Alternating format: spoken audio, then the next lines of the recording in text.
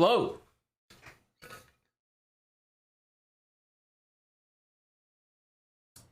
We're here. Good afternoon. What's up, Steven? What's up, buddy? Hello, Curious Chimpanzee. And hello, Larissa. My favorite kind of hello. One that comes with a subscription. 21 months. Thank you, Larissa. Hello, Boop Lord. Mr. Tax Return is here. Some Marbles veterans have made it back. Meta World Chess. Thanks for the 9 months.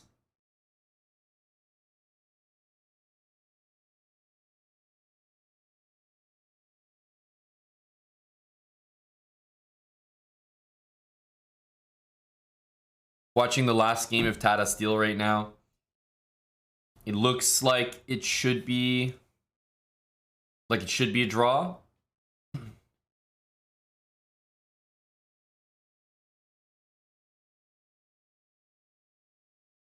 Looks like it should be a draw.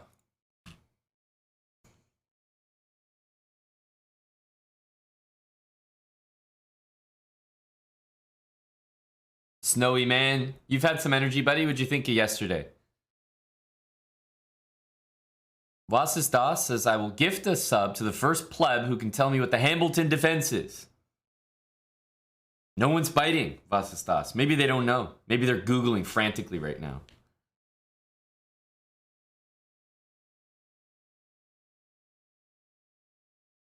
Didn't Magnus win today, Larissa? He's back on the winning grind. He's doing that thing again where he just wins.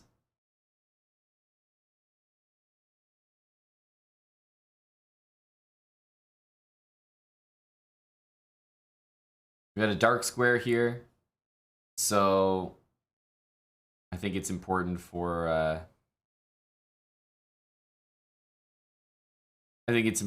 black to just go for the draw. Like, there's no way the bishop is going to help out here, so looks like perpetual needs to be found. Funny enough, you can give any check on the board and it will still be a draw.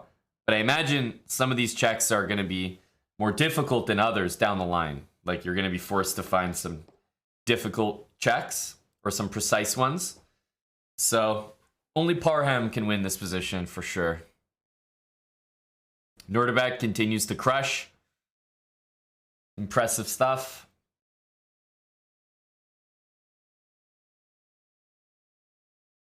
Hello to Big JK Russia. Retrodictions, thanks for gifting a sub to Bailey Unlimited. Thanks, Retro. Good afternoon, everybody. I think we will look at the end of this game.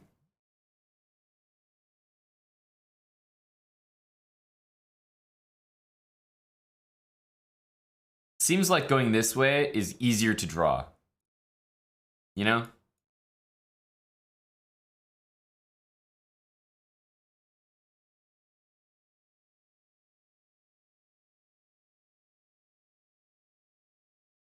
So I guess if I'm white, I'm probably thinking of going here.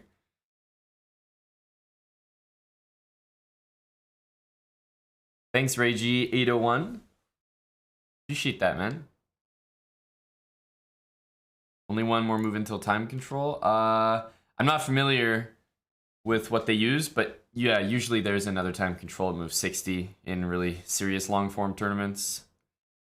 So yeah, that wouldn't surprise me.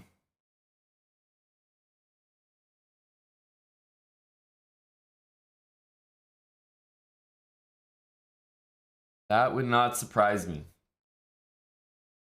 And based on the way he's letting his time kind of go down, and yeah, it kind of seems like he's about to make one more move. Yeah, I think that's the right play. King d4, queen e4 check is not going to be too difficult here. But at least here he can try to bring the king somewhere, block with the queen. I think it's still a draw, but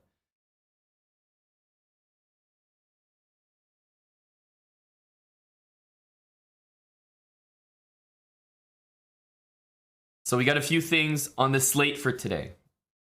On the docket. As promised, I owe you guys a walkthrough of one of my chess files, and we are going to do that. I'll probably also continue the speedrun a little bit. Do maybe 100 points or something in our speedrun. Continuing, I think we're at 2100 right now. And I also said that, well, for those that got the Discord announcement, I also said I have a special, exciting announcement.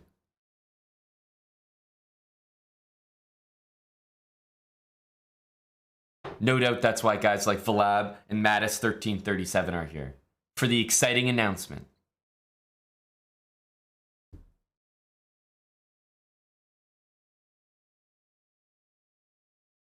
The set, now you guys will get the music that I've been promising at 50 Green Chef signups. So that's our next goal. 50 signups. I'll be divulging some strong music sets.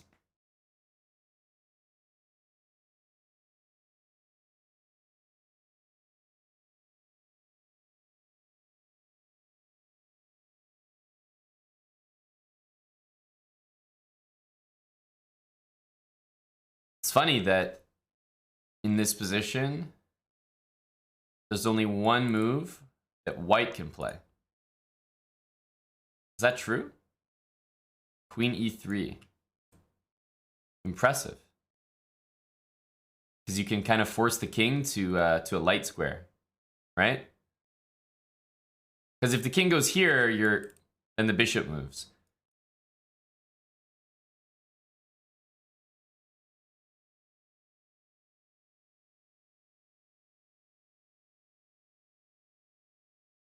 Followed by bishop e4. King f7 hits the pawn, but I mean, the last thing you want to do is allow something like this, right? Now you have to, I mean, your king's not in a great spot. So that's interesting that king c4 somehow is the only move. Gotta be careful that Fabi doesn't flip this and start playing for a win. Basistas, thanks for gifting a sub. Looks like someone got your trivia correct. Larda WGG or Lardal GG, thanks for the 2 months with Prime.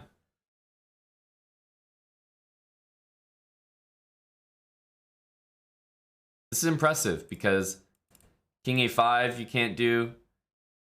And if the king goes to light square, then the bishop gets involved. Nobody answered it. Oh yeah, that's what I thought. I thought I must have missed someone.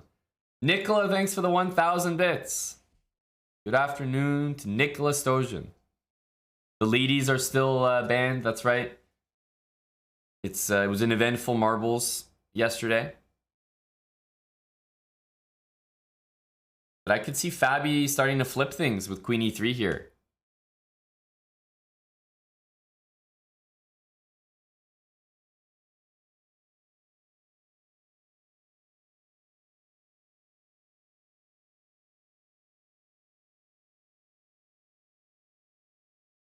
Yeah, Nicola, you weren't there, and I think a lot of people were happy about that. The ladies were able to be rightfully banned. What's the belt in the background? Oh, Coach TV, who wants to tell him? Who wants to tell him? Who wants to tell him about these guys right here and here?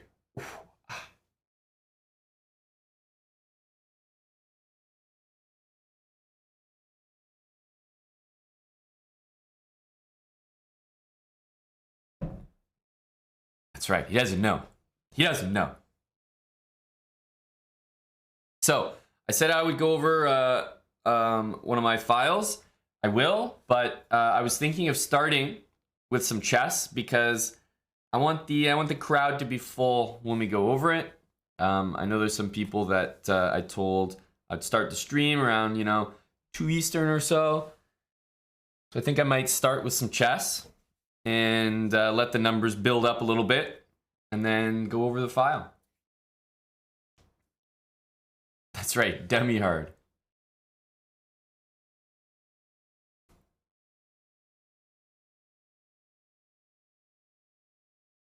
Nicola, that's actually slightly intimidating. Most of your hand and brain partners prove to be very, very capable of beating myself in Valentinian.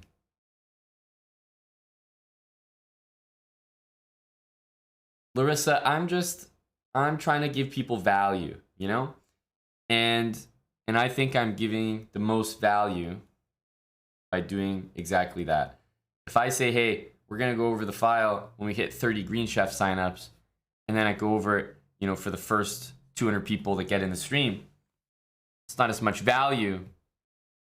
You know, people who might have signed up to Green Chef, we could give them time to get in the stream, you know? Give them time to find their seats. They're probably still at the concession stand getting some popcorn. Hello, Chanel. What's up, Paolo? Is Fabi better now? That's what I was saying, Curious Chimpanzee. Fabi's gonna be winning on the spot unless we see this.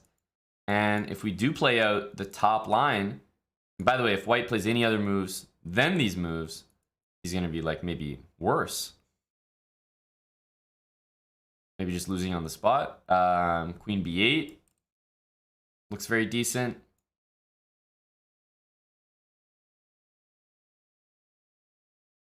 Queen here.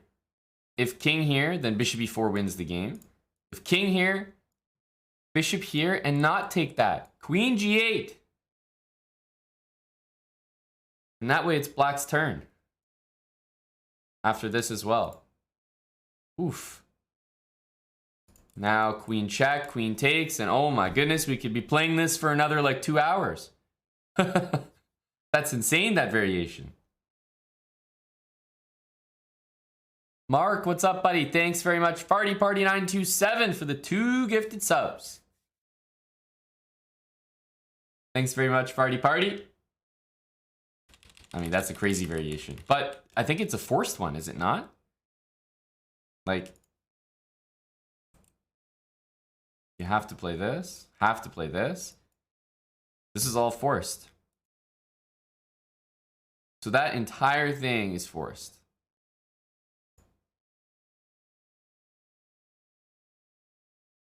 Jeez Louise.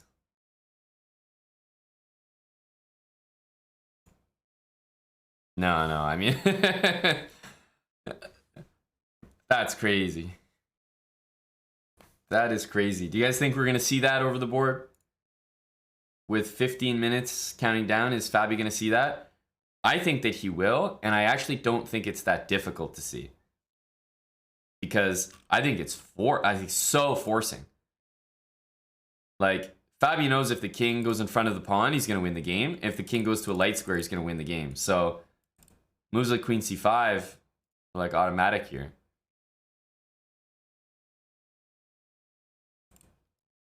Fabi might say hello. I mean, king b8, bishop e4 is too easy to understand why this is no good. Because at some point, black can sack here.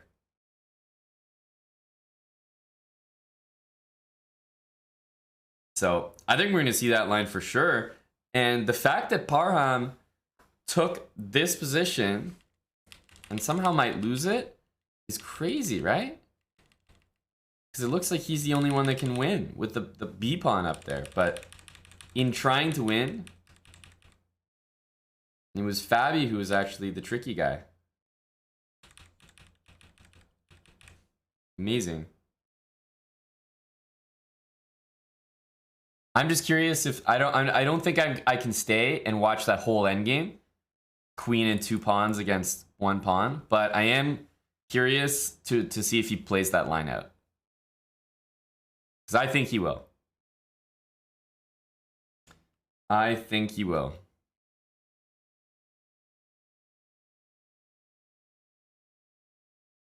What are you talking about, Benjamin? Are you talking about as white or as black? As black, of course, you go for this line and play for the win. The question is, as white, in this position, what decision do you make? I think that's the tricky one. Because if you go here and here and here, it's like you're fully understanding you're just getting a draw.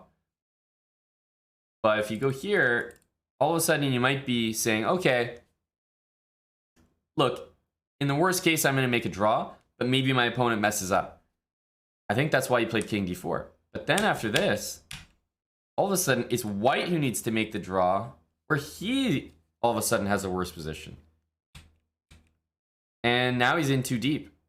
Now there's no going back, and he doesn't have a choice. So unfortunately, Parham is he's forced to go into this. He doesn't have a choice. The safer decision would have been way back there to just bring the king this way and make the draw. But to me, it makes more sense what Parham did, because you don't give up your bishop and then just make a draw. If you wanted to make a draw here as white, he could have just sat here and shuffled his bishop or his king. It's a dead draw. So the fact that he played all these moves and played on and sacked his bishop and got the pawn to b7 tells me he wanted to at least maximize his winning chances. But he didn't realize they were already maximized. They weren't getting any better. And unfortunately, now he's probably in full regret mode, because he's going to have to likely defend queen and pawn against queen and two pawns. That's not pleasant. That's not pleasant at all. This could be an insanely long game.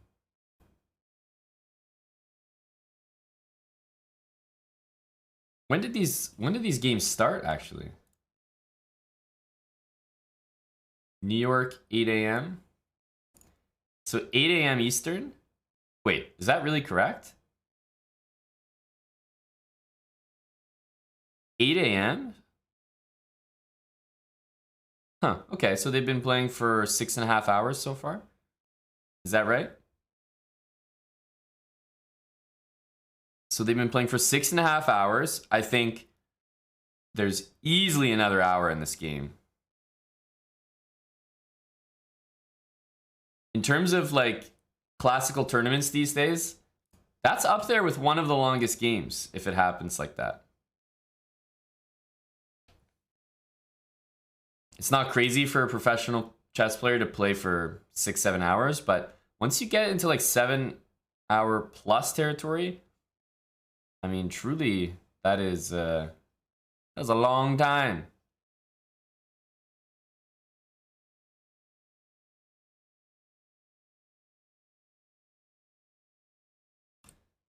Yeah, I mean, queen d6 has to happen here.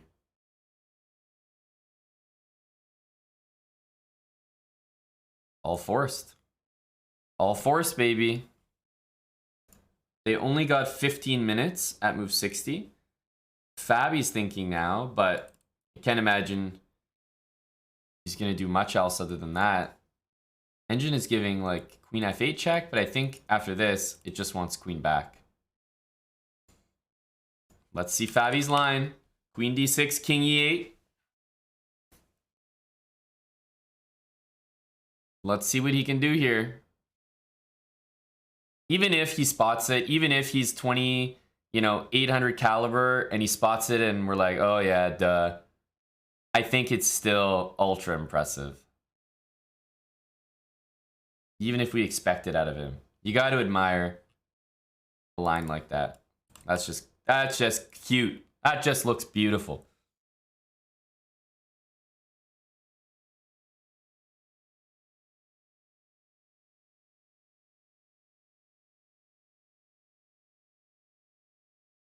Has everyone read that article? There was an article that was published, I think around the time that Fabiano Caruana was in the World Championship match. And it's the article where, I think it's by ESPN, and they're like, chess players burn like a bajillion calories. Anyone read that?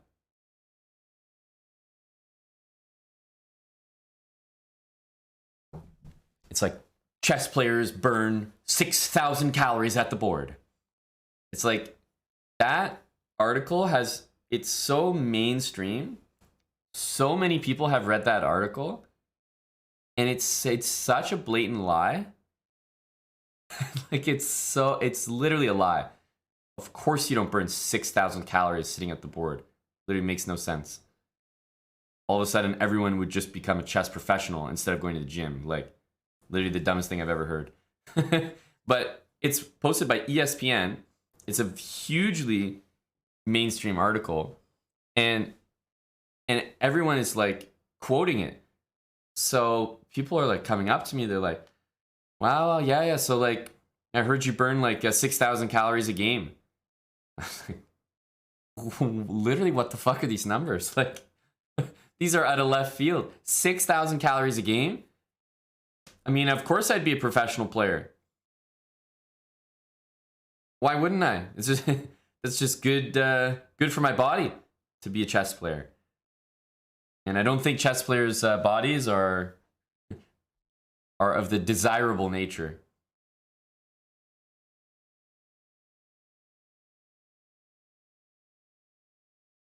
He played it. Bishop A2. Fabi's burning those calories. Finding bishop A2. White doesn't have a choice. If you play here, I mean, just look at the squares that are covered. Queen C7, right? All these are covered. You can see the king is kind of getting into a predicament here. Bishop E6 looks killer. I know bishop F7 is recommended by the engine, but I'm seeing bishop here, and this looks killer, right? So he's got to take it. Takes it. Queen G8. Queen takes. Queen check and queen takes is going to happen. Totally sick. Very cool variation.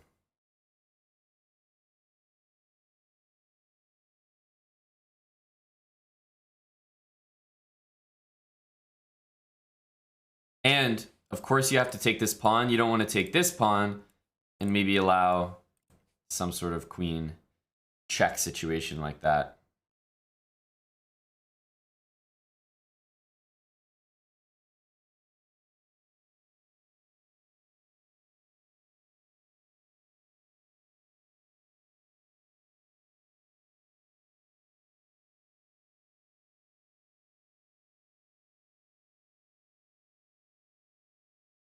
Very impressive by Fabi.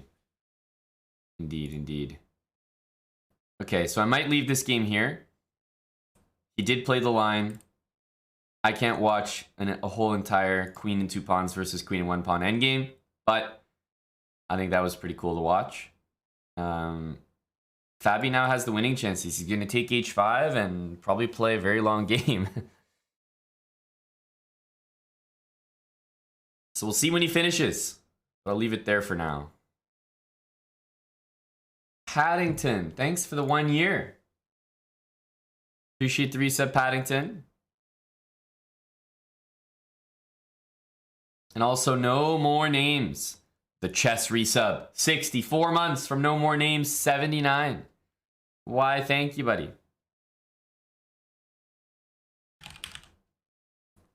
Let's get a...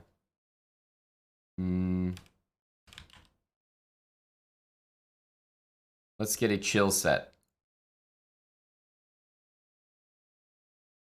Let's go for this. It's the melodic house set. And I will just change my account here. Start the speed run.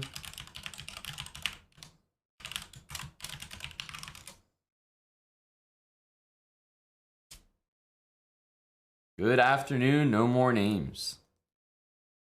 So we're at 2100 in this speed run right now.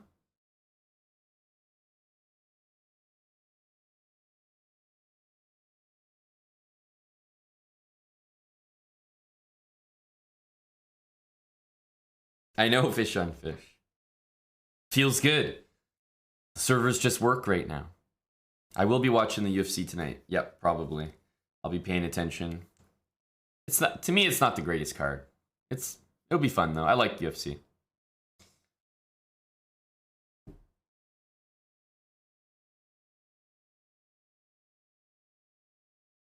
All right.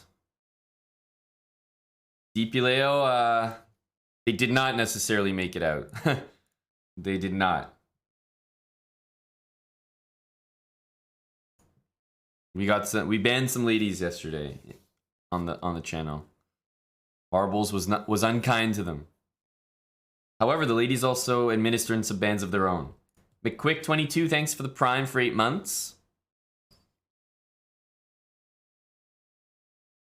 All right, so we are gathered here today.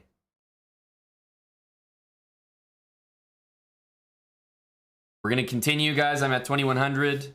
We did hit more than 30 Green Chef signups, so I am going to show you guys one of my prep files today. We'll go through it together, spend some time looking at it. I think you guys will find it kind of interesting, especially if you've never seen one before.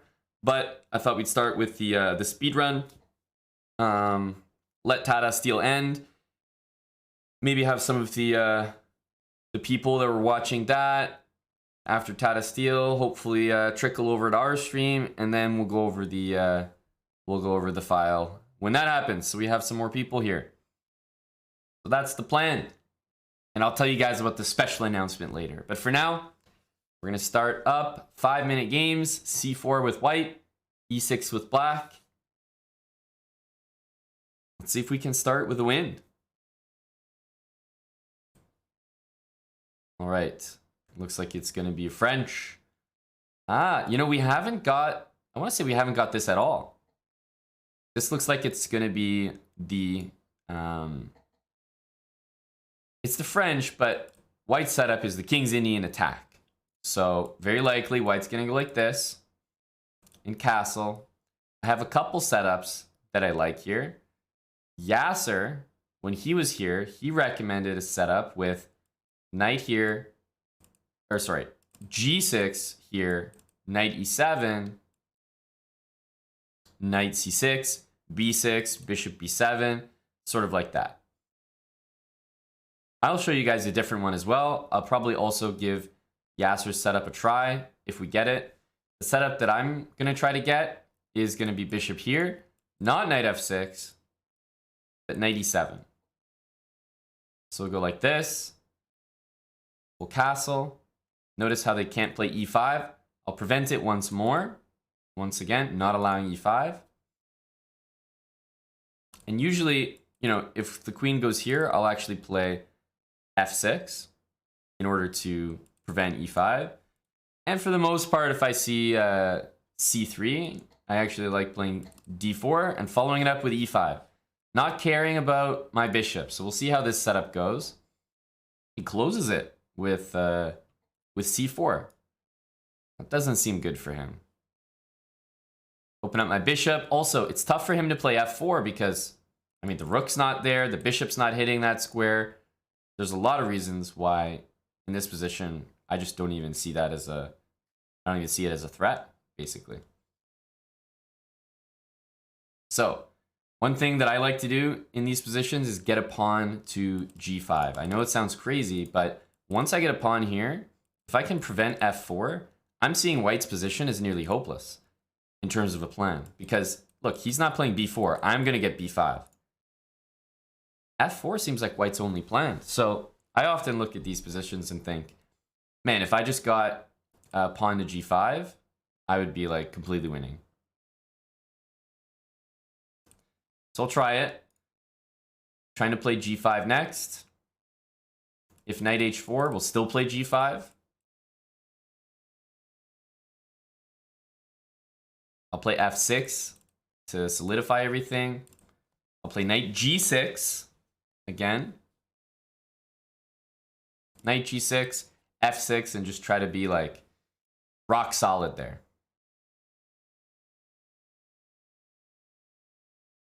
F6. My king will jump up to G7 if knight G4. Very solid structure.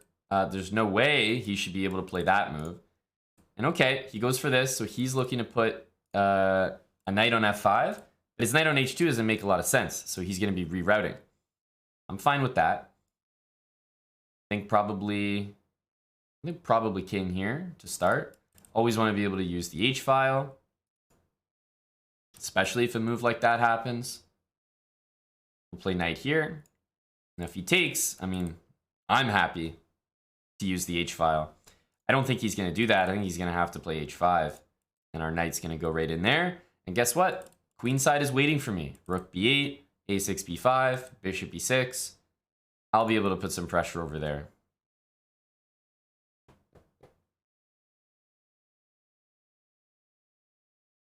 I'm also hitting this pawn, so he can't really go knight back just yet. How do we want to play after this? I would say most likely like that. Nice square here. And the reason I like this pawn is I no longer have to deal with knights jumping into my squares because they just can't get there, plain and simple.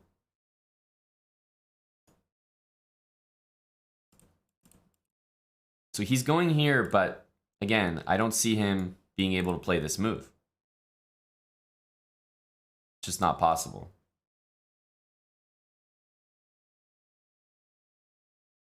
Some really bad pieces over there.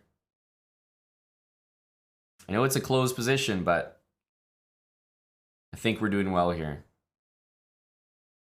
Also, while I could go knight here, I think he wants to trade. Remember, if I go knight here, I'm not trading for that knight. I'm playing knight here and I'm trading for that knight. Once you say it like that, suddenly it doesn't make much sense. Why would I do that?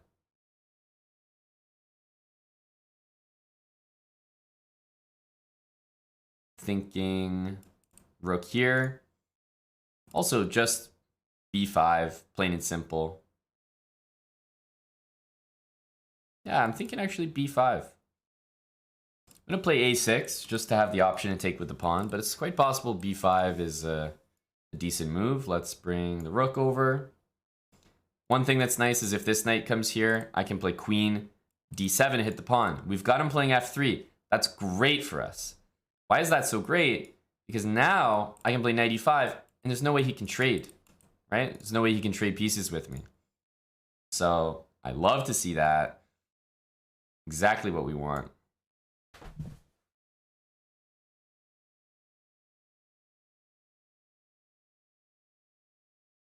All right, so we're going to be initiating some reroutes. Our bishop is going to find a home somewhere in that position, I hope.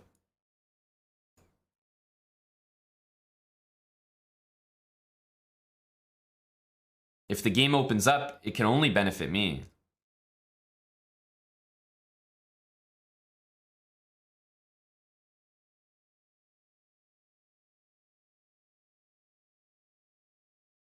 So we definitely want things open.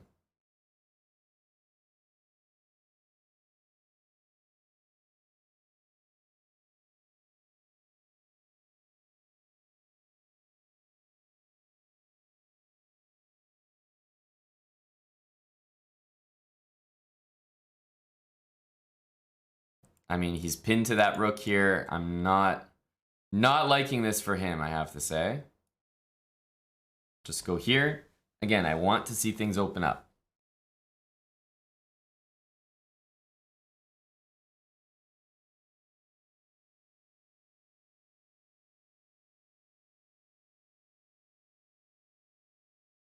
This is aimed at the king as well, which is going to be really devastating, right? Because I'm thinking of taking here and opening that up. So I'm going to start by taking this one. I think it's probably trickier.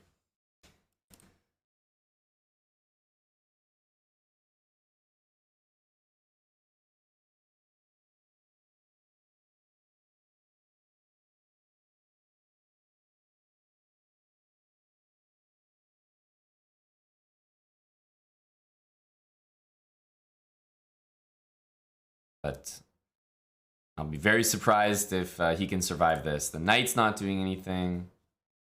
I don't know. Every piece looks like it's essentially not doing something.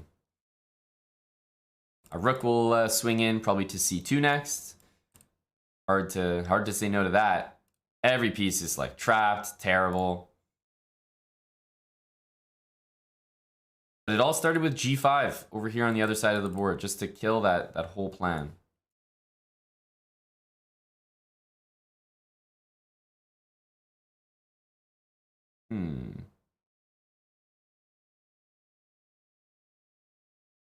Rook takes here is a threat. Queen to c3 is a threat. Rook c1, also an idea.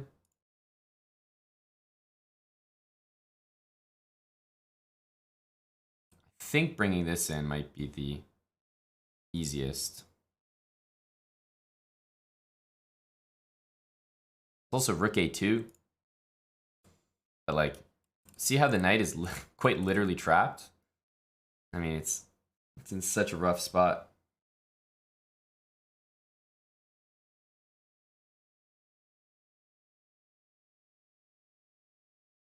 This knight on h2 is a complete non-participant in the entire game here. So very dominant game, but I attribute that more to my setup here than anything else. Most people in chess, correct me if I'm wrong, because you guys can share your opinion as well, but I think most people in chess see this position and almost optically prefer white. There's just like this weird bias to the plan of pawn to f4. This weird like gravitational pull to doing this and the idea of attacking on the king side. Now, not every position that looks like this is going to be preferred by white. This one is particularly good for black, but we all have this feeling that, you know, these King's Indian positions, you just move the knight, play f4, f5, and just mate, you know, like some fantasy land. Just checkmate very easily.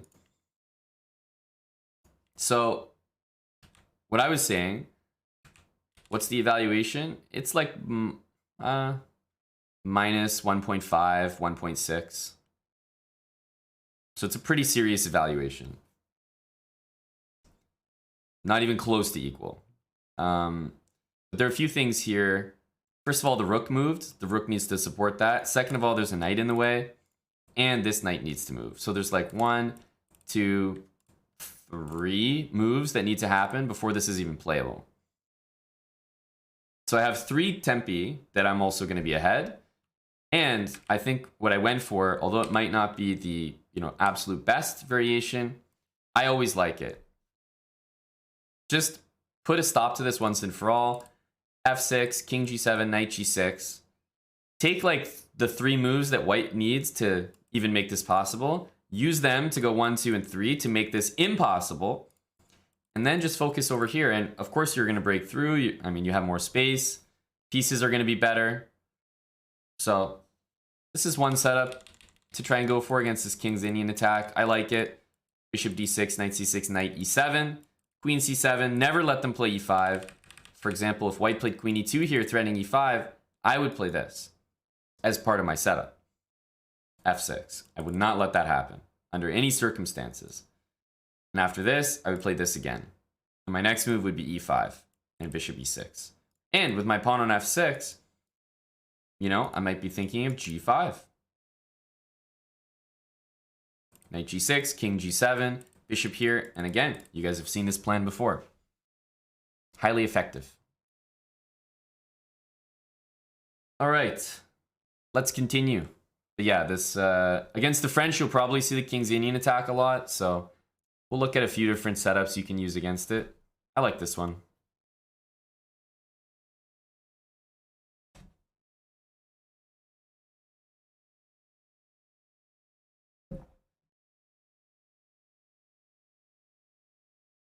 Okay, he's doing my speed run.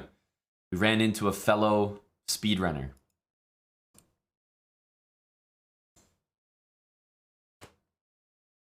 Okay, people that don't take the center, I mean, our next couple moves are most likely going to be moves in the center.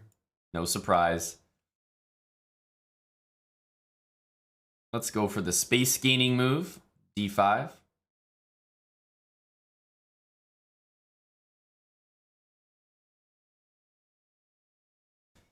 He wants to go bishop h3. Reasonable. I don't think I'm going to really play to stop that, but rather, I think we just want to go f4. So I'm going to go for, I think I'm going to go for a typical king's Indian plan of knight here.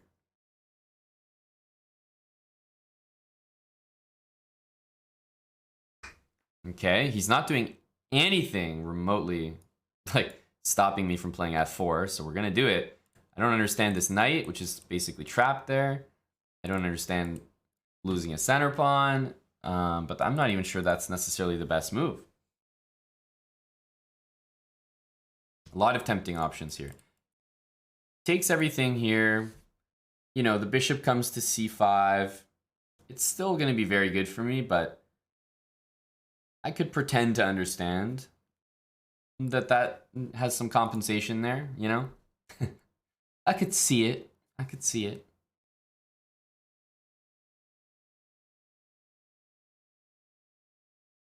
So I think I'm thinking a little bit more like f5.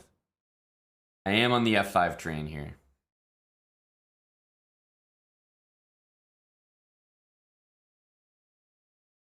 With some big pawns to follow.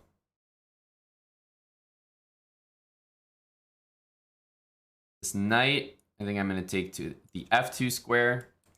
I'm going to play probably g4 if he does h4. And I wanted to lend some support to that guy.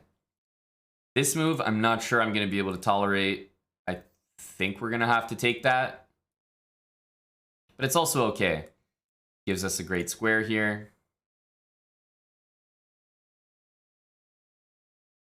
And remember, I'm ready to give this bishop for either of these knights. So, for example, something like this. I am ready to do that.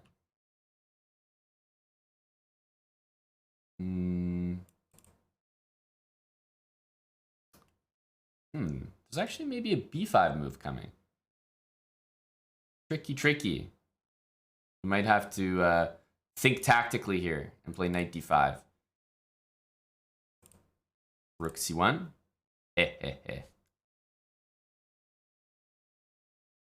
Okay, he took, which I think is slightly unfortunate for him.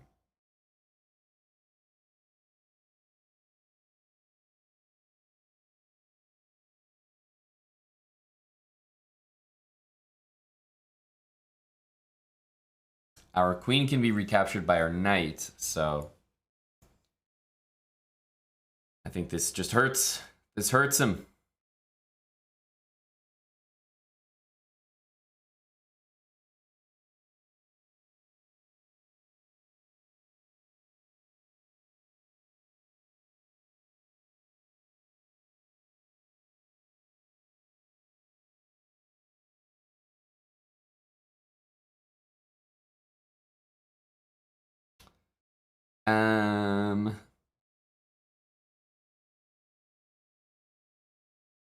Knight f6, knight f6, knight takes, and then if knight here, we have bishop b6. I think I like that.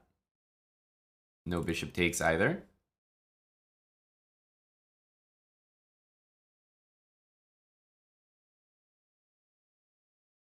What was the point of this? Do you mean for him or me? For me, I hope the point was clear. I won material. That was the point. Let's continue to improve our pieces. If I can ever trade for that knight, boom, I will. This knight is going to slide in. I would normally put it on d5 here. I mean, it's a great move, but knight c6 wins the bishop, so hard to resist. If knight c7, I mean, king moves. My pawn would still be hanging at the end. King e7 after knight c7, I didn't really see anything. Didn't see why that should be so special. So in this case, I'm probably going to play h4, rook d1, and then, you know, bring the knight out. And if I play h4 and rook d1, I know that this king is going to be completely boxed in. And I only have to think about the king moving in like that small area, so.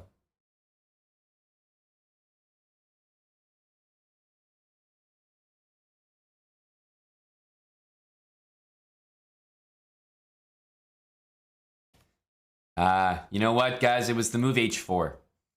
If I'd played rook c1, knight b7, I think he was ready to fight. But h4, that was the clincher. That was the move that really made it apparent that he was lost here. Without h4, it's still a fight. Anyone's game.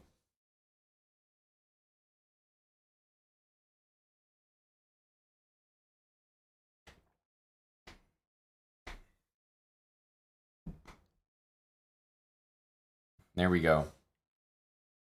Again, not much to say about these openings. Like, these are just people playing bad openings. I don't think I chose the most punishing way against this at all, but still, we're never going to be...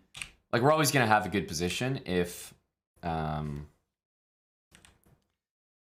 up against someone who's just not taking the center, not developing his pieces. All good things for me. DC Shep, thanks for the 2 months, buddy. Thank you, DC Shep. No music? You want no music? Oh, you must be on the wrong channel, my friend. All right, we're playing a titled player. Uh-oh. Oh, this is interesting. You don't see Queen E2 too often, but it plays against D5 in that you can't play, you can't play D5 because queen takes. I'm going to play E5. We'll see what setup he wants to go for. But essentially, we're playing an E4, E5 position, but he's got a queen on E2. I look at that queen on E2, and I'm not necessarily sure that's a good thing. I think it might be misplaced.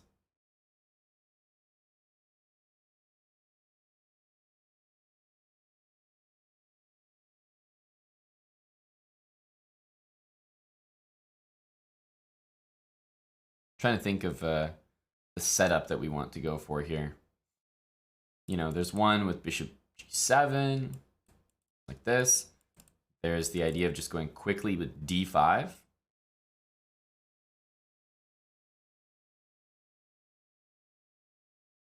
That's an option. I think we'll maybe go for a fianchetto setup. Seems nice and chill. Okay, h4. I mean, we don't really want to allow that, but the other thing is I haven't committed knight e7. So I find that move to be a little weird because I can just play knight f6. If I had played knight here already, I understand that move, but the way it's happened, this still seems very fine for me.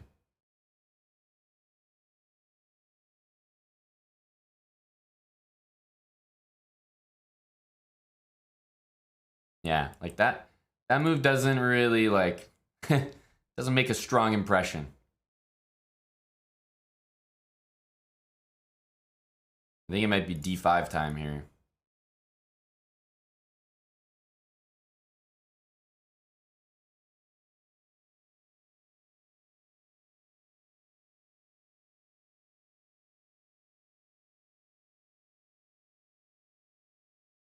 I mean, it's kind of hard not to play bishop there.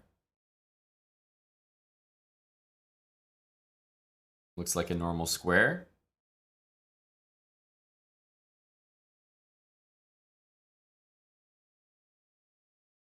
Interesting.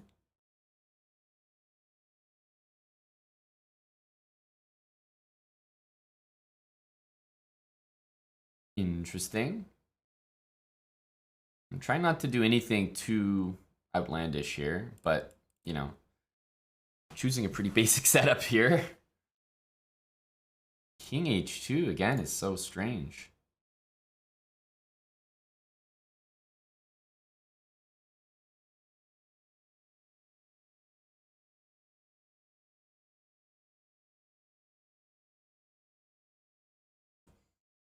We could also take and go queen d3, which is kind of attractive.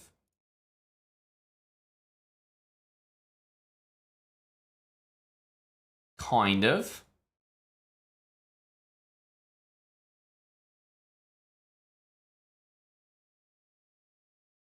I think we can try for the bishop pair here. I guess I was a little bit surprised to see that. I thought maybe rook e1 made more sense. Knight e1, I mean, it can be played, but it's obviously not a great move.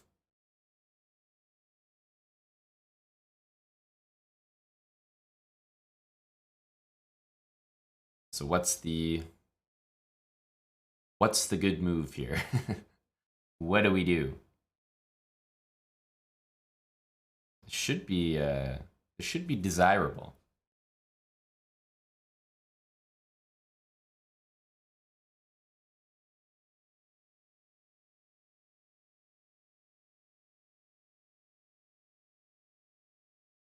Whoa.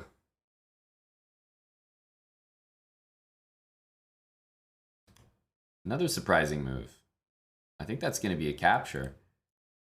I say it's surprising as well because I think I can take this. I also think I can play e4. Another decent move. But what's wrong with this? Knight d4?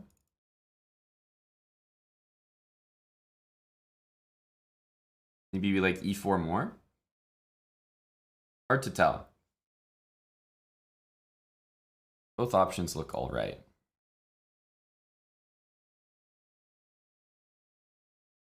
Take, try to plant the rooks down on e2 and d2. Thanks very much, Joe, for the resub. Tier 3 from Joe010. Bishop g4, just h5. 63 months from Joe. Welcome back, bud.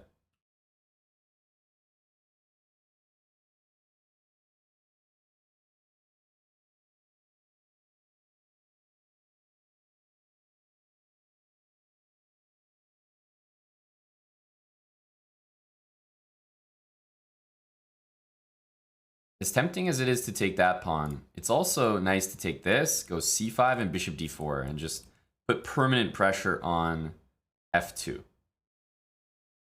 Try to make it difficult for him. Like, I want to tie his pieces down. That's desirable. So let's start by taking this. I think we can get away with taking this. It goes here.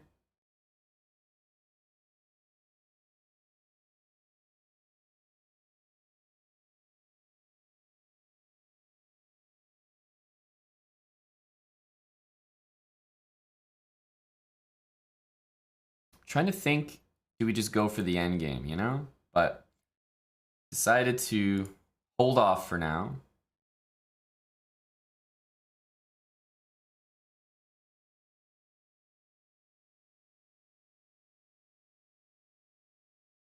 Maybe this. Can try to gain some time. Bishop d4 is nice because basically once I get my bishop here, I'm like, I know I'm good. I know we're good once we do that. He decides to take.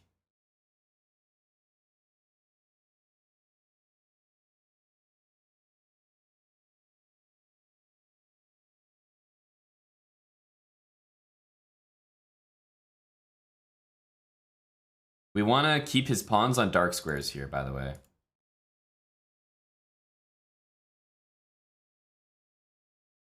I would say this should be winning.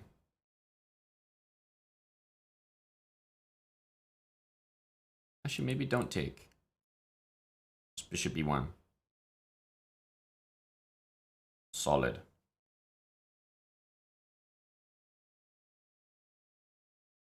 Solid. I mean, we're up too many pawns. It seems like, you know, we should be able to do something.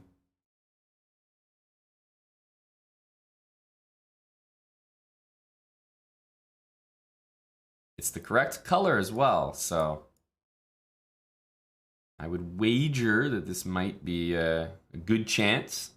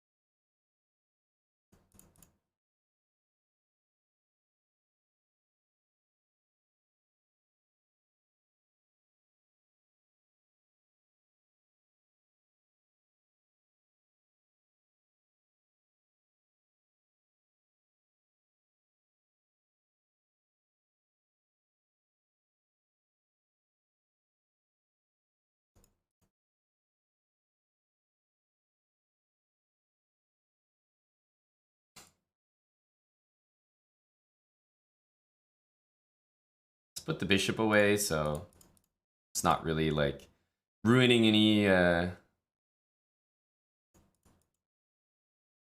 like checkmate. Sometimes they turn into stalemates when you have a bishop randomly there, so there we go. I don't want the bishop to be a part of anything I was doing there. That was a queen and king job. The only place you need more chefs in the kitchen is with Green Chef, not on the chessboard. GG. Plenty of time to spare, that's right. We had a whole 0.5 seconds to spare. Thanks again, Joe, for the big resub. Tier 3, DonBon199 with Prime. Thank you, Don Bon.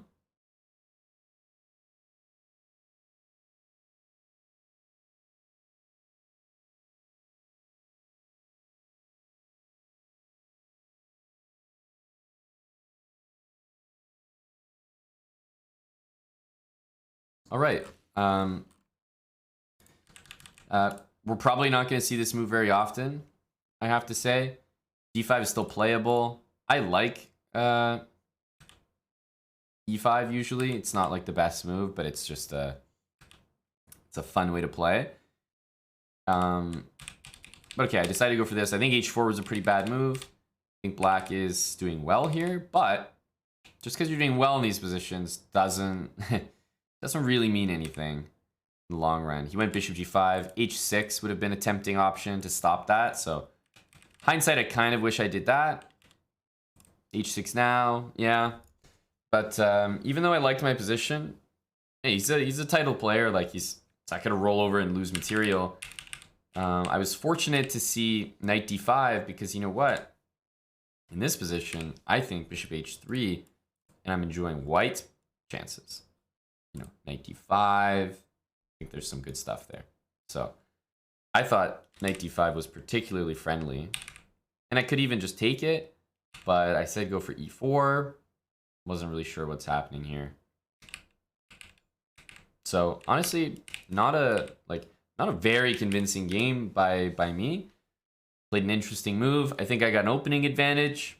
Simple enough, but I don't think I think he missed an opportunity to play bishop h3, and I think the endgame was converted in a way which helped me out a lot. So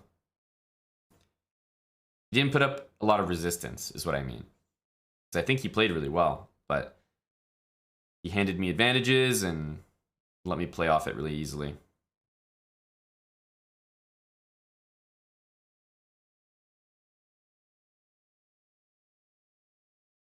All right, we're gonna continue.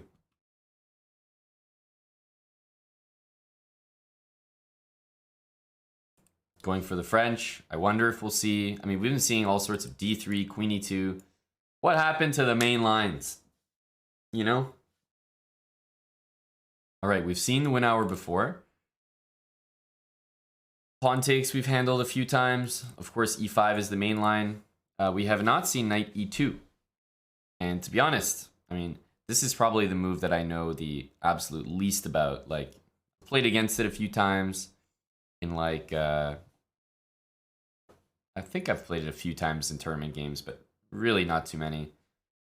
I'll just go for knight c6. Usually when I see this, my first instinct is, no, I don't want to take, because it just replaces it. I also don't really want to take here. I know it looks like a free pawn, but eventually white usually is able to get it back, and and just have a nice position. So f6. When the knight's not on f3, of course, we have to kind of assault the center here. We're going to have much less space than our opponent, but we might be able to, and he takes, we might be able to open things up quickly. That's the idea.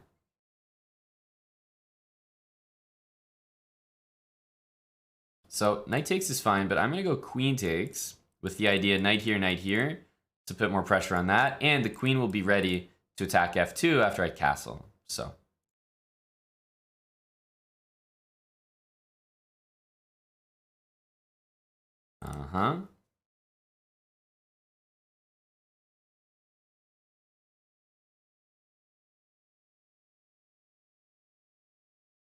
go Eric.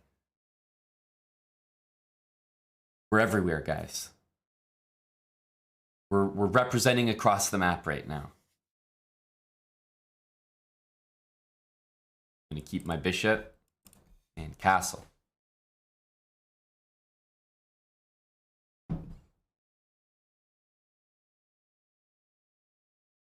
And this knight to f5 will make a lot of sense because it'll hit the bishop, it'll hit the pawn. This bishop also puts pressure there.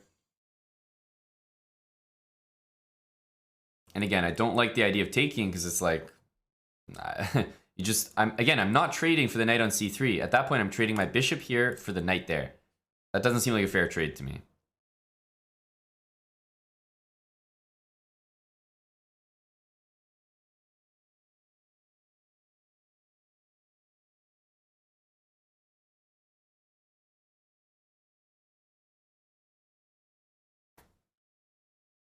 Knight f4, I would chalk that move up to ambitious. And the reason I say that is I don't think he needs to be... I don't think he needs to be thinking aggressively. Like, I get he's trying to get that bishop out, but I'm looking at knight here. I'm seeing a lot of attacks. I'm not seeing a lot of defense. I'll play it.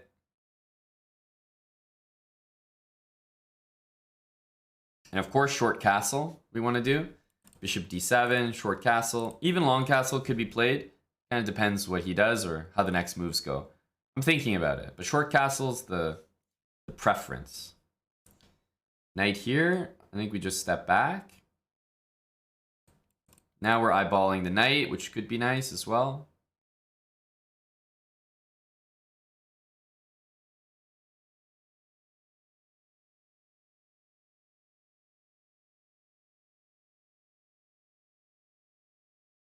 Hello, Alec. What's up, buddy?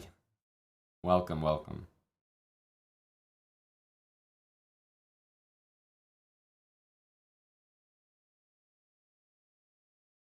First time catching a stream is always a reminder, you know? We got to remind people on Twitch, hey, we got an active YouTube channel. We release a lot of content there. Check it out. And we also got to remind the people on YouTube, hey, people watching on YouTube, we got an active Twitch channel. That's where this stuff gets seen first. Twitch.tv/chesspro. We got to get more cross-pollination.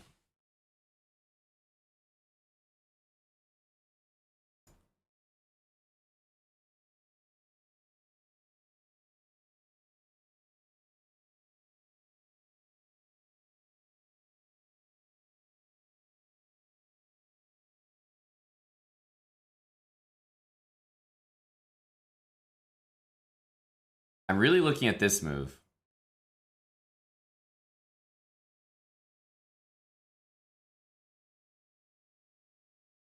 Followed by d4. Something like that.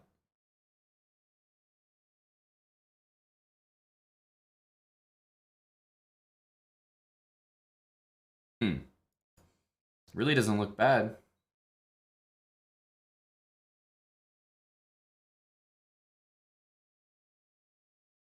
Give it a go. e5.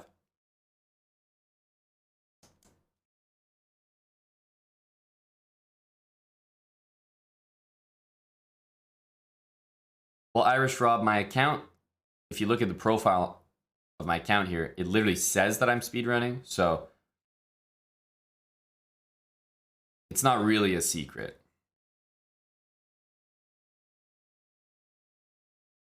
But yes, of course, we hate snipers.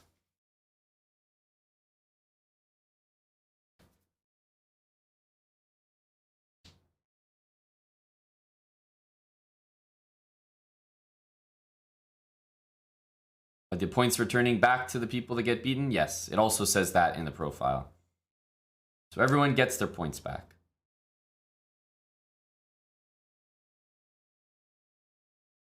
My opponent's also thinking a lot. So when I think about whether I want to make a decision like this, which makes the game really tactical, it looks like it works for me, but it also might get messy. I look at the time and I'm thinking like he's taking a lot of time per move. He's lower on time than me. I'm definitely going to do that. And this was the move I was thinking of. So if queen takes, he has an idea to play like this and trap this bishop. The reason why I think it's still good for me is, let's not forget, I'm still hitting this d pawn. So knight d5 is a sweet move. I'm gonna take. We'll see what he comes up with. c4. Now we got to save this queen. Again, f7 to me looks like the best square. I'm just gonna think if there's any reason why I want my queen anywhere else.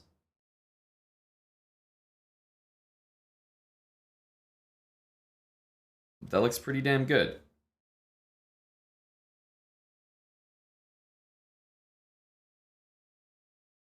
Okay, did not expect him to do that one. Interesting.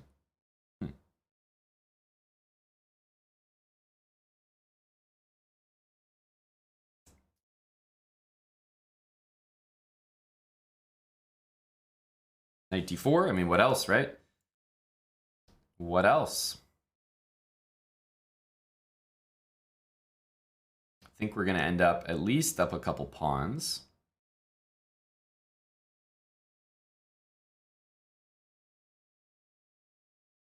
Like if here, after c5, we can take there, so we are going to be up some material.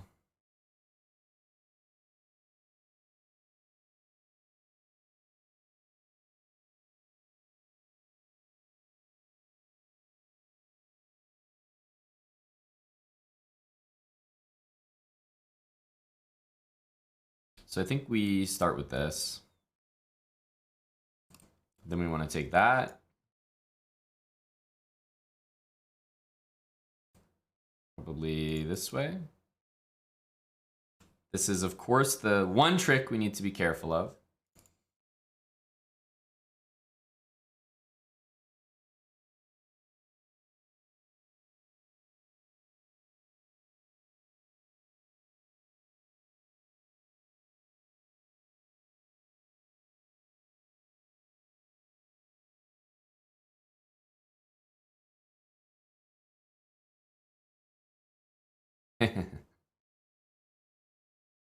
Not quite, my friend. Got him with the old knight capture. Didn't expect that one, I guess.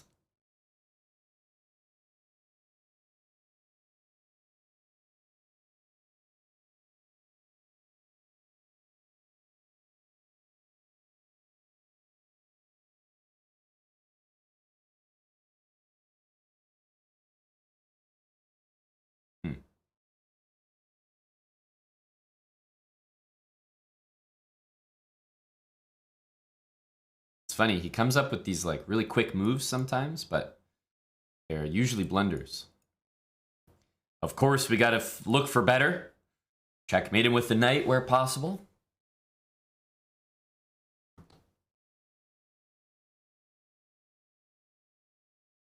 Just trying to do my part. Trying to do my part, locate the KOs.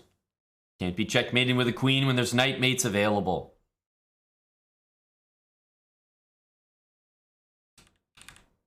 Okay, so I would say already I love my position. I think we have a very good start here.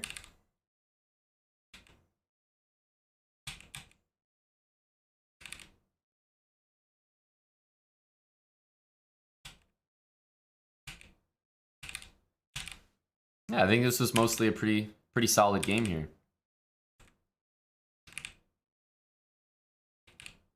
Yeah, that was a huge mistake, of course. But yeah, key points about this variation, I would avoid taking because it's just going to be replaced by another knight. And that goes for any opening where the knights are like that. And I generally would avoid taking here. It's playable. The line kind of go, I mean, there's a bunch of lines, but the lines kind of go like this. And then it's like, to hang on to this pawn, you have to play these ridiculous moves. F5, knight here. White just says, okay, I'll sack it. And then suddenly you're back against the wall. White's long castling, 2 bishops. Your dark squares are so weak here. I don't like the position. So I really recommend staying away from these two things. And yeah, trying to break the center with f6.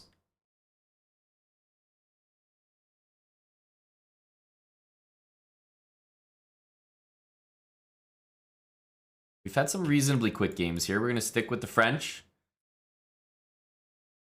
We're still seeing the exchange, though. That's one thing that doesn't go away. Okay, let's go for this knight c6 and knight e7 variation. I might have played bishop g4, but hey, it wasn't possible, so easy decision. Bishop f5. He probably has to contemplate bishop takes h3. You know, at least got to think about it here. This move, and pretty much every single time, my answer is just f6.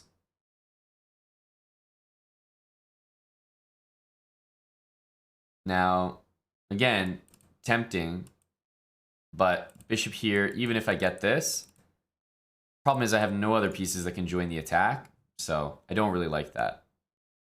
If I take here now and go knight f5, I was thinking about that.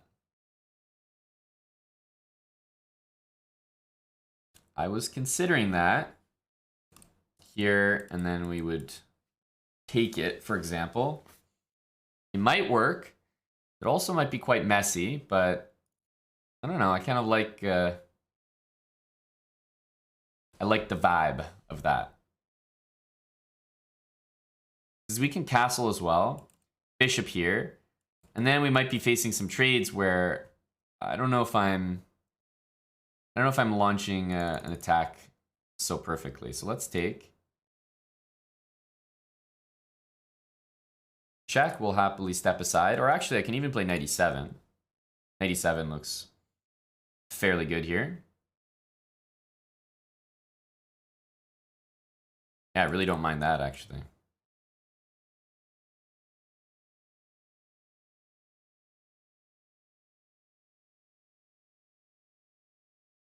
Wow. Quite risky. Quite risky. This looks like a castle. Definitely this way with h5 looming. I don't know how he's not concerned about h5 here. I would be like, you know, h5 looks extremely devastating. Okay, well, I'm going to take this.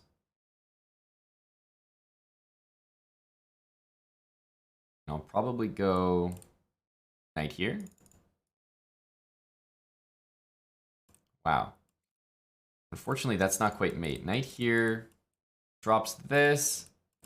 And I'm not sure we're delivering any checkmates. Unfortunately. It's helpful to get my king out of the way as well. So king b8 might be a nice move.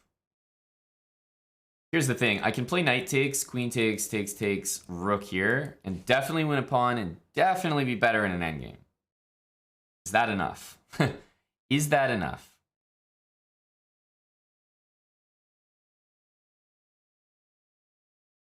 Because it almost feels like we should have more here. But that's pretty good. It's hard to say no to that, really.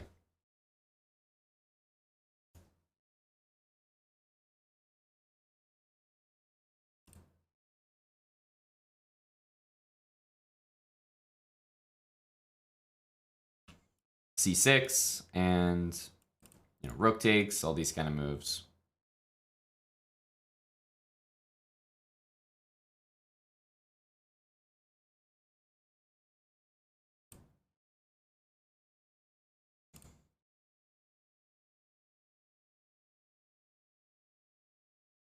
King d7 to take control of the e file. So probably this, and then maybe think about playing g5. Yeah, g5 is a very nice move next. Makes sense.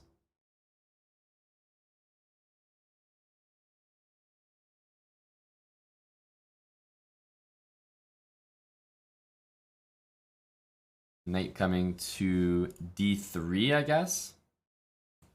Or maybe even e3. Let's see what he wants to do. He can bring the knight back, but I think we're happy with that. Okay, knight d3. I don't think he's going anywhere too dangerous next.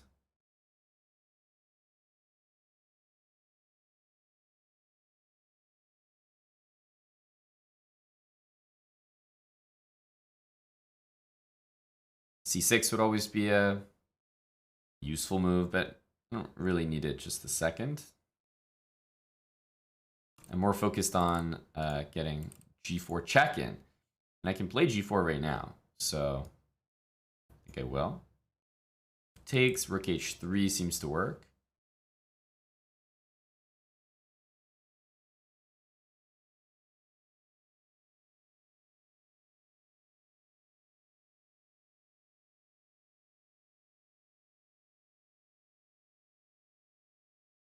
Okay, check.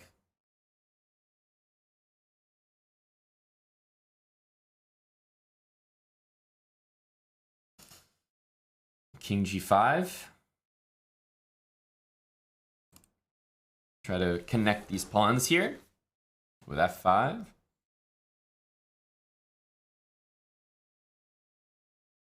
There's no f3, there's no f4. You want to kind of just throw that pawn down the board, basically. Yeah, so he's going to start doing something. Makes sense. Makes sense.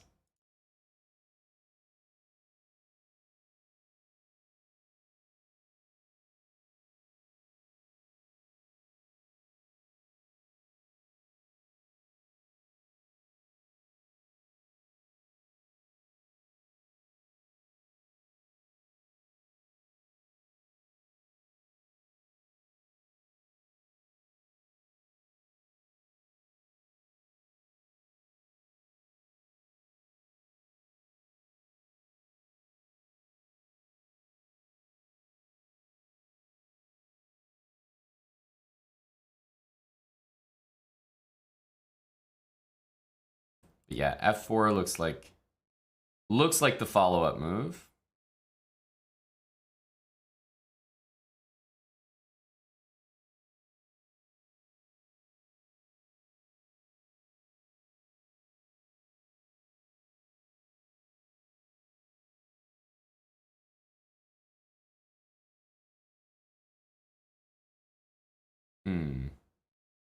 This looks useful.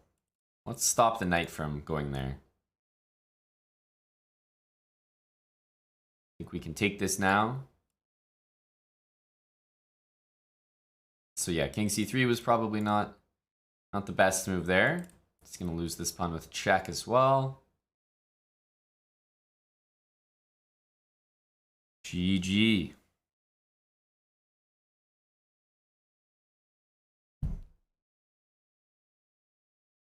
Not bad. This setup against the French exchange is definitely working for us. You know, to just go for long castle. Yeah, I think we just have a big edge here.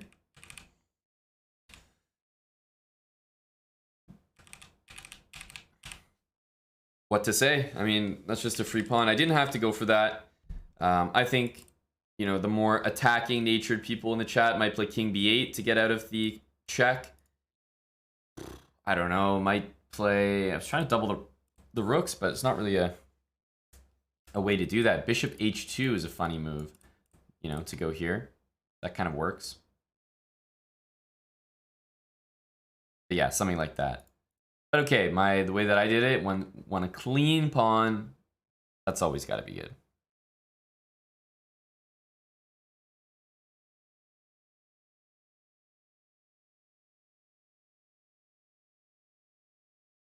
Hello, Benjamin. Hello, Azizi. Obsonics. The crew is here. We're building the numbers. Let's see if we can get 2150 maybe on the next game. Maybe not. Looks like it'll take a couple more for 2150. All right. B6. We want our bishop g2, so 94. Ain't that the weirdest thing? What does he really gain from this? I mean, I guess he trades a bunch of pieces. It's an option to go here, but let's just say you don't want to allow that. So we'll play e3. Now g6. Is he going to do it again on this side? He's non-stop. Okay. Gotta take some space in the center.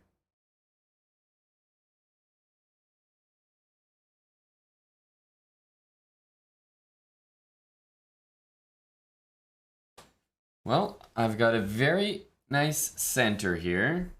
Bishop g5 and e5 is tempting, but of course after I do this, we'll see h6 from him. e5 right now probably forces the knight to go there, which is not a good square.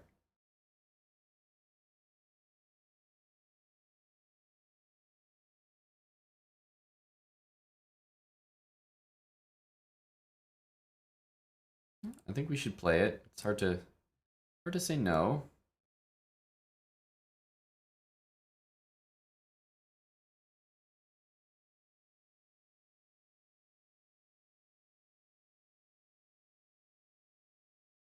Let's go queen here. I'm trying to play f4, bishop e3.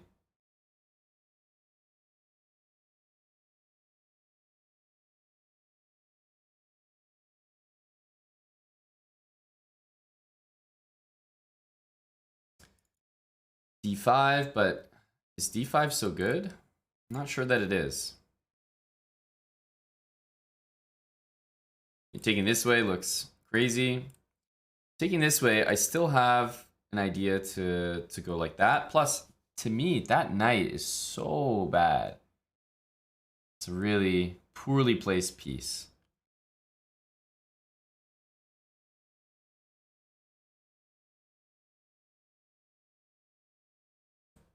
Attack that. Knight b5 coming.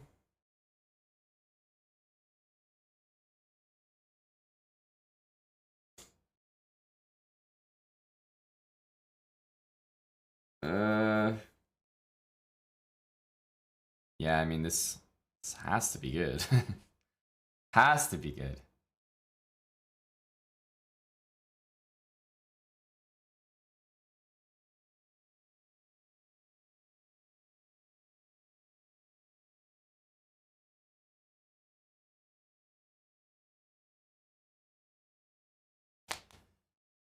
I'll support the knight here. F5, not F6, so F5, which means he's not even threatening to take on E5. He's not even threatening to take.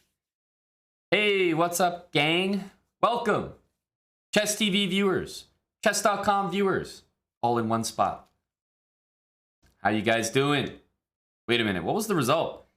We were watching when Fabi uncorked bishop a2, queen g8. Did he end up winning that game?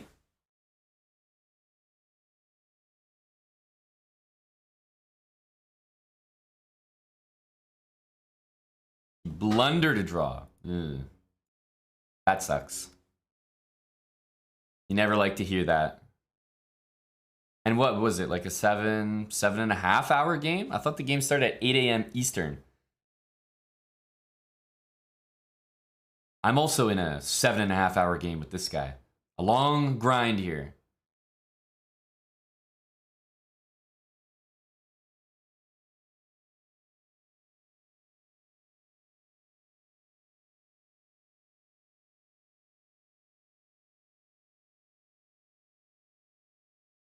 Thanks for the raid, chess.com. Hey, Aquila. We're doing a speed run here. Exclamation mark speed run will give you a brief rundown. It's very simple. I'm just using the same openings.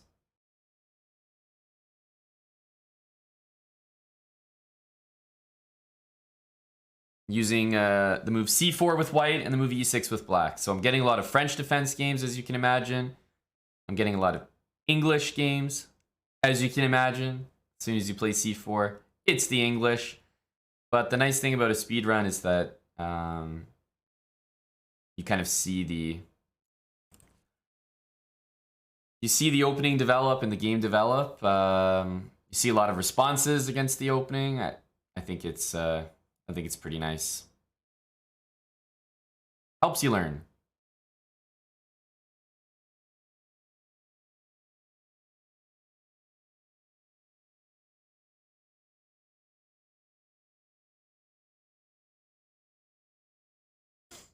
Okay, so we're going to take this.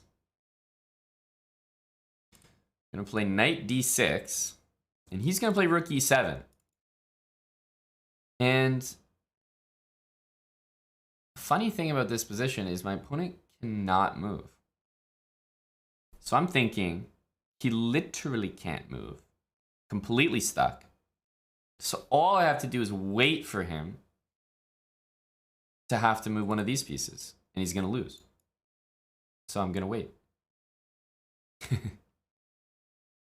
I'm just going to wait. That's all I need to do. He's completely stuck. We get to have one of the most glorious tasks in chess. Doing absolutely nothing and winning. Very rarely can you do absolutely nothing and be completely winning. And in fact, if you do something, you might not be winning. You have to do nothing, specifically nothing. And then you're definitely winning. It's a privilege. It is a privilege.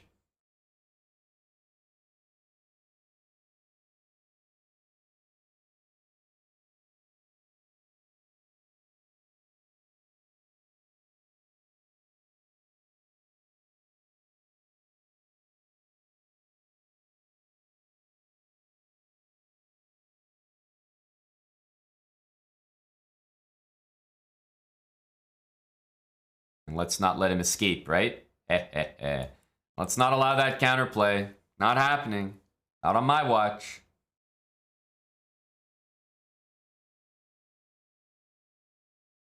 I think if we really wanted to make a point, we could play rook c7.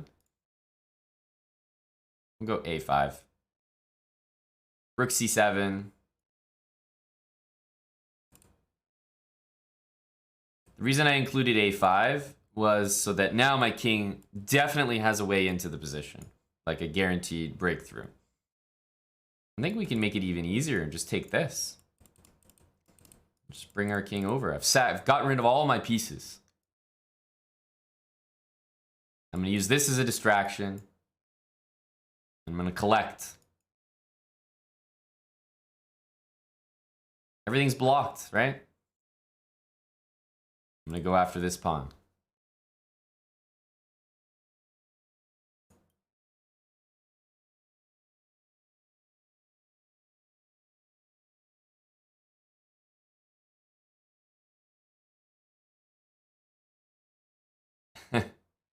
Not bad.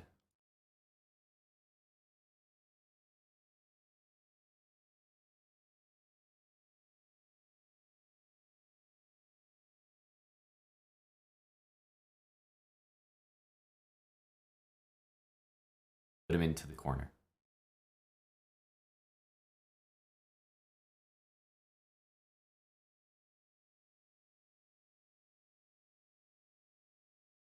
He knew I was capable of very mean things with two pawns that still haven't promoted.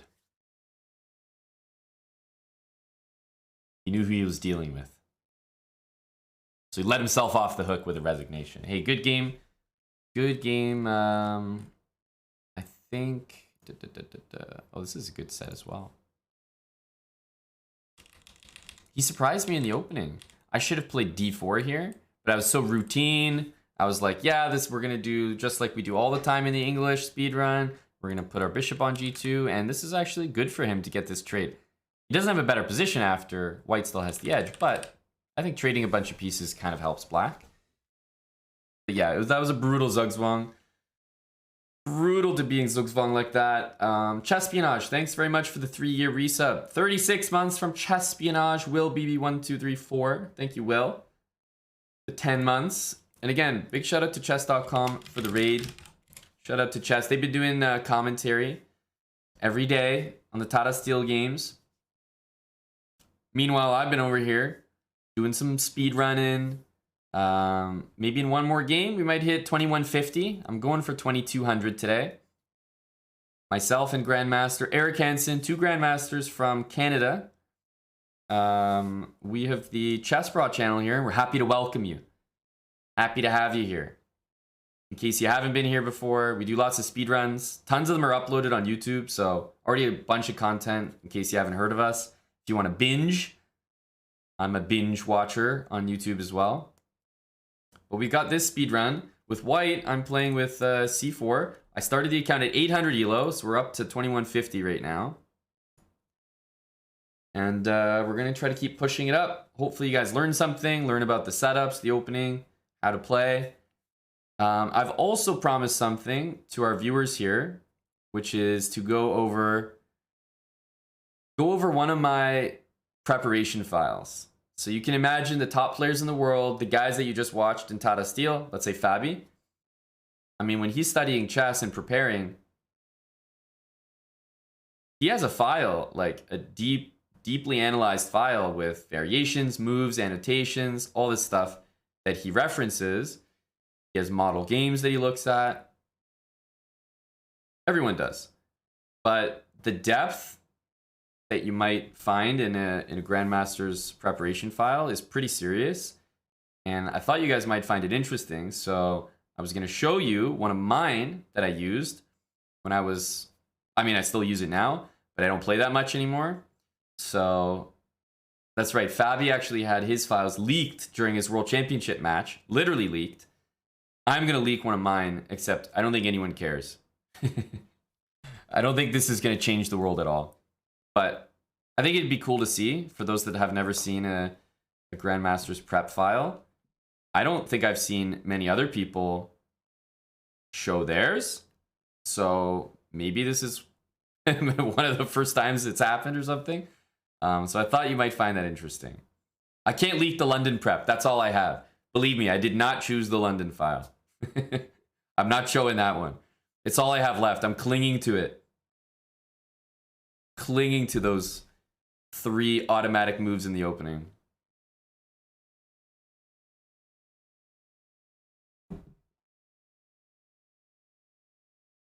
I'll show you mine if you show me yours. All right, let's see if we can get another game though and get 2150. I'm going to continue the speed run here. Nice, we got a game with the black pieces. I've been playing e6 against everything. If it's e4, obviously I'm walking into the French a lot of the time. If it's d4, we get Queen's Gambit decline, Carlsbad structures. But he's transposed back into the French, so we got a French on our hands. And I haven't seen the advanced in a long time.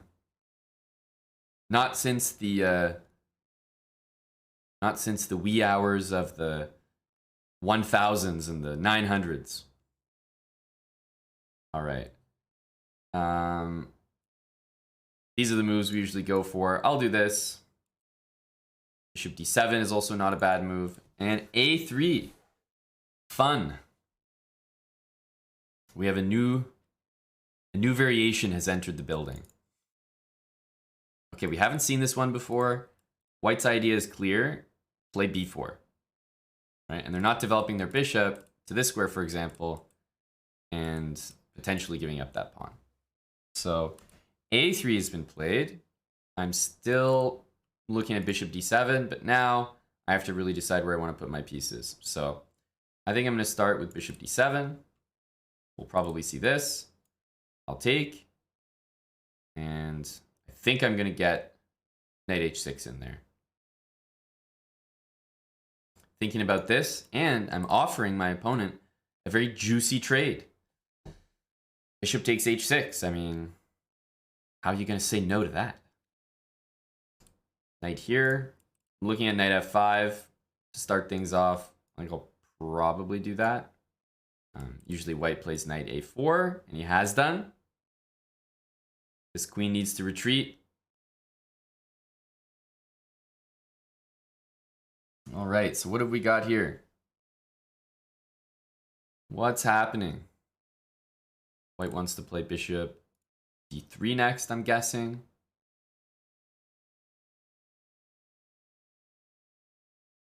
Still the knight on a4.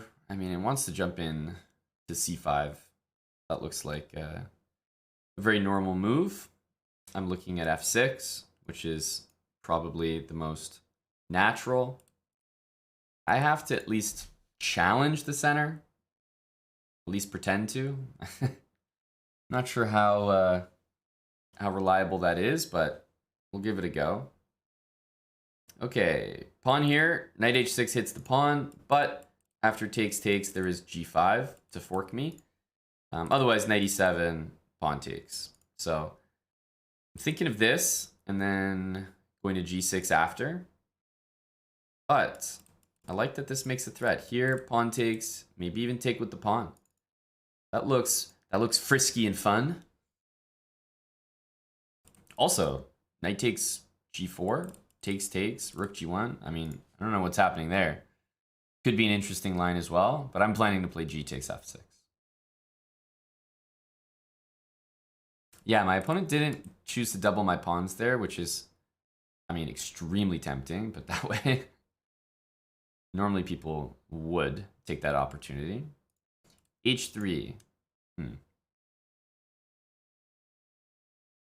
want to say knight f7 here seems desirable.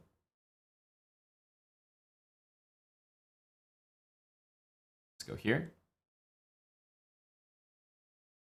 Put more pressure on that guy. If b5, I think we always put our knight on a5. And if knight c5, I think I'll be taking that at the moment. It helps me castle as well. So I wouldn't mind seeing this.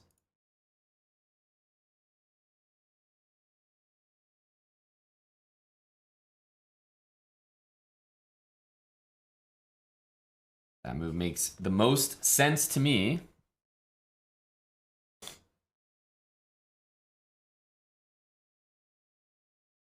I think it might be time to take here, at least once. I'm looking at g6 and bishop g7. Gotta put a little more pressure on e5. I'll always be able to defend it, you know, queen here, rook e1. But we can still add the pressure. Sometimes you attack something not because you're actually threatening it or you're even planning on taking it, but you just want to tie a piece down to the defense. So me adding pressure here, okay, it just ties some pieces down to the defense. I also like this knight on f7. Feels really multi-purpose. I like it. It's doing stuff. It's doing stuff. My opponent's knight is very likely going to show up on my doorstep here on c5. I have to be prepared for that. So I am thinking about the move b6 against that.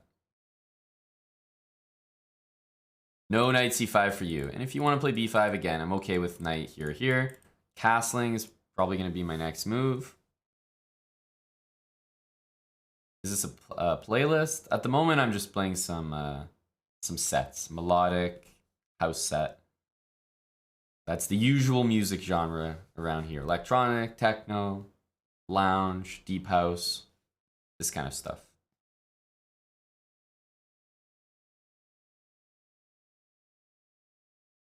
Okay, so he does play this. Thinking of those two squares. The thing is, once the knight goes to e7, I'm trying to imagine where it goes next, and it's a little difficult. So for that reason, I'm going to put it on a5. Knight b7 and knight c5 is not the craziest reroute you've ever seen.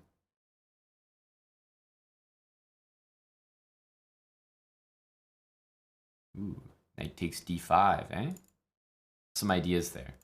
Let's get castled. For now, I don't think it works because the bishop hangs, but we'll be on the lookout for that.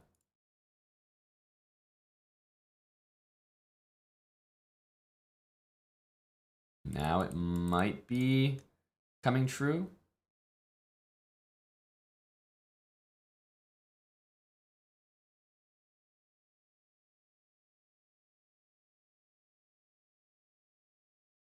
Knight b3, knight c5, I kind of like. I just think the knight is decent there, but really what I want is I want it on c4.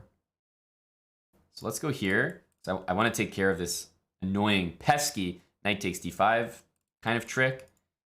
I love the rook on the f-file, so it is with great and deep regret that I play this move, trust me. But rook there and knight c4, I was liking. All right, where's this knight headed? In there? Let's bring the rook, first of all. Also, knight c4 is going to threaten the pawn. So, I like that.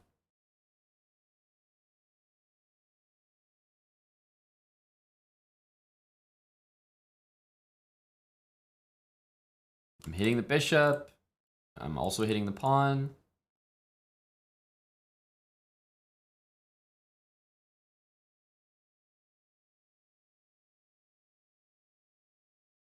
Another nice move for me might be knight g5. Okay, I feel like things keep getting offered. I'm going to keep accepting them, at least for now. I would love to get that light squared bishop, so. You may capture, but I've got these two pawns over here.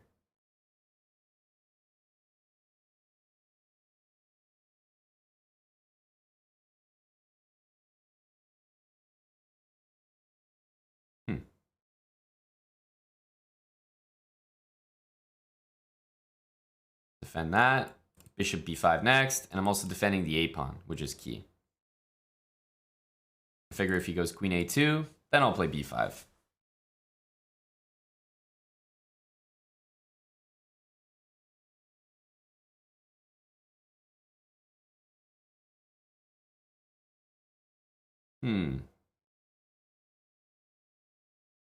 Well, at this point, I think it's turning into a flag situation.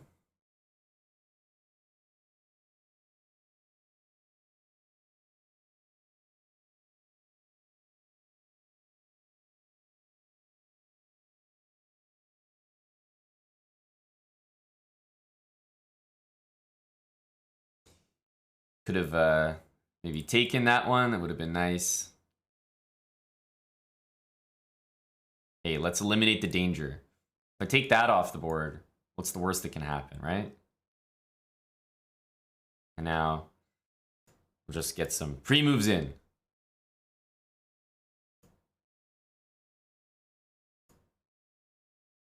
If you can check your opponent, I highly recommend it in any pre-move situation.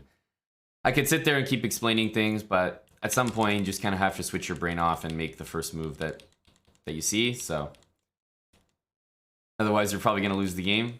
But we had a nice advantage here. We kept collecting pawns on the queen side. I thoroughly enjoyed this game. Not only did I think he played well and had an opening advantage, but I think he showcased finally a different line and a good one. A3 in the French advanced.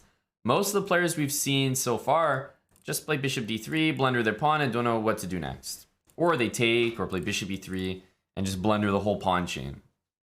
So I thought he played very well, chose a good line. Started off well for him, but then I think here h3 was the wrong move. And from this moment, I think black at least had a good grip on the position. So yeah, now my advantage, I think, was just getting higher and higher. And we hit 2150. Not bad. We'll take it. We'll take it. 2150. So I have a question. Maybe to people who were here initially, people who came from the raid. Should we take a small break now and take a look at the file? Or should we just finish till 2200 and then take a look at the end? And then we can just spend more time on it. What do you guys think? What do you think? Vitogo 3328, thanks for the 32 months.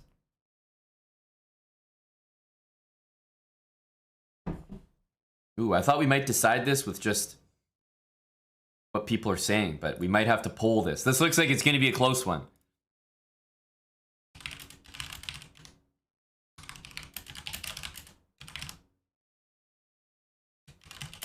All right, well, we're going to have to poll it. It's inconclusive. It's inconclusive.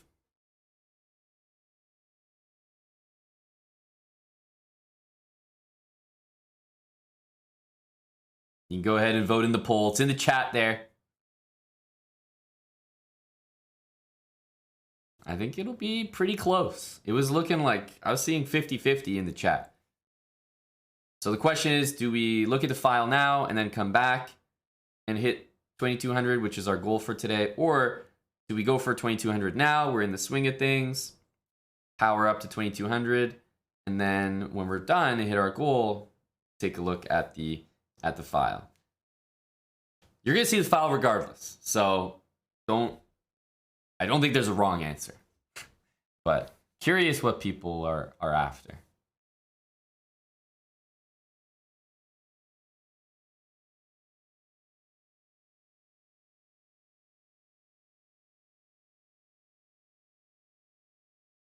And you guys can all vote. You can all vote in the poll.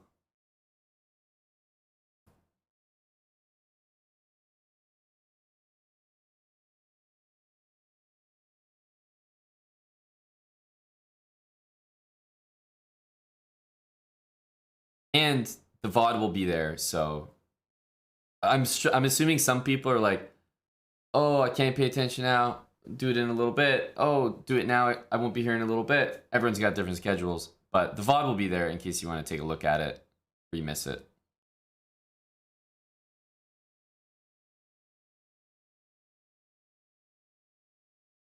It's a very close poll. 54%, 53% to 47.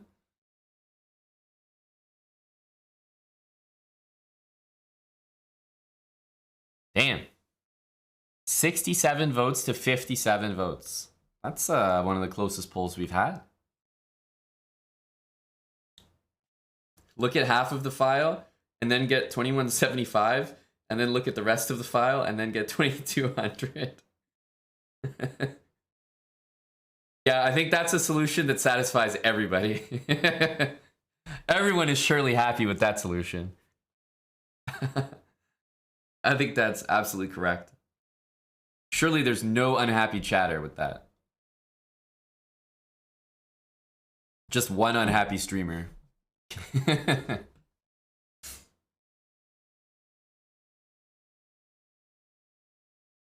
All right. I've decided, executive decision, that we're going to take a look at the file. Thank you guys for voting in the poll. I think you'll soon come to learn that I do these polls just because I'm curious what you guys think, not because I care. So thank you for participating in our irrelevant poll, which decides nothing on this channel. I decide everything. This is a dictatorship. Naka1, thanks for the 11 months.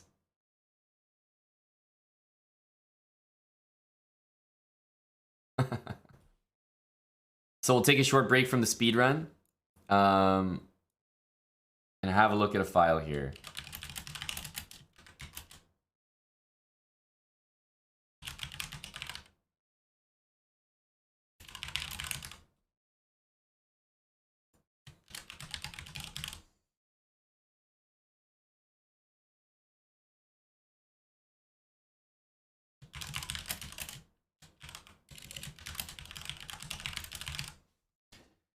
All right. So let's take a couple minutes, guys. I'm going to get things set up. I'm going to pull up the file here. We'll take a look at it together. I think you guys might be interested to see what's under my hood. But I'm going to take a short break, refill the drink, come back in a couple minutes, and we'll take a look at the file before the NFL playoffs start.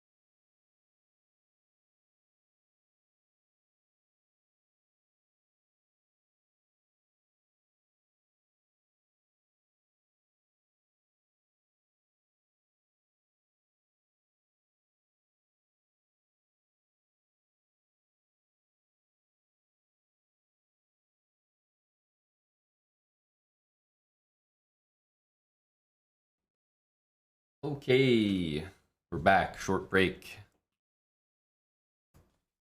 Hello, people. GM No Chance Ever with the 11-month resub. I wouldn't say no chance ever. You're about to see a prep file. It might inspire you. Ditto Bitto, 17 months with tier 3. Thanks very much, Ditto. Enercell, 25 months with Prime. Corgi named Wilson, 8 months as well. Hope you can download that file. You can look. You can look. That's it. That's it. What's up, Joe? All right, so I'm going to show you guys something that I don't think many of you are going to see in your lifetime, you know? This is a big moment. All right? So, what I'm going to show you is it's a file. It's a PGN file, and most top players, grandmasters, will have one of these. Not just one, but they'll have one maybe for every variation, every opening. Depends how they organize things, right? Some people are better organized than others. They might have them arranged by ECO code. They might have them arranged by like just the name of the opening, like, oh, this is gonna be my French defense file. Oh, this is gonna be my French defense advanced variation file. They might have it more specific. So the file I'm gonna show you is basically a file I have on the Nimzo Indian. It's a Nimzo with black, of course, so from black's perspective, and it's full of variations, like most of the top variations. It's also, as of like 2017, I've added maybe like a little bit to it since, but let's be realistic. I haven't added anything of note in a long time because I haven't been doing anything of note in a long time because I haven't been playing competitively, very competitively, like I was when I was going for GM. That's when I was like my peak competitiveness. So that's what we're about to look at. Have a look. It's in chess base here. So this is pretty much how the files will all be organized, I think. Most of the time, they'll be stored in chess base. You'll have a ton of variations and sub-variations. Pretty confusing stuff. These little kind of colorful dots indicate that in a certain position, you'll have arrows, highlights, something that just shows you what the general plan is, or just like a brief indication of what the purpose in the position is. So like this would be indicating, oh, black's clearly trying to intend rook d8, knight d3, whereas if those arrows and highlights weren't there, you might look at the position and be like, okay, I would play maybe knight takes pawn or something. Like, you just wouldn't necessarily understand the main idea right away. So these things help. But it starts usually with something pretty direct. So no sub-variations, meaning like, obviously white could do different moves, black could do different moves. But the whole point of this file is to only pay attention to the Nimzo, which is characterized by these. So bishop b4, then I'm clicking, you know, to go to the next move. I'm using the arrow keys, by the way. This is how you flick through pretty quickly.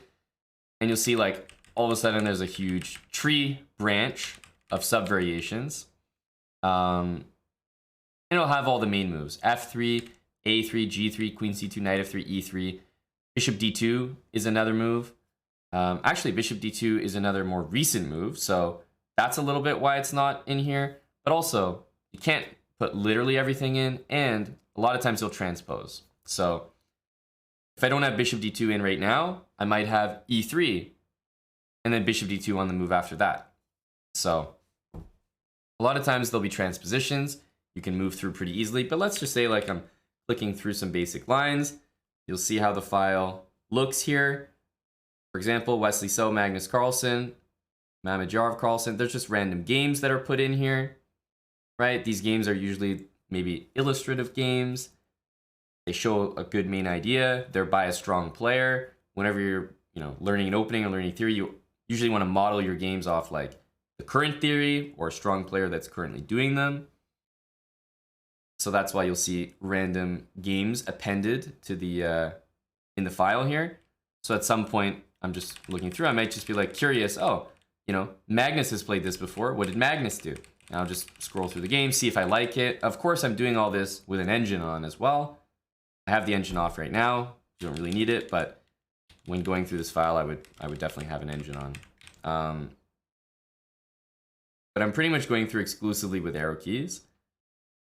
Okay, again, after just E3 castle, and you notice how most of the tree branches are,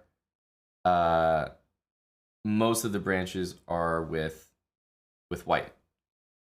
You unbanned Rui because he got green chef. Yes, so Rui is actually going to be banned. Eric, if you could just reban Rui.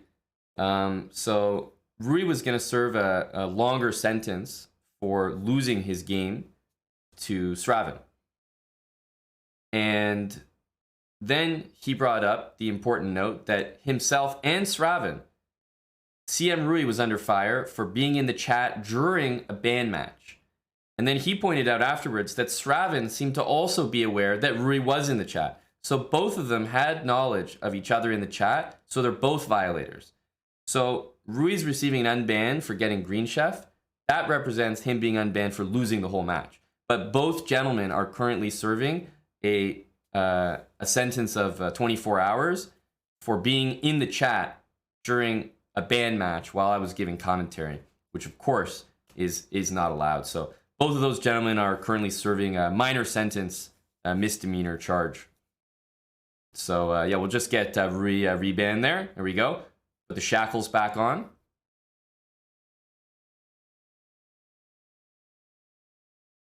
A slap on the wrist, exactly.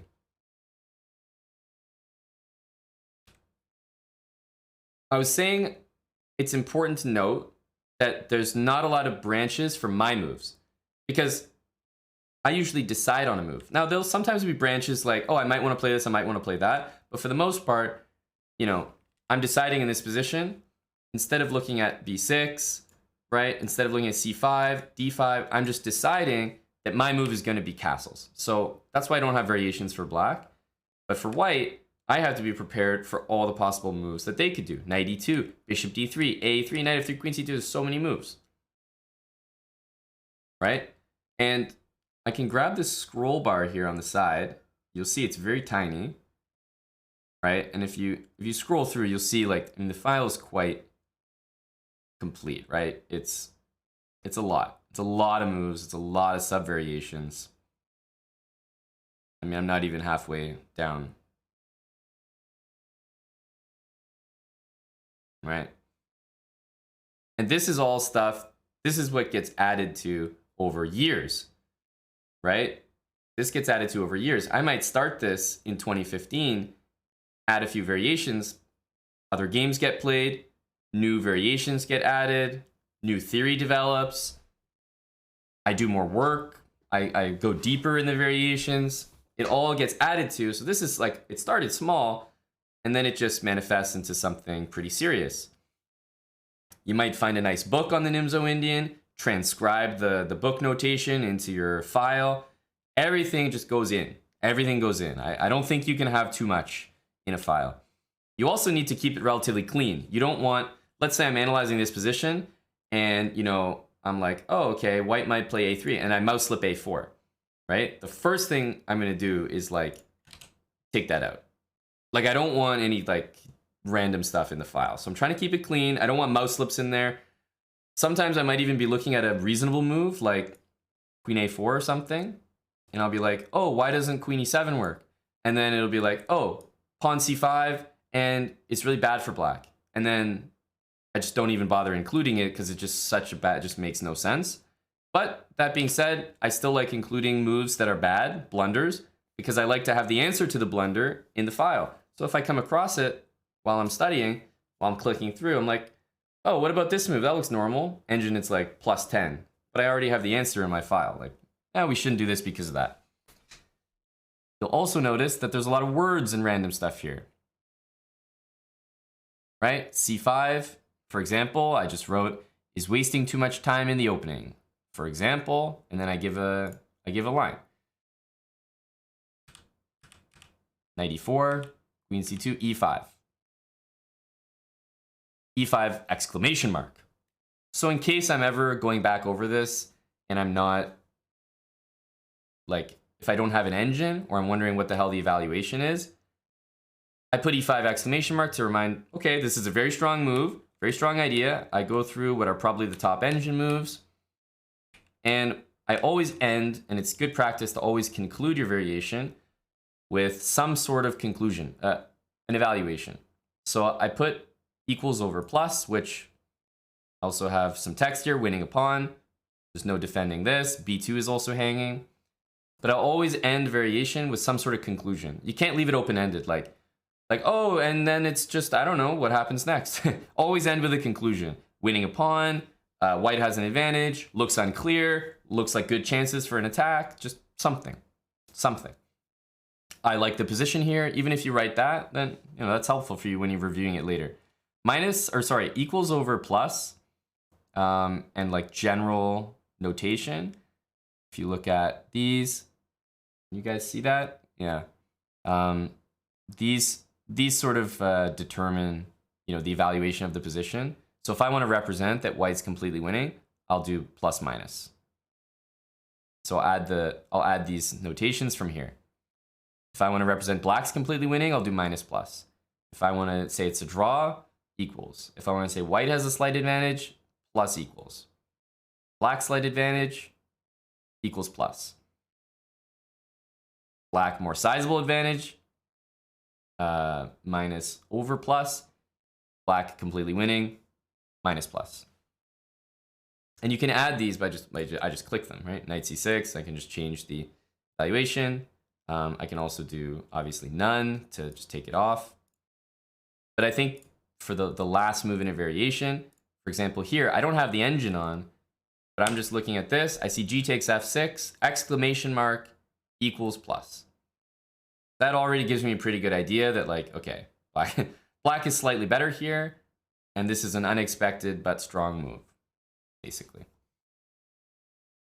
Chess Base is the software, and yeah, they pretty much, I would say, dominate the chess world in terms of software. Not everyone uses it, but I would say some high 90% of players use it. It's just, I mean, it's janky software as well, but I haven't seen anything better. I would say most people use it. Not everyone. Maybe, hey, I haven't, researched other things to use in a very long time, so perhaps there's other stuff, but in general, software that you can save PGN files to, search games, right? Up here, obviously, I can just like click online, connect to the ChessBase online database. So a lot of times I'll like connect to the online database, right? And I'll just look at this position, 92. This is how you build a file. I'm looking at a database of, every game basically that's ever been played in this position. All games get recorded, all games get put in a database online. Every game that's ever been in this exact position is going to be visible right here. And I can just look at it. I mean, this is how you create a file. Like, this is when I'm doing it, I might be like, oh, 92. Let me figure out what's the, I'll check the year, for example, 2023 January. I see that there's someone's played it. But okay, they're not that high rated, right? This isn't the most reliable information. So I can search recent games, but I can also look at, the ELO of the white player, right? I'll sort it like that. Okay, Magnus, Fabi, MVL, Anand, Naka, right? You can just search like that, but you might get games that are from some time ago. Okay, random game. Look like, Dominguez Perez beat Caruana, right? You see it's from an online rapid event. So it's not just over the board games. There are tons, like literally every Title Tuesday game is in here. Every Title Tuesday game. Chessable Masters, Internet Rapid, right? They're all there. Vaikanze, 2015.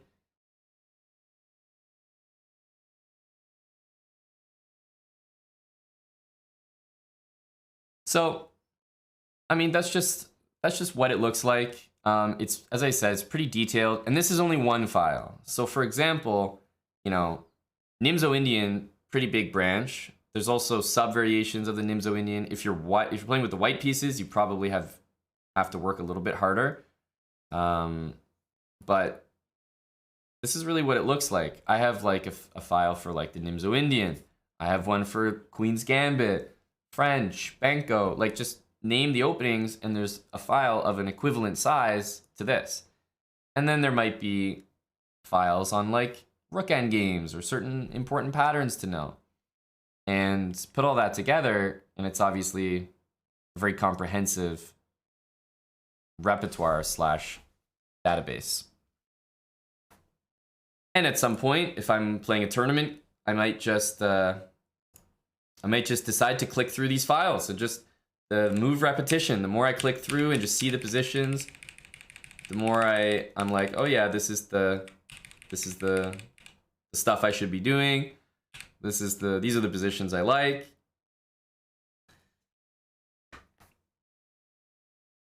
Does anyone have any questions? More like curiosity questions.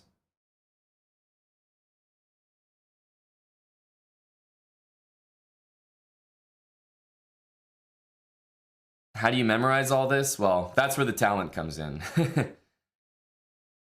It's not like you just do it and it's easy. Remembering this over the board is very difficult. When you see chess players thinking over the board, they're often trying to remember something they've already learned.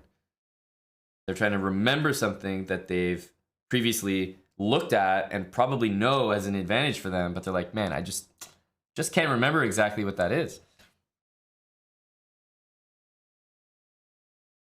You were expecting a Google Sheet? Not quite.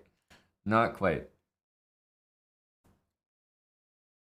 Do I use Chess Base's repertoire tool? No, I've never used it. Not even once.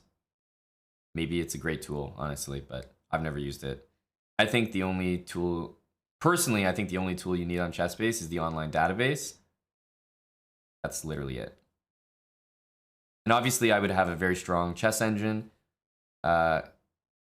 continuously on whenever I'm looking at this.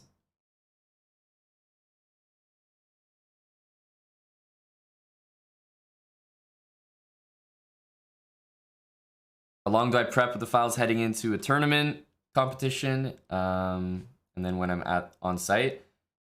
Depends on the type of event. The thing is, if you're generally a well-prepared player, if you're studying chess actively, playing it actively, working on it, then when a tournament's upcoming, you don't feel the need to like scramble and study because you're already prepared. You're just a generally well-prepared player. For me right now, if I went to play a tournament, a very serious one, I would feel very underprepared and just out of my depth. So I would probably do a lot more work leading up to the event because I'm like, damn, I gotta really review stuff. But I think if anyone is like actively studying, has good files like this, they're not gonna do a ton of work leading up to the event necessarily, no specific work. But when they're at the event, yeah, you'll be doing work every day. As soon as you know your pairing, you'll be checking their games in the reference database, seeing what they do, trying to find holes in their repertoire, and finding a file of yours that you have some work that you've done, right? It's not all about preparing against my opponents. Like, I find my opponent plays the Sicilian Najdorf, I jump into my Sicilian Najdorf lines, I follow a database of all the games that they've ever played, maybe like 15 moves deep. I'm following my file, 15 moves deep, and I'm seeing like, look, they've been in this position 10 times. I've got this position on my computer, and I can see that there's a strong move in this position that no one's played. Maybe I'm planning to bring that move out against them. These sort of things you look for when you're at a tournament or you're preparing for people.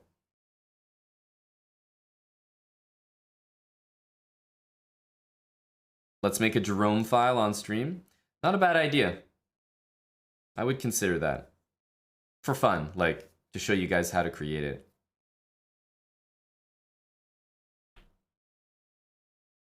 Exactly, to demonstrate. Of course it's the Jerome, so only so much you can do.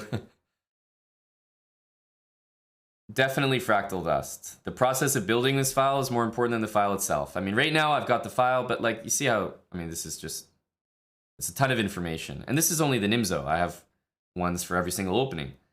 But building this took, you know, probably like a good decade. Probably 10 to 12 years. Software is called Chess Base. BASE.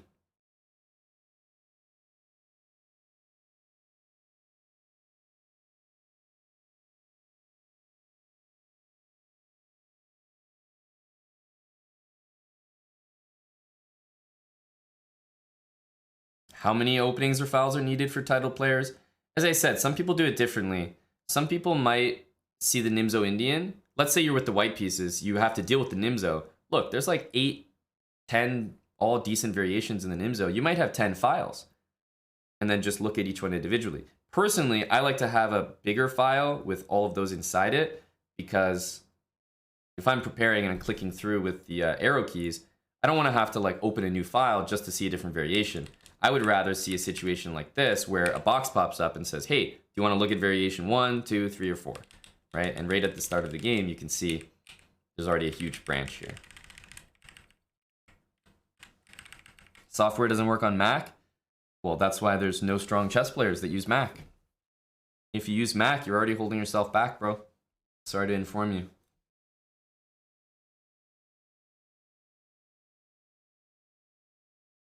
There's no chance for you, Mac users. You're destined to be trash. You have a ceiling already predetermined.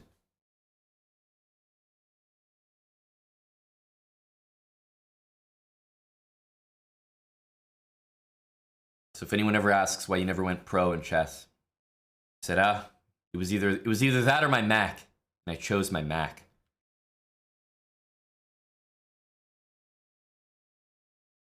Do I have opening files for openings that I don't play? When I was very competitive in chess, no. Straight up, no. Since I've been less competitive, yes. Because when you start maybe like teaching or coaching other people or following top chess, you start to have a better understanding of chess in general. You know, I've never played E4. I've basically almost never played E4 in a tournament game, a serious one. But I have a file on tons of openings with E4. But when I was actively playing, no, it'd be a waste of time. Why am I going to have a deep file on E4 if I'm not planning to play it? But as a general answer, yes. You have files on lines that you're not necessarily going to play. And okay, if you're working with other players, other grandmasters, you're training together, you might share your files. You might be like, hey, you know, what let's say I'm working with someone at a tournament. We're both trying to help each other improve.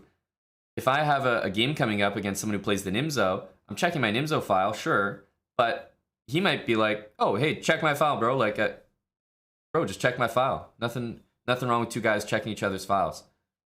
Be like, I might have an idea. I might have an idea against something that he's gonna play, you know. And I think it's very healthy if you have a partner, a training partner, you can bounce ideas off of, play training games against one another. I mean, that's always really nice, but that's not too common. Chess is a pretty individual, independent game, and you usually want to keep whatever you've got pretty hidden, I would say.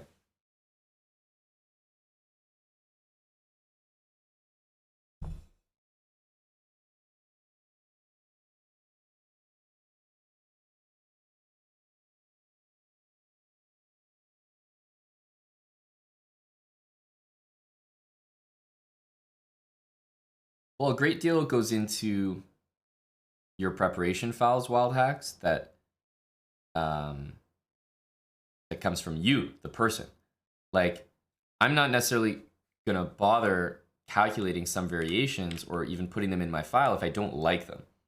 Like, if I straight up don't like the position and it doesn't make any sense to me, I'll either follow the line to the end, or if it doesn't make sense, I'll try to pick another line. So yes, I'm using the engine to come up with these tailored like responses. Of course, I want the best move, but at the end of the day, I'm also trying to pick things that make sense to me, that I want to play, and that I understand. Because at the end of the day, the most important thing is that you understand the position, the plans, what to do next, etc. And if you get a position where the engine is like, yeah, this is great, but you don't understand why, that is not really going to serve you well. But of course, the best work is done by yourself and then with engine assistance. And that's the thing. Again, I haven't made a file very seriously, as you can see, since 2017, quite a while. But if I was still doing it today, I think probably, yeah, I would be using the engine a lot more. I actually don't enjoy that at all. That sucks a lot of the enjoyment out for me. When I made these, of course, you use the engine to guide you, but you were still kind of hunting for those novelties. Like nowadays, I think for sure there's people that probably have an engine that's just sitting somewhere continuously running, like, you know, mega core processor, and it's just finding a whole bunch of maybe novelties, best moves. It's just taking a line like 50 moves down the line. So that's a little unfortunate in my opinion. Kind of sucks. But yeah, I'm sure that's the case, and I'm sure that is the best way, one of the best ways to prepare now. But it's always a really special thing whenever you can find a novelty. That's always cool. Whenever you find a novelty, it feels, you hardly ever find them. I've probably, in my life preparing, I've probably found like less than 20 novelties. And the thing is, it's easy to find a novelty. It's difficult to find a novelty that you can actually justify, that makes sense, and that will actually happen in a game, and that you get to use it, that you actually do get to use it. A lot of people find novelties, moves that have never been played before, but it's like, first of all, okay, they've never been played for a goddamn reason. Those are the most common, and it's like, okay, I can't justify them. And then people find novelties that are actually really good, really strong, but they just never get a chance to play them. Because just no one plays into that line again, against them. People might be playing that line all over the world, but those people haven't found that specific novelty, so it just never happens. That's why you'll see chess players, they do interviews, they're like, I found this move 8 years ago. I've been waiting to play this. Oh, I prepared this for the World Championship, but it just never happened. And I just had this sitting on deck waiting for someone to fall into it, and they did. But I've probably found less than 20 really good novelties in my lifetime, and I've probably found less than 5 that I've been really excited about, gotten to use over the board, and they've worked. And I remember every single time that's happened, because that's like a really special feeling. If that ever happens, you just pat yourself on the back. That's like your job is very well done at that point. You've actually done some work. It's actually paid off. It is a sweet, sweet feeling.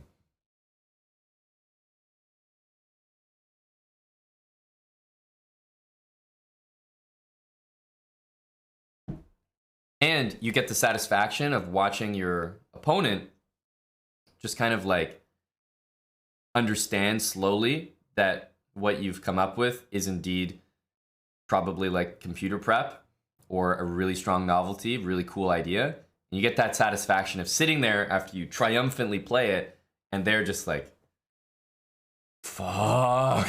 Like, and similarly, you know, roles reversed, there's nothing worse than sitting there and your smug opponent has just played what is probably a novelty against you, and you're like, oh my god, fuck this guy. Like, I'm not going to enjoy this game.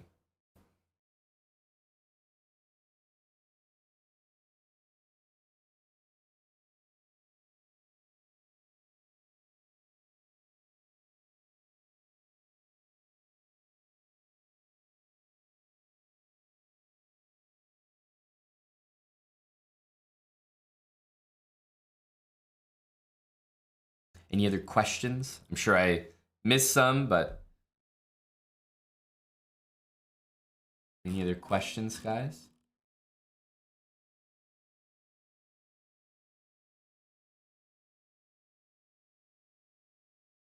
Show a game with a novelty. I can find one of those games, I think.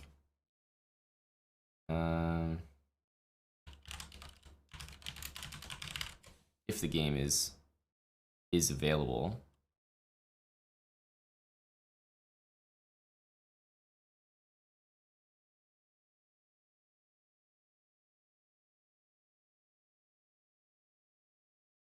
See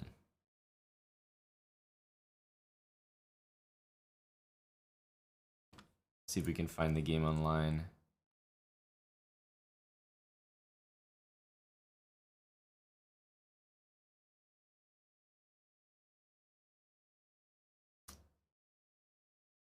This was one. So this was one.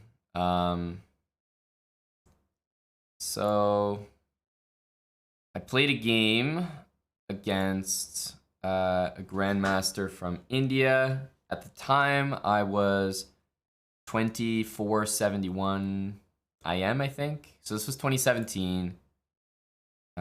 This was me going for the GM title that year.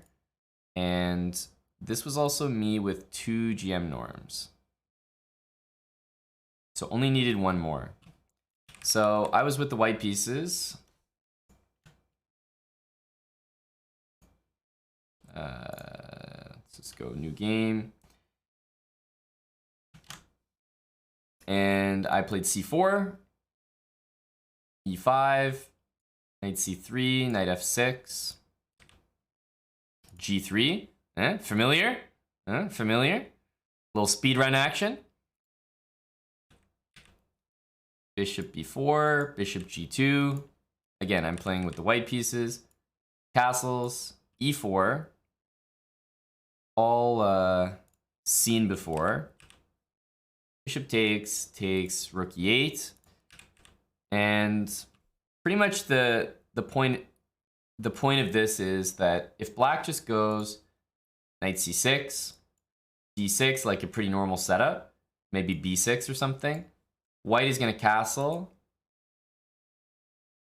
play like h3, play f4, and get a really good position, and it's just extremely comfortable.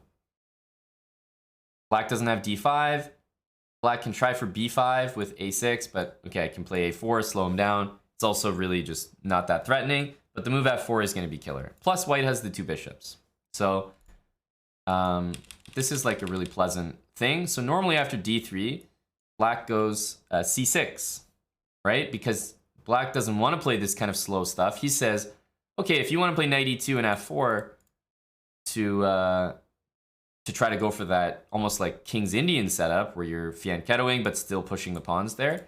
He says, if you want to do that, I'm going to play d5, right, in the middle of the board.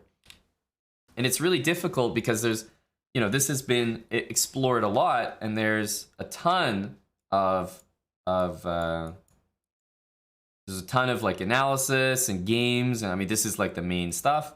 Knight c6, and okay, white has the 2 bishops, but black has chances. Engine is like whatever, bit better for white, nothing special. A lot of games here, and I knew my opponent played this, and I had something prepared, and it wasn't necessarily for this guy. I just had something prepared in general. It so happened that this guy was the one who played into it and gave me a chance to use it. And so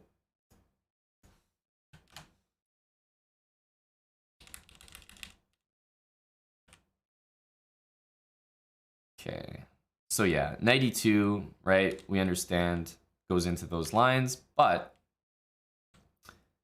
the move that I decided to prepare, and I was quite proud of, was the crazy move g4. And I got a chance to play it this game, and I was really, really excited about that. I got to play g4, and the idea being that I want to play g5 next turn, which directly seems to hinder his plan of d5 because he needs the knight supporting that square. So I got to play g4, got to surprise my opponent, and the thing about g4 is like I didn't just play g4 and it's like, okay, great, you played one move, congrats. The line goes quite deep, right? g4, my opponent doesn't want to face pawn to g5, and the knight gets hit, so he's not gonna like, and he's not gonna play d6 because then I might play this, get the attack going, and I still have f4 coming. Plus, after he goes here, he can't play d5, so his whole plan with c6 is kind of ruined. So instead, he played this anyway, but I knew that most humans would play d5 anyway, because they would see this and be like, you know what, whatever. I'm still gonna go for this move, even though it doesn't look great. It's still gonna give me some compensation, and there's no way I can allow my opponent to just play d5 or g5 for free. So this happened, knight a6, queen b1. Again, pretty much still part of the prep or whatever I had done. Bishop f5, bishop e4. And like the position looks so weird. It's tough to justify, but it still was very good. Queen d7 and f3. And I think more or less this was where my prep ended, and I was pretty happy with it. I had to, of course, justify this move g4 by looking at like 15 different lines very deep. But okay, I got to this f3, strange looking position. White's gonna play knight e2, castle. And I'm actually keeping all my pawns, surprisingly. Plus this g-pawn is extremely restrictive to the black king. But when I show this, it's like, yeah, this was a novelty. This took a long time to find. I've only found moves like this maybe like less than 5 in my life that I've gotten to play over the board and felt good about. And I was able to show you guys in like, you know, 3 minutes. 3 minutes, right? It's like, and that's it. And the game actually ended in a draw. I had a nice advantage, played a good game, was in a queen end game, I think up a pawn or something, trying to win for like 6 or 7 hours, ended up as a draw. You know? And this is the result of a long time of looking and searching and trying to find these kind of moves. And it's just g4, that's it. How long did I have it prepped before I got to play it? Not too long, because I really took chess pretty seriously in 2017. So I may have found it like in 2016, 2017 and played it in 2017. So I did a lot of my work that year. So I don't think I found it too much earlier.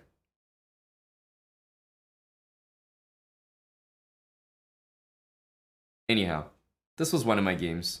It was against this guy, Murali Karthikeyan. Game ended in a draw.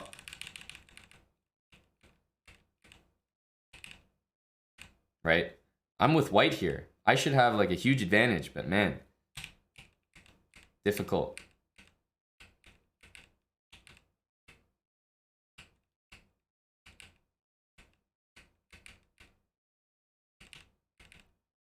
Should be winning, right? We can all see the position, should definitely be winning. But queen end games are so tricky. And actually, I looked with the engine as well. I don't even think I necessarily missed a win. It was just that tough.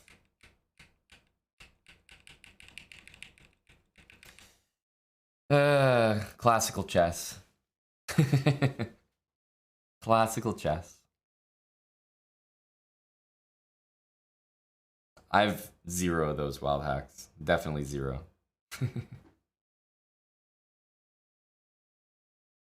Do I miss it? Definitely not. Definitely not. Just too hard. So anyway, that was the file. Give you guys an idea how much work goes into it. And that's literally like probably 1% of like all the chess work I've done in my life. And you can assume that most top GMs or top players will have files. I won't say similar, because that's probably a big insult to the work they're doing.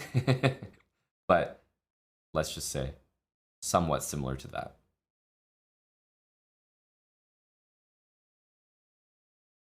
Well, no, wild hacks. You can just get a free engine like Stockfish or Leela. You can download them for free online, and then you can just add them right here. They have engine management. You can just add engines here. You definitely don't want to be using any engines that come with ChessBase. That's for damn sure. They're going to give you these janky, shitty engines like Yeah, just don't do it. Do like a cloud. Either you're setting up some like high-tech cloud engine thing, or you're just getting a free engine online. I think almost everyone here is more than satisfied with a free engine like Stockfish or Leela. Looking at their games or the positions should be just fine.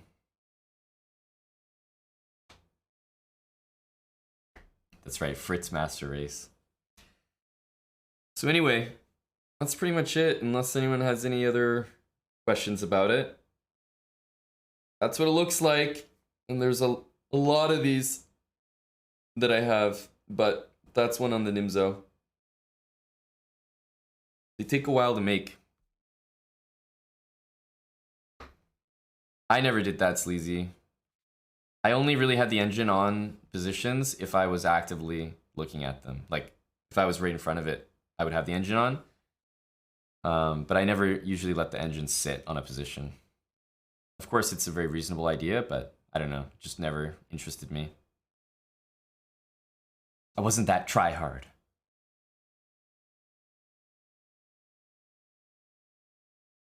So yeah, maybe we'll make a Jerome file on stream or something.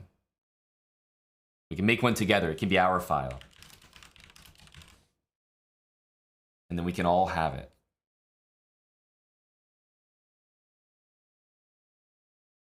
The Jerome repertoire. Exactly.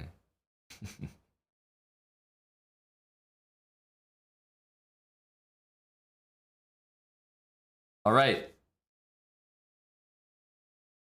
I think we've done it. But not a bad idea. We might make one together.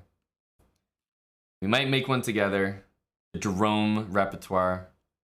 And we can all have it. A take-home memory. All right, so that's it for this. I am going to, I think I'm going to get back to the speed run now, guys. We're at 2150. I'm just going to take a very short break just to put this file away and get back to chess.com. But gonna head back to the speed run, and when I come back, I'll also tell you about something that I think is very exciting. A lot of people have been requesting it. And I will be, it's not something I can give you guys today, but it's something that you can have very soon. And a lot of people have been asking about it. So I'll be right back. Just give me a few minutes, guys. Hope you enjoyed at least seeing a little bit of the behind the scenes. Most grandmasters aren't really going to show you their files or what it looks like, or maybe even how to do it. So I hope that was at least mildly intriguing. But we'll continue with the speed run. I'll be right back.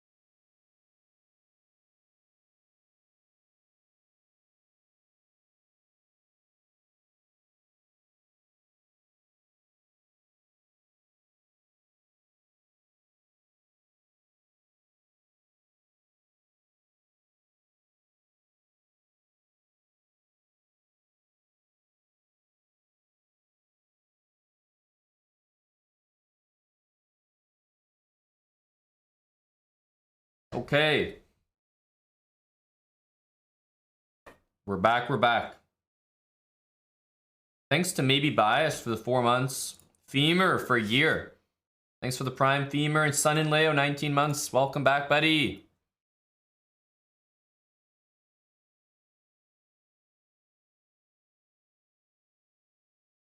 So.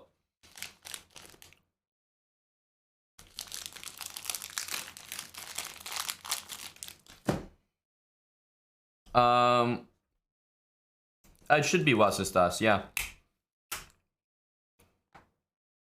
First of all, I'm going to change the title.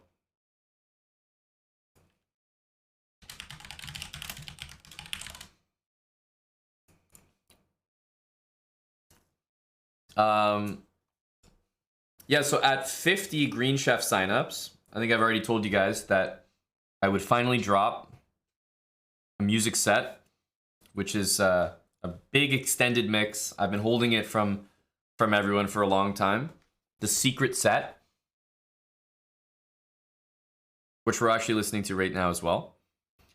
That's at 50 Green Chef signups. But I have something which will be another goal for Green Chef signups. And it's going to be something I drop when we crest 65 signups. And once we're at 50, 65 is not a far cry.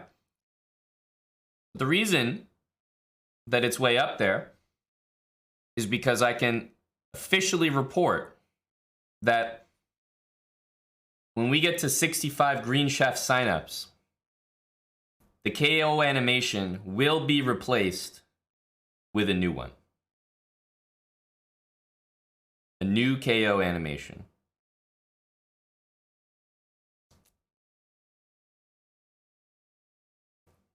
At 65.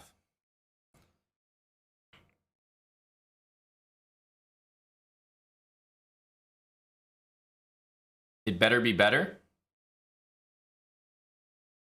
There is not going to be any single person on the internet who will not think it's better.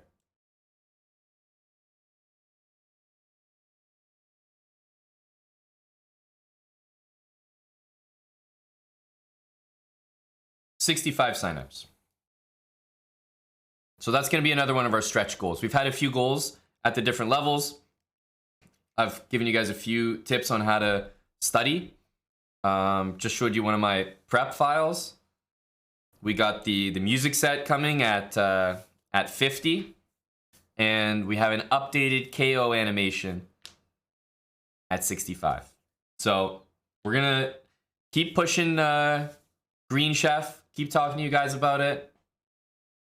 But that's a major stretch goal, and I think I can say of all the goals, I think they're all pretty exciting, but this one is going to be very worth it. I can promise you that.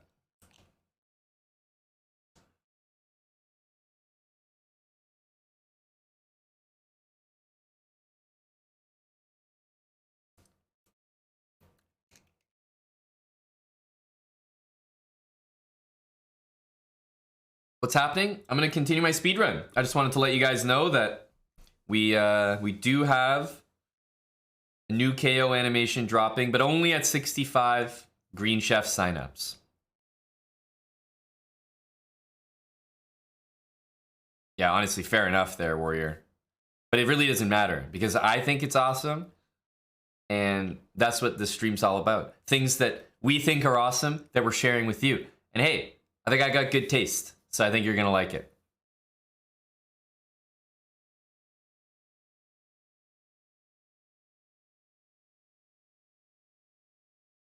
I'm doing well today, buddy. Thanks for asking. 1-6. MapRail, thanks for the 1,000 bits. Thanks a lot, MapRail. 31 months from Lord Waldemar as well.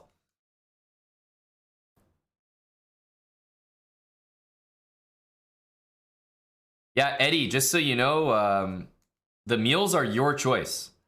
So they have a menu, HelloFresh and Green Chef, because you've ordered HelloFresh before. They have a menu, and you're picking from the menu.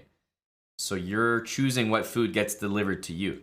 So if you're getting stuff delivered that you're not really a fan of, you can switch it, and you should switch it. The point is that you make the selections.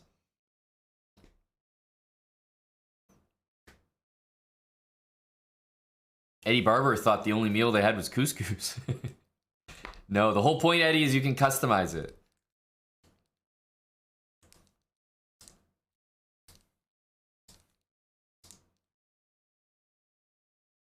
Borgie, thanks for the 7 months. You're right though, Eddie. Of course, at some point, if you have a planned delivery, they have to pick the meals for you, and they will.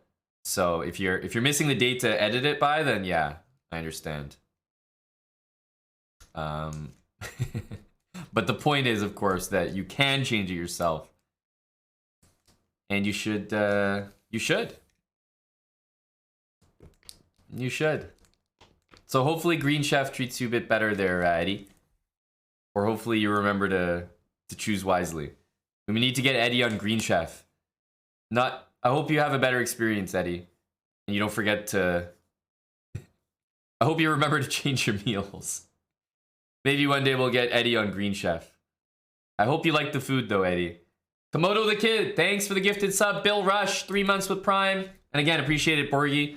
Yeah, I just wanted to let you guys know about that. But let's continue.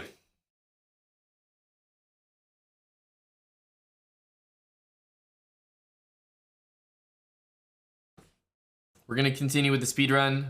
White pieces C4, black pieces E6. Exclamation mark, Green Chef in the meantime. For you guys to take advantage of our code, PogChess60. Or you can use the link that comes up in chat. You can click that and make an order. You do have to be in the US. It's 60% off and free shipping. So it's a great deal. Food delivered to your door. You do have to prepare it, but it comes with ingredients, right portions, instructions. It's very easy to do. We've done some cooking streams with Green Chef and other related companies like HelloFresh, which is the parent company of Green Chef. And like I said, we have a few goals at various intervals. And one of them, which I think everyone is going to love, is a brand new KO animation at 65 Green Chef signups. All right, so if you are in the US, you want to give it a try, sign up. I would appreciate it. It helps out the channel a lot. You're getting food delivered. It's legitimately a great deal. Probably costs you, I don't know, 25 bucks or something US to sign up for the most basic option, and you can cancel it pretty much right after you sign up if you only want to have it delivered for 1 week. It is relatively easy to cancel. They're not trying to like lock you in and deliver food to you for the next 5 years. So have a look, have a gander. GM Canty, that's right. He's also a Green Cheffer. Canty got Green Chef as well. So if you're in the US, exclamation mark Green Chef. I hope you decide to sign up. I think it's a great deal. We've worked with companies like this before. And hey, there's already 36 other people who are giving it a try. So join the ranks. Join the ranks. Let's start this. Let's start here. Okay. Hey, fish. 2339. I tell you, this has got to be one of the highest ratings that we've seen thus far. We're sticking with our usual French. And he didn't really go 92, so he's not going for an extremely dangerous system. You want to trade queens there, buddy?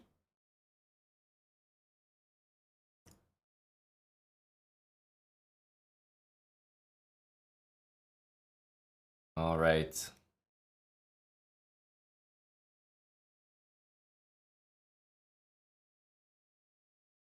Not really a Slav, no. This is still very much, I would say, a Queen's... like, this is Queen's Gambit. This could be like a Carol Khan position. But again, white would usually have a pawn there. So, not really much to say other than, like, yeah, it is just a... it really is just you know, exactly what it is, a exchange French. This is the structure, an exchange French. So honestly, pretty boring. I'm thinking about ways to perhaps spice it up a little bit.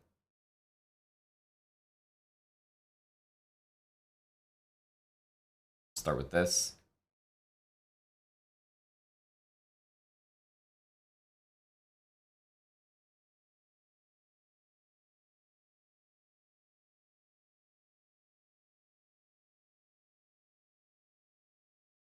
Bishop e5.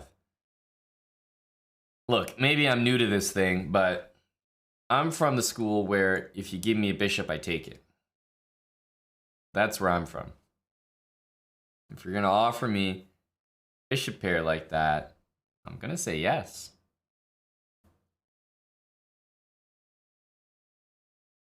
Probably bishop, or sorry, knight here. Look to trade.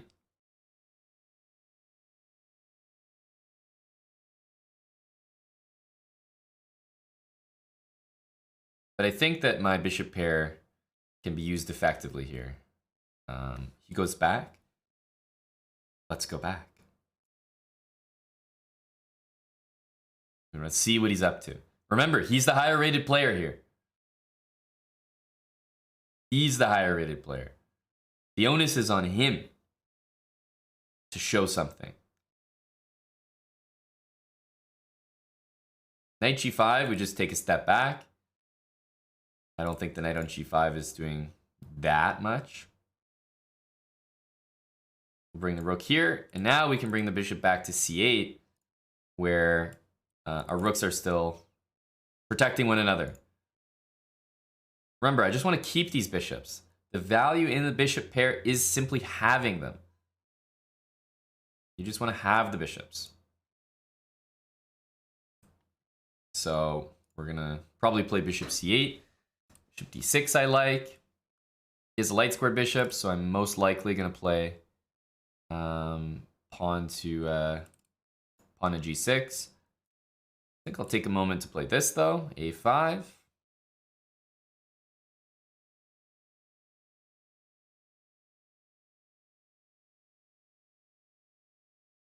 I do want an escape square. I prefer g6 to h6.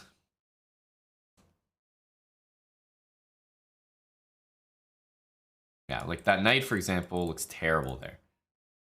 Pretty bad piece. Pretty bad piece. Let's bring our king up.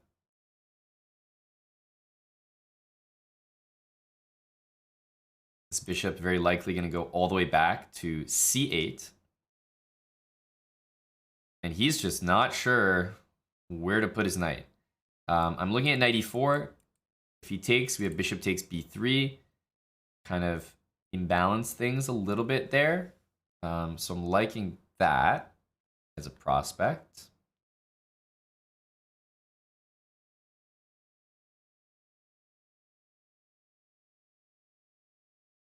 Otherwise,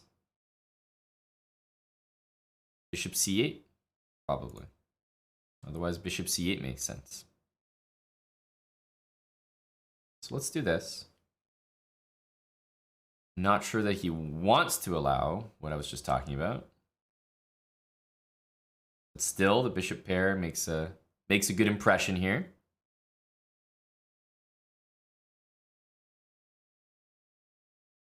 As expected, he doesn't really want, yeah, not interested in messing with this move. Bishop a3, bishop f4, both look reasonable.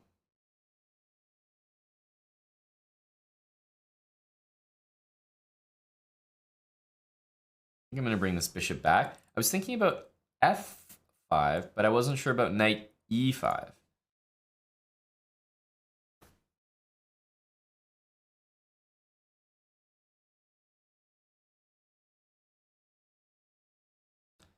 Okay, I think I'm kind of happy to see that. Gives me some nice squares here. Let's start tickling the rooks a little bit. Rook c2, bishop b4.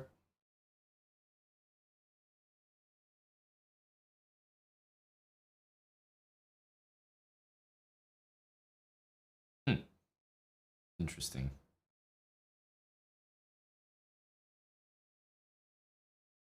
I'll take. Takes back. By c5. Hitting this pawn here.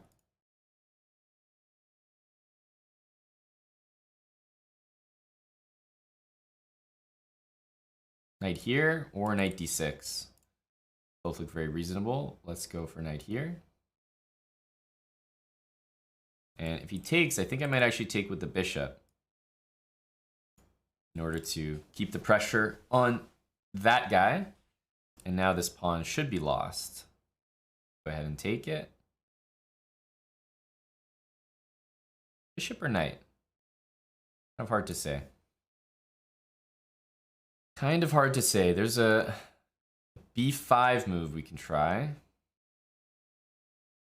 But I like just bishop b3 and push the pawn. The only problem is knight d2 that I'm noticing. Let's go back and hit that.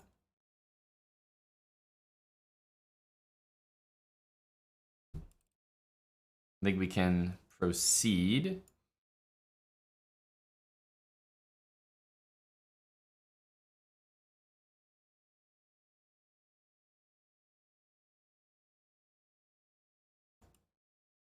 Knight to d6. Feels like the right square.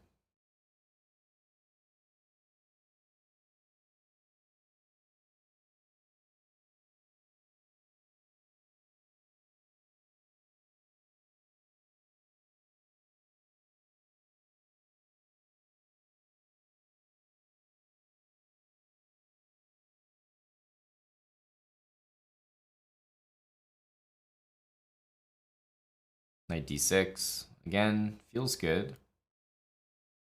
Let's move this. I feel like we have to start pushing things, like making some threats.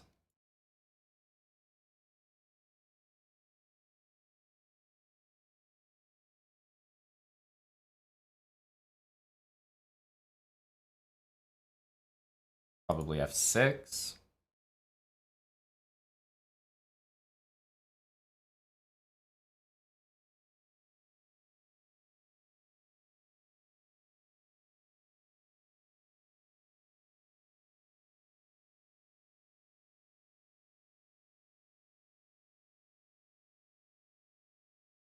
Ooh, we missed that one.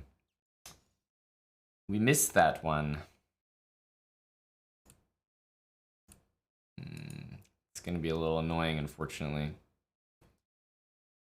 This is a 2350, so I don't think our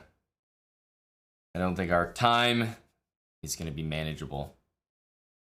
Damn, I think I'm going to have to put a little more in these games and a little less in my analysis, which or not my analysis, rather my speaking. This is a nice looking game, but no conversion, no finish, right? Taking the ball to the basket with no finish. We're just going down on time pretty easily, honestly. For I would say a 2350. That's like a cakewalk flag, because these guys aren't gonna make mistakes, right? This was really nice by him. Knight c6, bishop a6, and then putting the bishop on a4. It's not like this is not like black's position is, sorry, it's not like white's position is any good here, but it really delays me, like, takes me a long time to get these pawns going, right? So, unfortunately, we weren't able to, I guess, put the cherry on top of this very pretty position. Yeah, but it was a pretty boring opening, but pretty nice game. I just don't really know what this bishop e5 move was. It seemed really unnecessary. I thought maybe he was going to go h3 or rook e2, rook e1. These moves look normal. But instead he gave me the bishop pair, and okay, I mean, bishop pair is always going to be good, so was I ahead at any point? I was ahead at all the points. Every single point. But in case you were asking about the time, no. I was never ahead. I was always behind. Maybe I was ahead at the very start.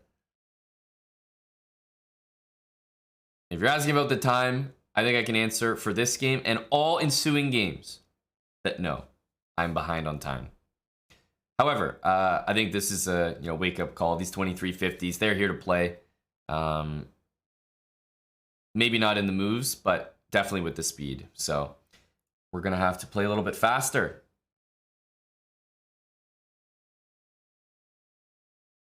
Let's jump into another game here. Maybe we get the French again. Oh,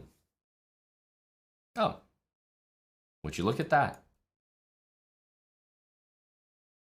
Because I like to sit here and explain what I'm doing, but sometimes you just got to get those moves on the board so that you don't cost yourself at the end. We've seen this setup before. Against this move, I don't know if this is good, by the way. This could be a really bad move, but I've just been playing it every time. 84, I mean... like I said, I don't know if this is good, but I've just been doing it.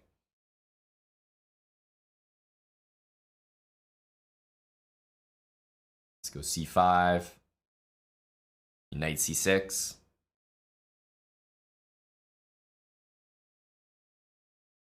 I'm trying to get the move e5 in, but it's not so easy to do, eh? Let's go knight here. Thinking putting the bishop there. Knight f6 maybe allows that.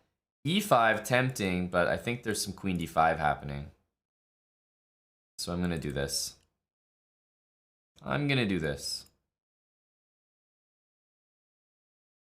He takes. Again, surprising.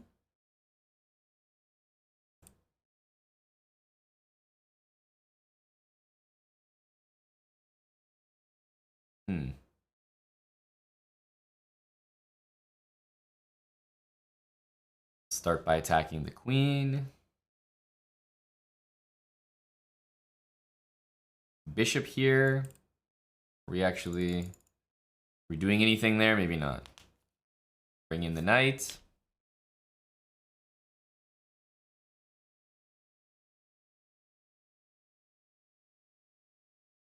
e5 takes control of the d4 square.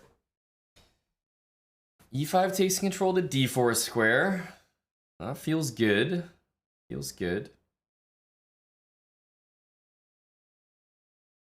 I hope his plan isn't that. That would be a very nice position for me. g6 makes sense to watch over that pawn. I could see f5 being an issue. Also, thanks, Ray. Ray Mass. The 5 subs. Really appreciate that, Ray. Just saw that. Sorry, bud. g6.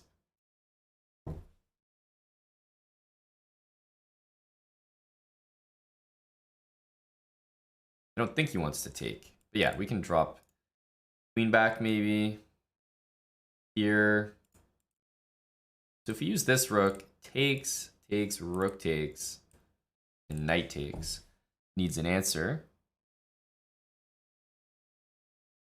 There is queen g5 there. Queen f6.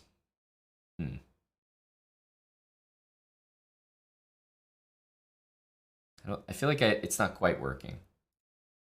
That's my very quick synopsis. So we'll just guard the e-pawn. King g7. Just being on a different color square than your opponent's bishop is kind of good practice. It does pin myself to this pawn, but I feel like this makes sense. Even to go king h6, actually. I know it looks crazy, but I don't want to have my king stuck in there.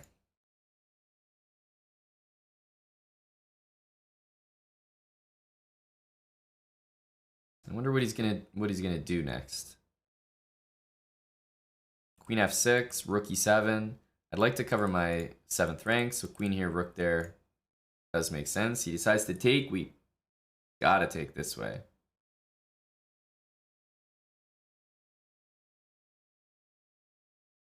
Pawn takes just looks silly. would just block my own bishop for no reason.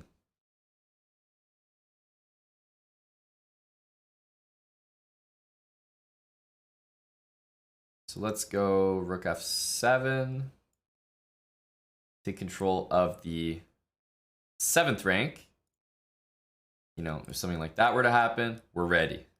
We're ready.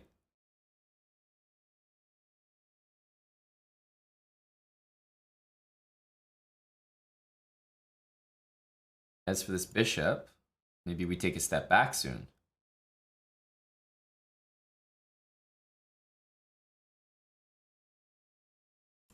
Drop that bishop back. You know, rook e7.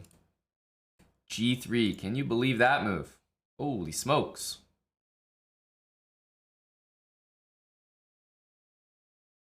I think it's time to, I feel like it's time to move this bishop.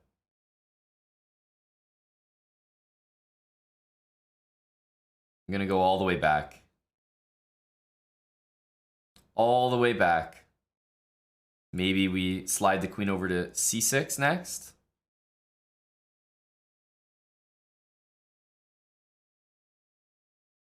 This one feels almost necessary to prevent with h6.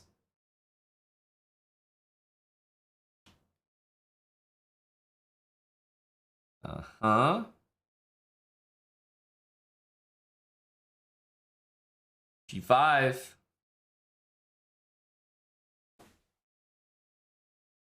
G5 looks like the move. Here, we'll start by taking. We already have this and this available. I mean, good practice would say do it because it wins a pawn. But of course, the other thing is, you know, it's very tempting to use the nice bishop on a8. I'm trying to find a solution that does both, but hey, let's not shy away from material. So we should end up a pawn briefly here.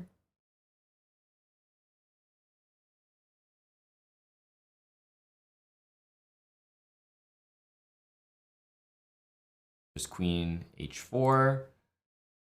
I'm not sure if this has a direct threat.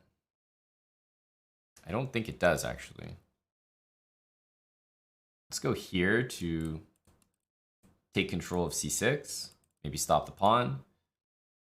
Queen h4 is always a move. Might be time to do that. I'm wondering what the next moves are going to be, maybe for both of us, actually. Rook there.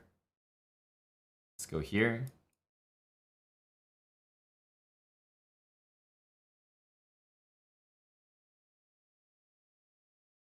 Are we barely surviving?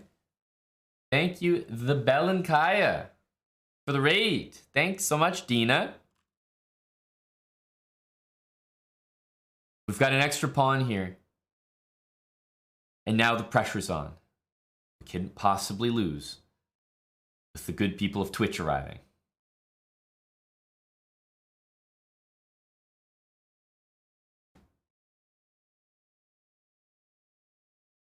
I'll take it.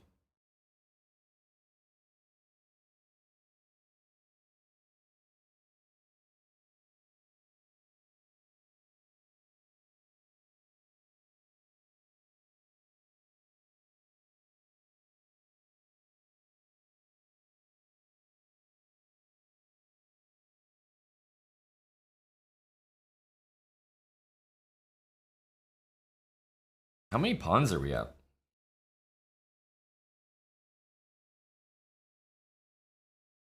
We're up some number.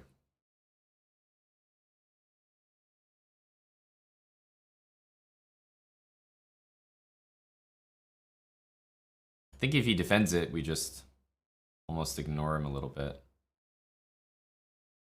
Just kind of push this.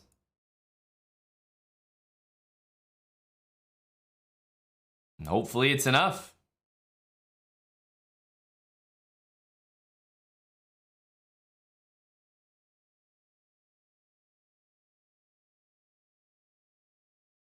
Our king is sheltered here, so I'm hoping it's good enough.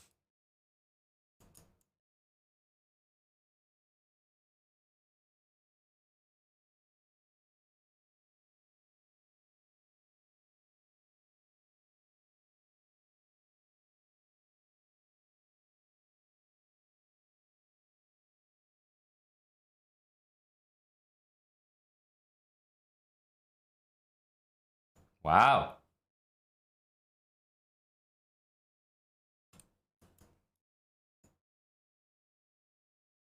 Why did he take my rook instead of taking my queen? You know what? It almost worked. Because I thought, I mean, a guy that's not going to take my queen. Why would he take my rook? He's like, I'd rather get mated by your queen than your rook. The rook would just be embarrassing. And you know what? I was processing that, and I did it ever so slightly faster than he did. Because it occurred to me here, I was like, wait a minute. This goddamn menace might take on a3. And I canceled my pre-move. I was going to play king here. If he thought of that plan quicker than I did, it would have worked. It would have worked.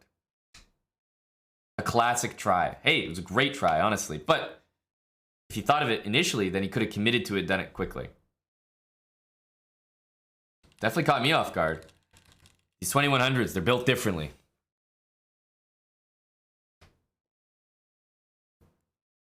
That would be pretty special stuff.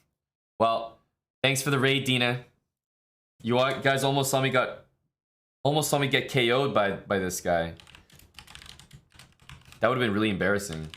Good thing it didn't work. Thanks a lot, Dina. The unpre move there by me was so key. So key. We're doing a speed run here.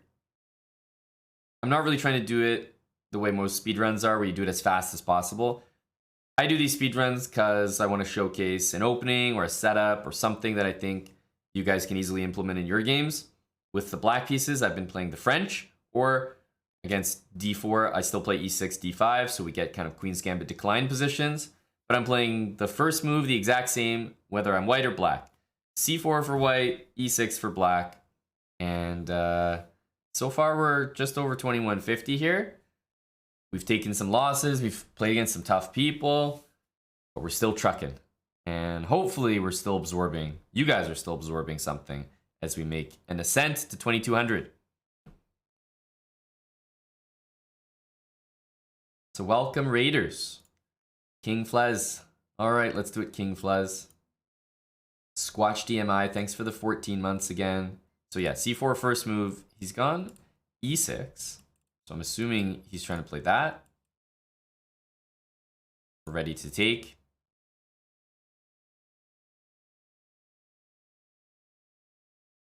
If he doesn't do it quickly, I'm going to do d4. Yeah, now it's time for d4, and he might not ever get to play d5 nicely unless he does it right now.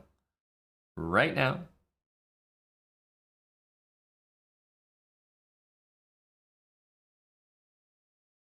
I like the position. I like the way it looks.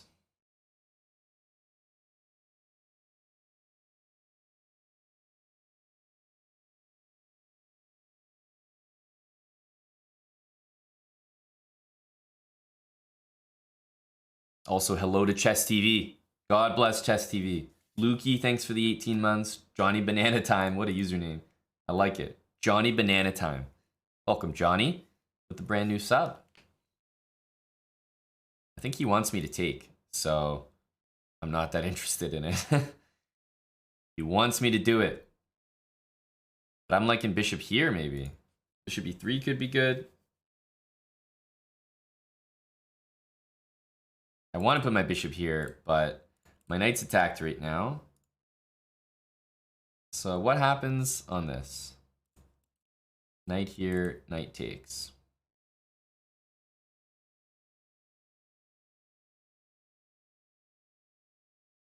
feel like bishop here is okay.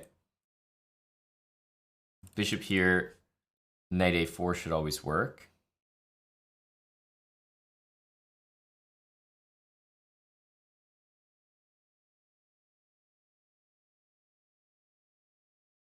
I'm very far ahead in development, right? This is the one thing about these English setups, is I get a bishop here very quickly before he can tie that bishop down to the pawn, difficult to defend, especially if I get d4 in the center, just opens up things very nicely. So if we're ever able to have this bishop, just looking at the whole chessboard, we're very happy.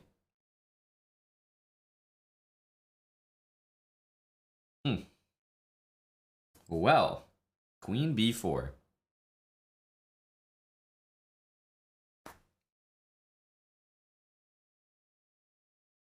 I'm thinking rook here. Keep that protected.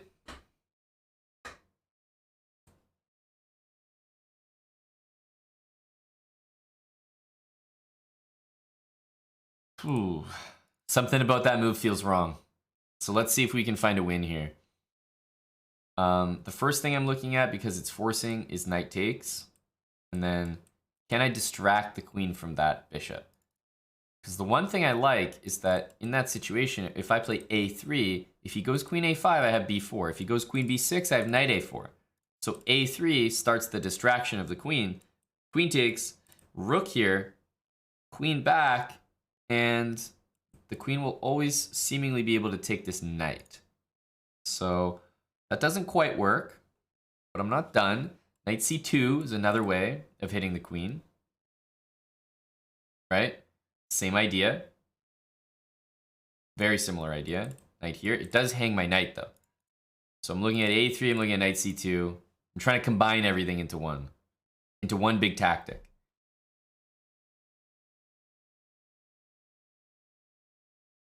I'm not sure I can do it just yet. Knight c2 is just a good move. We trade pieces, and it's very favorable for me, but I'm not seeing a way to completely crush and win on the spot. Yeah, not seeing it. Not seeing it.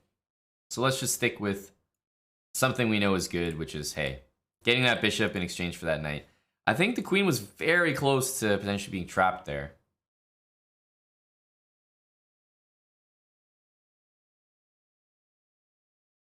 Interesting.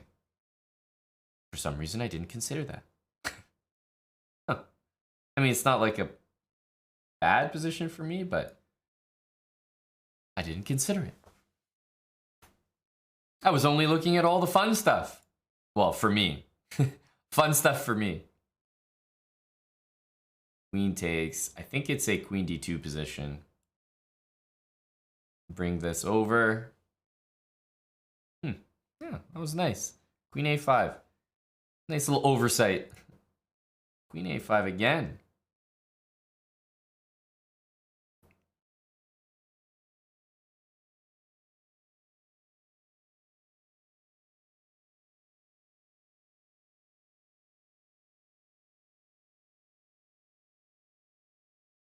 We'll go rook here.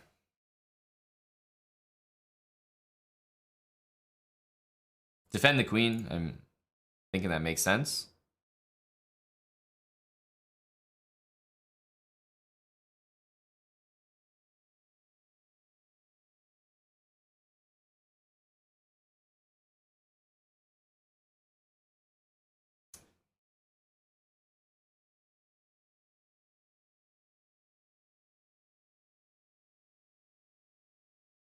Bishop's quite strong. b5 is also hanging here.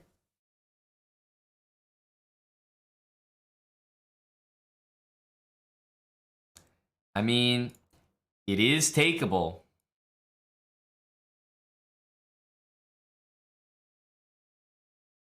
It is material.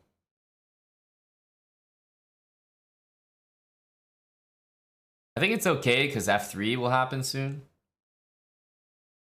I know it never feels good to give up your bishop there, even if you get a rook, but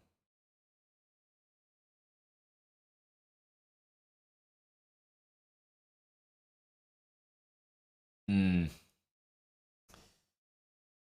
We're gonna have a defensive job, boys.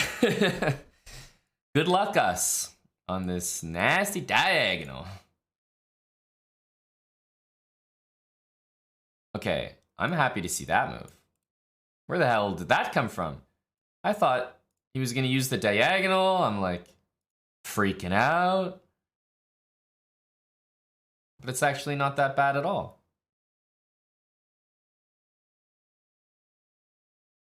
He closed it.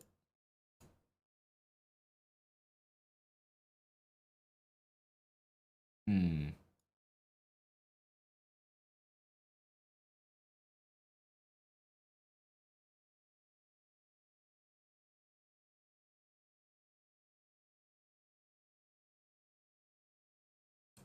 This move is maybe tricky. I don't know.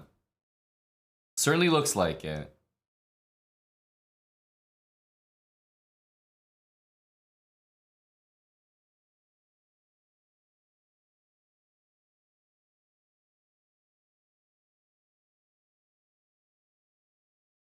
Hmm.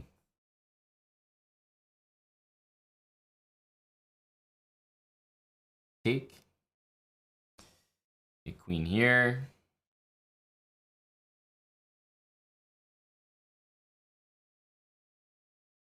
Something feels good here.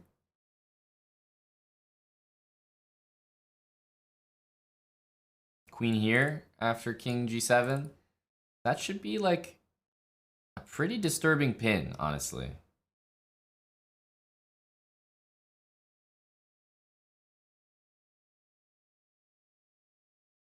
Is that gonna win material? We'll have to play it. We're going all in on the idea. We're going all in on the idea.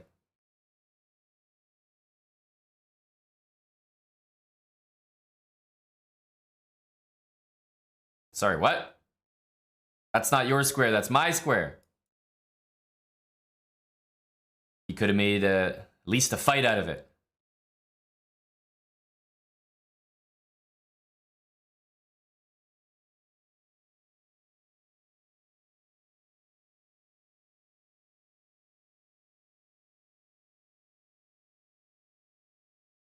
A close game. King Flez. GG.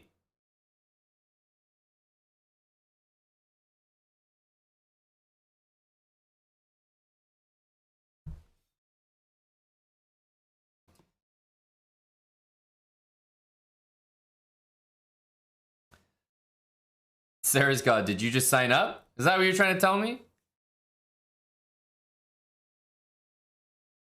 We're at 36, is that right? I think we were at 36 before. Any green chefers? Maybe people are gonna sign up to Green Chef because of that pre-move mate right there. Plebs are going crazy right now. Yeah, we got it done, quantity sufficient. Tough though, tough. I'm telling you, people are putting up real good fights right now. Real good fights. All right, Kaverbach.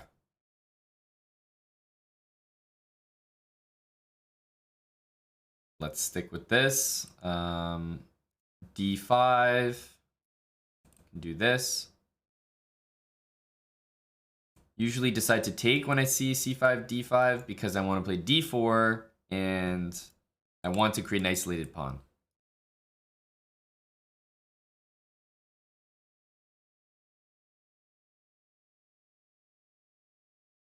Is it called Green Chef because it's environmentally friendly? It's called Green Chef because it has healthier options available. You don't have to be vegan or vegetarian in order to sign up. It's not like those are the only meals that offers, but its parent company is HelloFresh, which you may have heard of, and they simply offer more healthy, calorie conscious, green options than HelloFresh.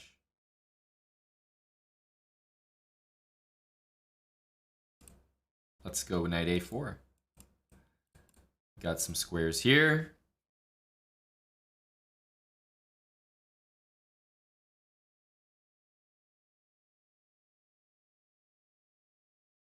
thinking rook c1 makes sense. Bishop d4. Let's go. I almost even want to go bishop here, but it's not the right move. We'll do this. Bishop here, takes, queen e7. It's a little bit of a fork there.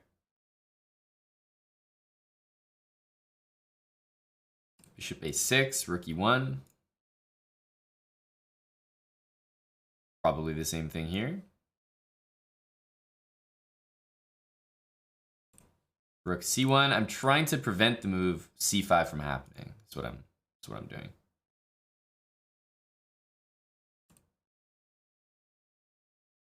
Can I explain bishop e3? Bishop e3 is it's a little bit of a, inconspicuous move. It looks very mysterious, like what's really going on, but hopefully it makes more sense now.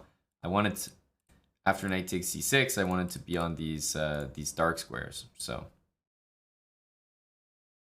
I actually forgot that this move could happen. So definitely don't want to be doing the move I'm about to do.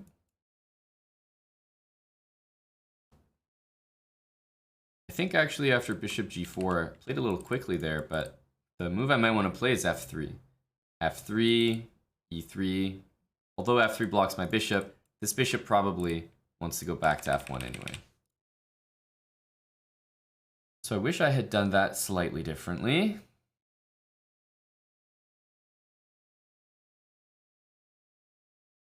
Let's take. And b3, rook c1.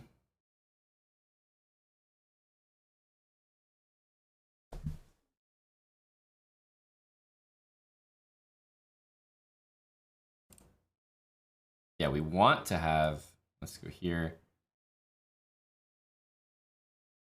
We want to have the queens traded. That would be ideal. But probably a little too much to ask for. c5, unfortunately, looks like a mistake. Question mark?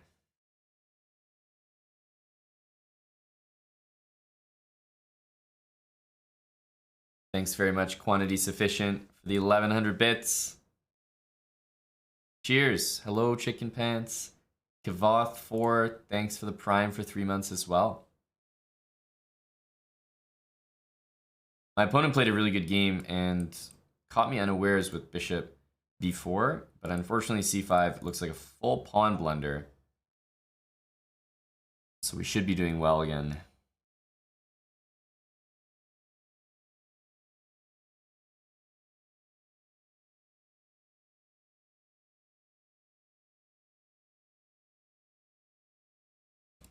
Queen d2 if we're permitted.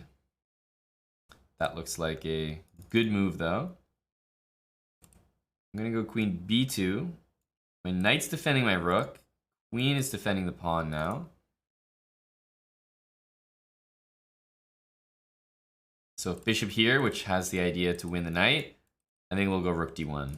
Also possibly go b4, but rook d1 feels good. So this move, I mean, f3. f3, guys. Feel like I'm gonna need an answer as to why f3 is no good. Why is f3 not good? Believe me, I'm scared of this. Very scared. Right? I'm bothered by that. But king h1.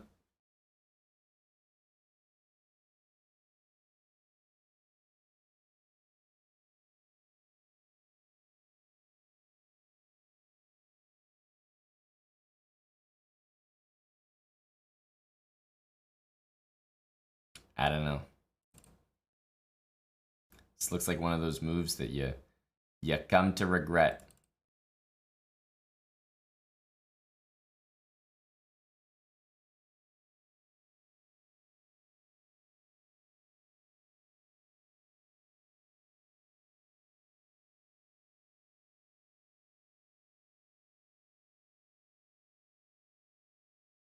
Knight c5. A devilish move. I suppose rook d1. He wants to distract my piece. And b4, knight d3, takes. Takes. There should be some advantage there for me. Not much, but something.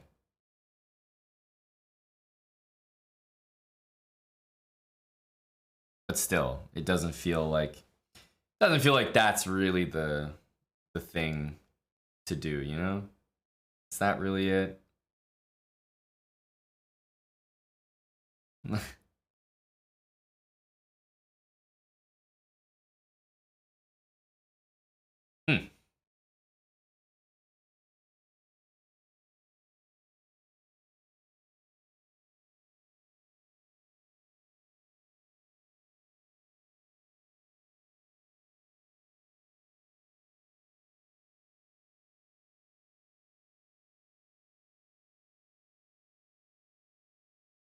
King f1, probably because this pawn push doesn't, you know, because I can't take it, just doesn't feel right.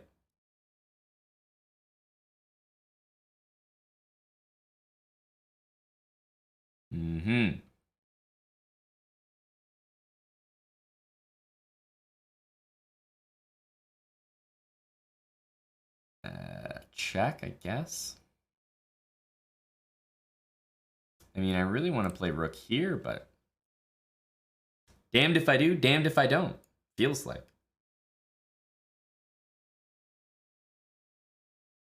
I mean, knight c5 is a move hits like a truck.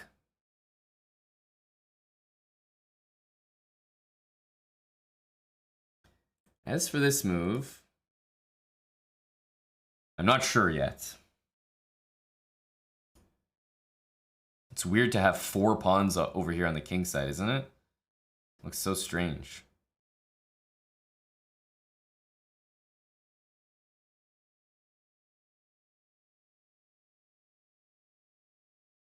Look at his pawn mass. I don't even think I've seen this before.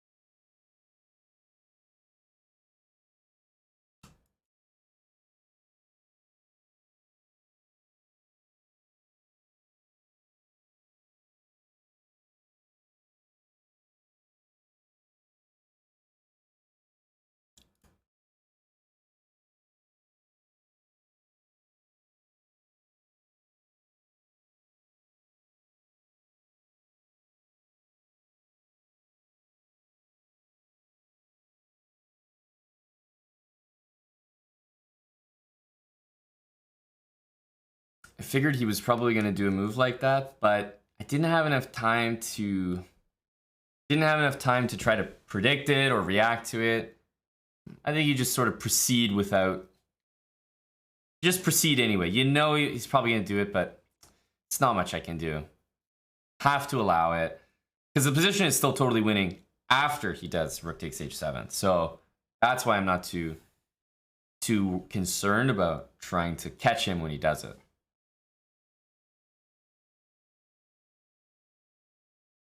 Rook takes f7. No, rook takes, we just take. King here, and we just move our king. GG. GG. Caverback.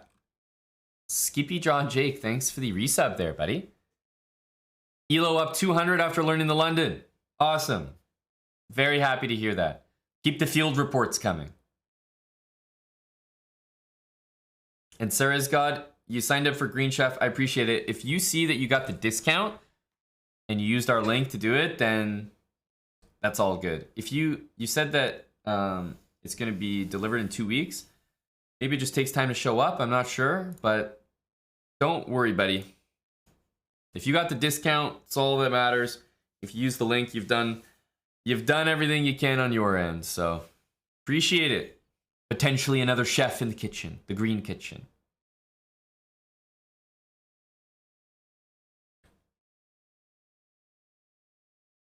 Let's keep going. We're at 2173.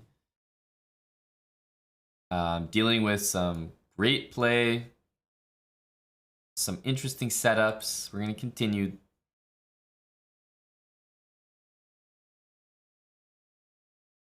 think I'll start with the knight, actually. Yeah, okay, so he's not going to play d5. I thought he was. When I see stuff like this, my first thought is, okay, I'm just not going to castle, right? I haven't castled yet.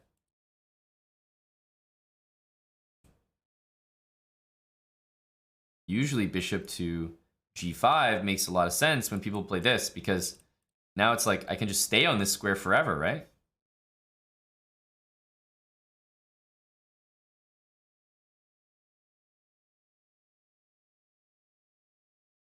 Okay, I think I have a big head start on some normal plans. Let's take that. Whoa. e5. Trying to pry that open if I can.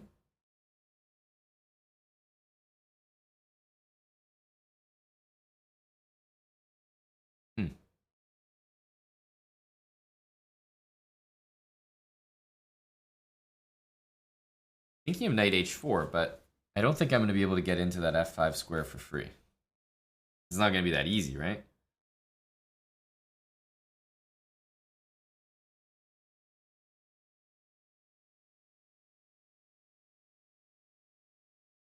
Can't be that easy. I'll still play it, but not thinking that we're just going to sink in there. It's got a few moves that all lend the bishop to that square.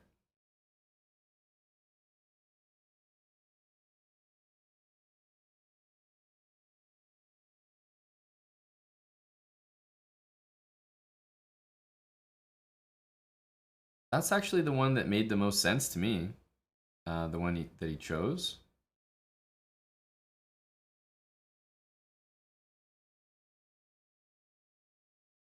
Trying to take on c6.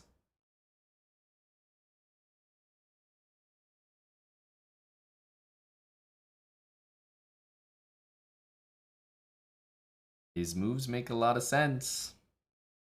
We're going to have to retreat our knight from h4 because obviously this move is going to happen. b6 I don't think is terribly impressive at all.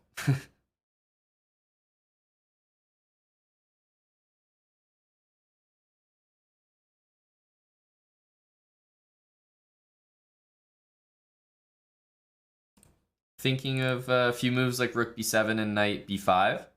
We'll see if anything comes of them.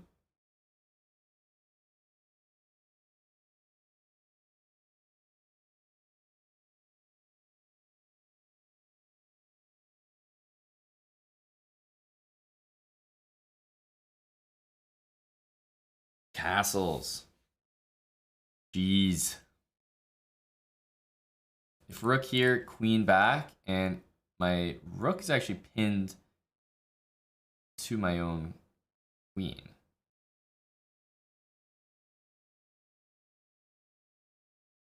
Trying to wrestle with the idea that that's actually good. Because I think we can castle afterwards. Bishop d8, bishop b6. It's like, ugh. Does that work?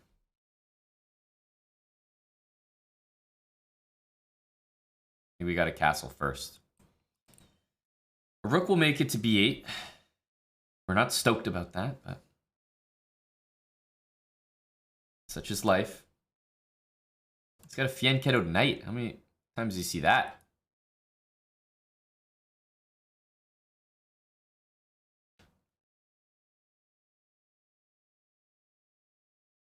How many times do you see that?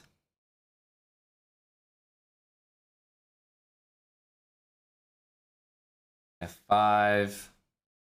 I wonder, what is the plan here? Trading pieces is always possible, but it doesn't really yield anything specific.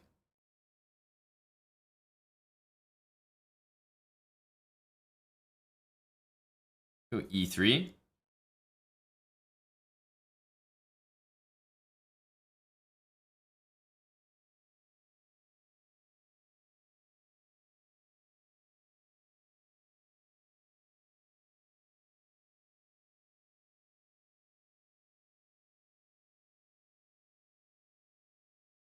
Structurally, we're maybe a little bit better. I mean, just optically, but I wouldn't say it's so clear cut. I'll play this one. 92 looks like a good move to play next. Get out of this pin. For the moment, C5, I have knight D5, so I guess I'm not overly concerned, but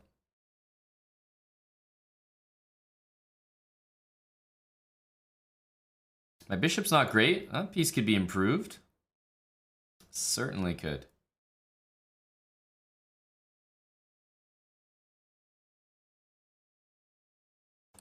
Actually, I was thinking maybe knight takes, but pawn takes appears to help the structure the most.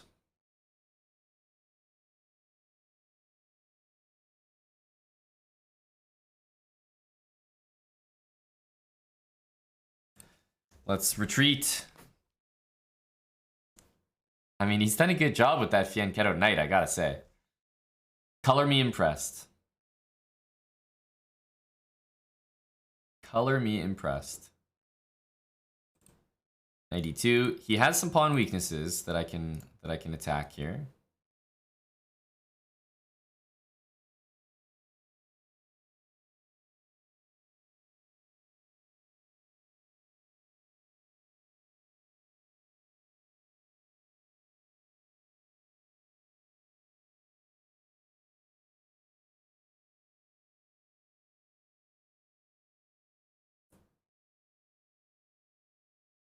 Okay, let's see if we can get that knight to move.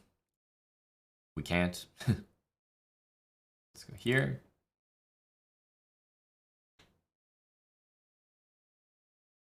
Let's go here.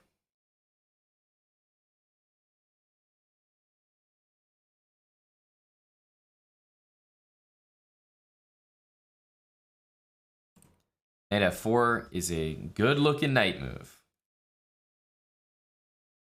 Very good looking. Queen B5, bishop to F1. Also, this pawn, I just realized, is going to be hanging there.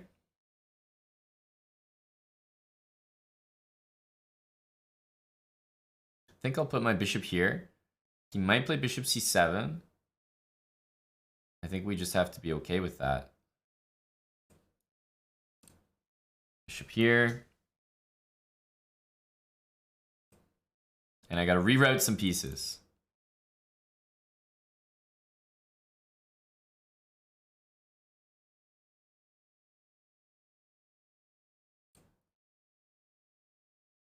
Picked a bad time to do that one. I think knight b3 was the move we wanted. Yeah, we're going to face the move a5, which is quite unpleasant and unnecessary in our position. But it was pinned to our knight, which got placed there lackadaisically. Knight b3, knight a5. I mean, we have a very nice position, but we fell for tic-tac. Using the pin there on the b file. Not much we can do.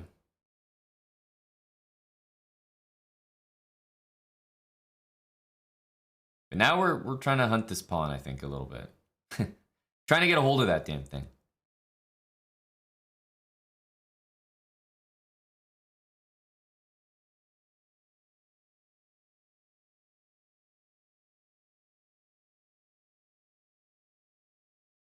Doesn't have that square. So I think we'll take the pawn. Small victories, small victories.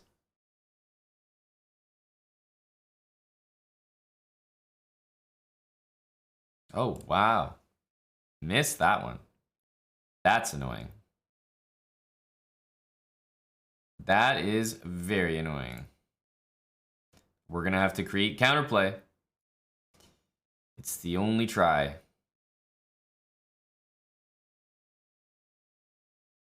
I'm taking pawns too.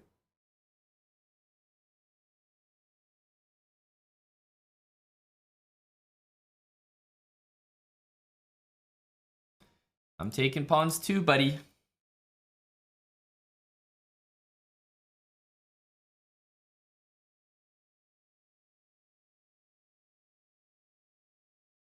Put our knight on e3.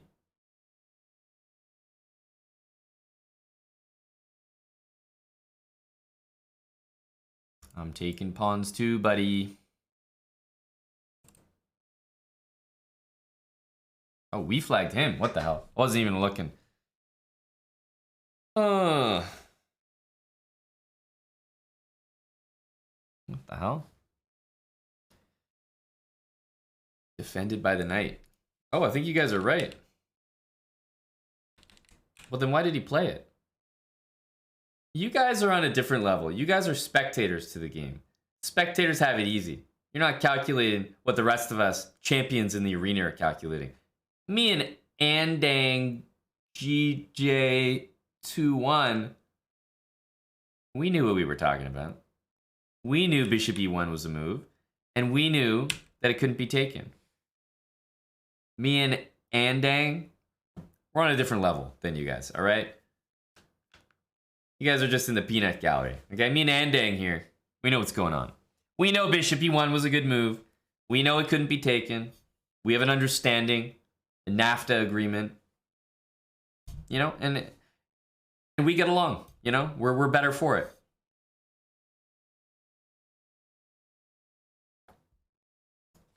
We're better for it. I was like, oh man, I missed it, and then he played it immediately. Like what? What are the chances of that? I say, what are the chances? Yet it is a very real phenomenon that you and your opponent both miss the exact same thing. It is a very real phenomenon. That does happen. Hey, Potent Ponables. You're back. I haven't seen you as much since the big habit send. Hey, we're at 2182 here. Let's keep pushing. We're at the point where we're not seeing free pieces. We're at the point where we're not seeing free pieces, so we're very vulnerable here. But it means, let's play knight f3. It means we're more frisky.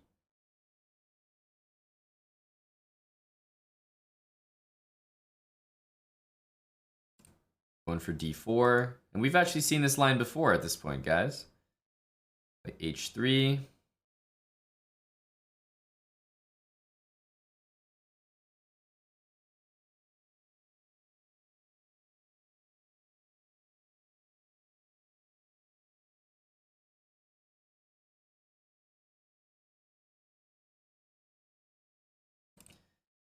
Bishop a3. Try to gain some time. He goes queen e7. So I guess we have to play knight d5. It seems requisite. Bishop is going to find a way back, though, so I feel like he's done decently. Rook c1. Wow, he goes f6. Guys, that can't be allowed. That can't be permitted. No. No way. Knight h4 is like screaming to be played. Screaming to be played. Knight g6 is an obvious threat. I'm not disguising it very much.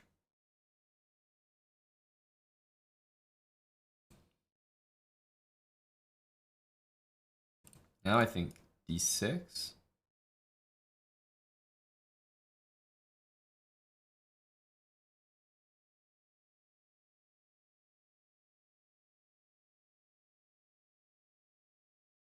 It's not really a winning move, but bishop d5 does make itself known. in the current position.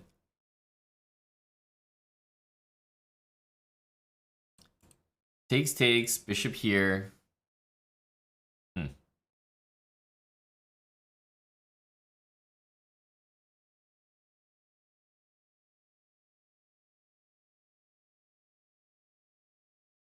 I'm trying to get some tactic to work here. Is there anything? Takes, bishop a3 doesn't do much.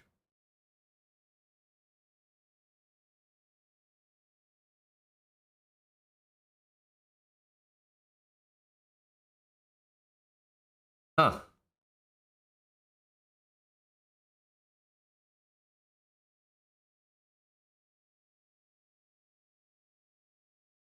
I think we're supposed to just play it slowly. Like take and almost queen c2 or something. But it feels like there's more. It feels like there's something. I don't really want to... I'd love to win his light squared bishop. That's the dream. That's the dream. But I'm not sure I'm able to do it.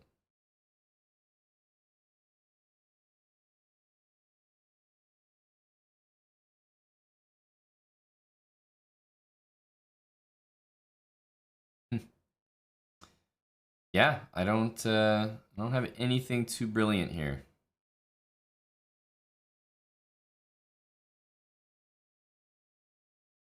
Rook takes c6 seems cool. Seems cool, but is it cool? I don't know. Maybe it is. Maybe that's the one. But to me, after bishop takes c6, bishop h3, it's like... I don't know if what I'm doing is that impressive.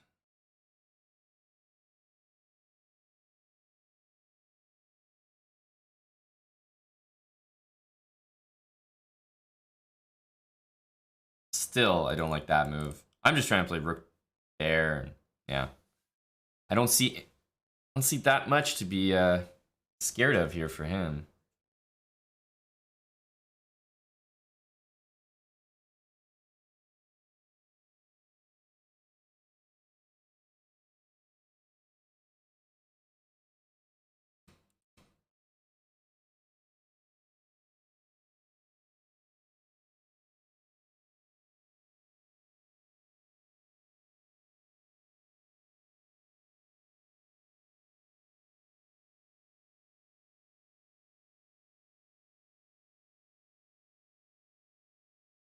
Let's most likely take. This one is tempting as well. To play knight f5 with some serious threats. I like knight f5 there.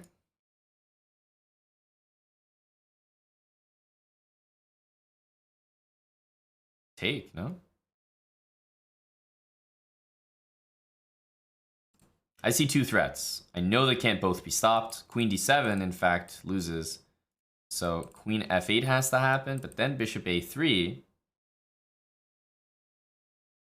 Very unpleasant, right? How do you defend that square? There's only two queen moves. Only two. There's not even a check to try. And bishop a3 will ask the queen to leave that square. Now the only square is that. But I got knight h6. This manifested itself out of nowhere. All of a sudden, bishop a3, I'm not sure he has an answer. He's got to try h5 here, I think. But h5 doesn't help much because of queen g6.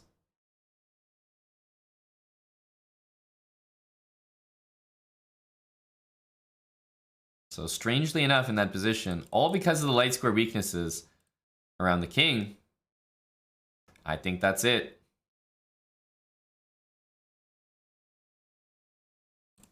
h5 is a good move to try, but still doesn't work. g5 would have been his only move on the previous turn. Now that his queen's attacked, he doesn't have any g5s.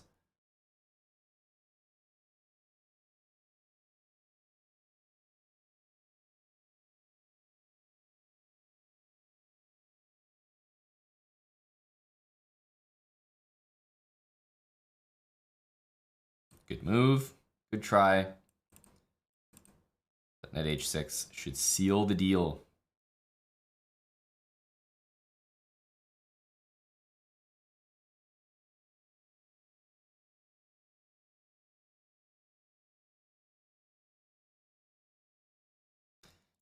There's truly nothing to do there. In this position, knight f5, he had to play g5, king run, like defending the mate just immediately loses, sadly. Just works out that way.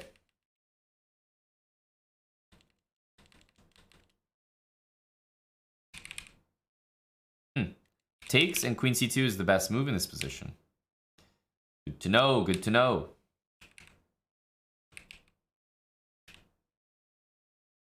All right, we're gonna go for another one. Hey, we're getting the white pieces non-stop. I like this. English, we got our fianchetto, castle, and we're gonna play d4. So it's like totally symmetrical, but d4, he's not able to play d5, and that means that although it's symmetrical, because we get that central break, we're just gonna be one step ahead of him. So he's not able to match us now. No copycat.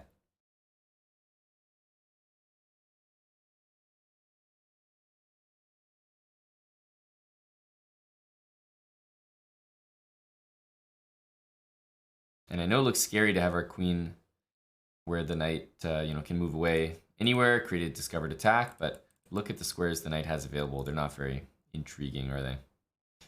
Okay, that's quite a bad move. Question is, do we go here and put a knight on d6, or do we go here and put a knight on d5? I think we can just clamp the d6 square, so I'm choosing this one.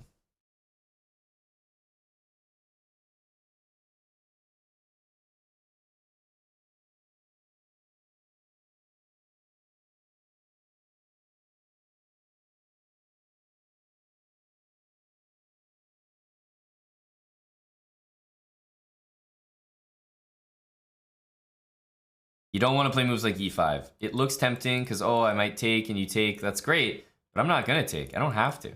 Instead, you've just blocked your bishop, really weakened your d pawn, your d6 square, your d5 square, irreparably as well.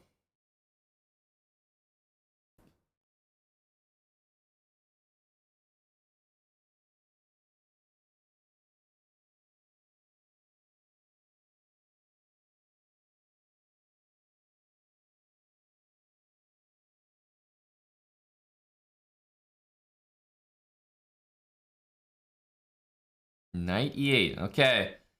Well, I mean, obviously our position is good. We got him playing moves like knight e8.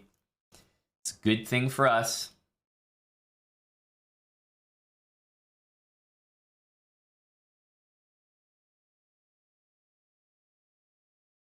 I'm thinking b3, perhaps. b3, we got bishop a3 coming. a6, we'll go knight there. We don't want to do anything crazy just yet. Nice one, caught this. Good spot.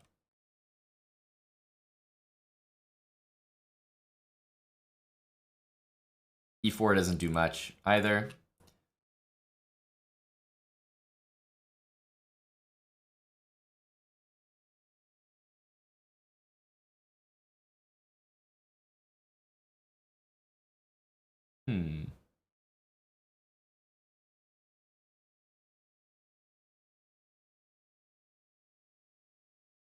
I'm thinking of knight d5.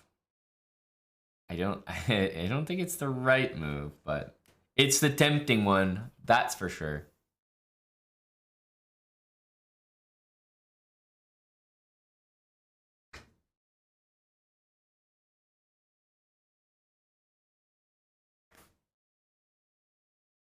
We'll do this.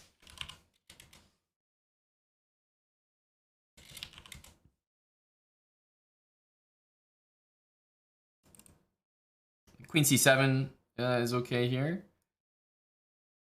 Let's do it. I know he can't take, but I've got knight b6 coming, and it's like, man, I'm all over these pieces here.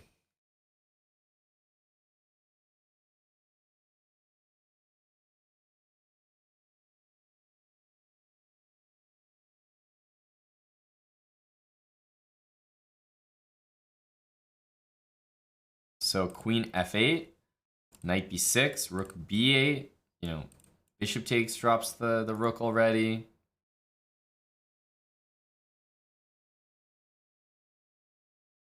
But this is all from one move, e5. He's still paying the price.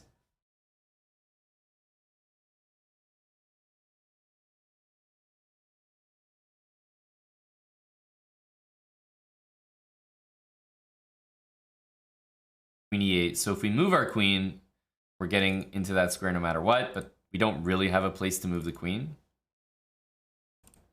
Knight b6 looks like a good place to start. Hitting the rook. Probably going to do that.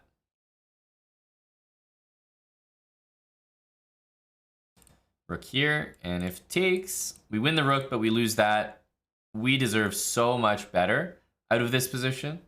That's not good enough. I need to be, like, crushing this position. Oh, wow. Bishop f6. All right. I'll fall for it. I will fall for it. I'm falling for the win a rook and bishop trap.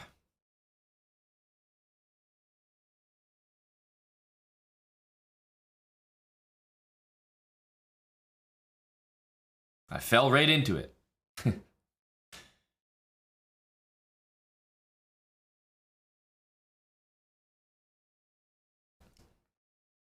He got me. This is like adult film level acting. Oh, I guess I shouldn't step here. It's like, I guess I shouldn't take the rook. Oh, golly gee, I shouldn't grab your bishop, should I? Hope you don't mind.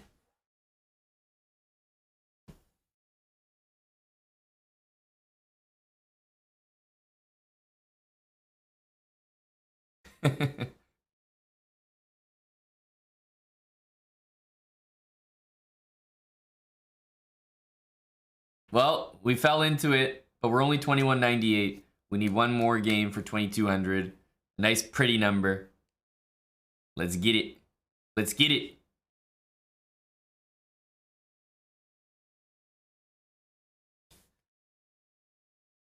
Is it going to be a French to end off? Not just a French as well. A French win hour.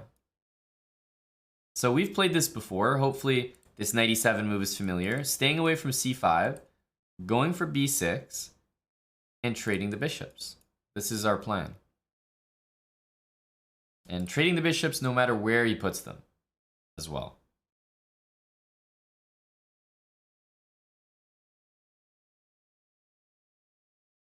Queen d7, knight c6. Let's go knight here.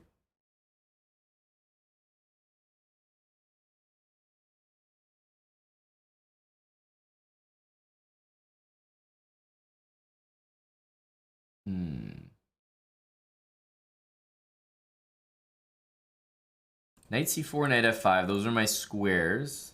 That's where I want to end up.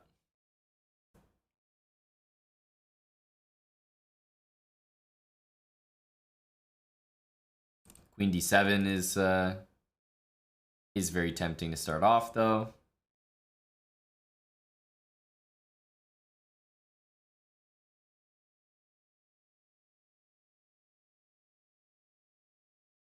Yeah, knight d2 makes sense. So I am going to go for this to try to put a knight here. You've seen this idea before from me, but usually it's knight here first and then this pawn move. Instead, I'm starting with the pawn. That's the only difference here.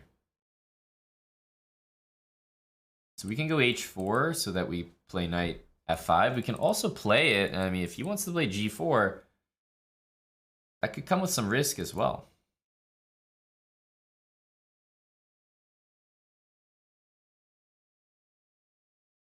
The question is, do we want to play that move? I'm going to say that we do. h4.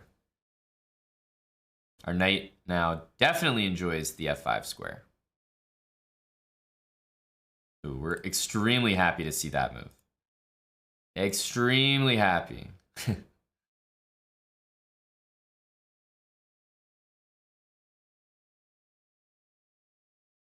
Bishop here, knight c4. If we took, then bishop there and bishop takes. Didn't really like that.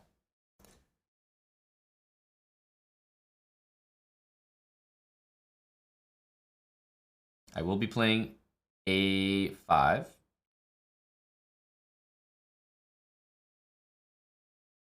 least fixes that as a weakness.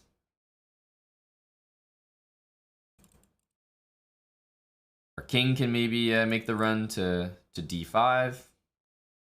And remember, I can still open up the game with g5.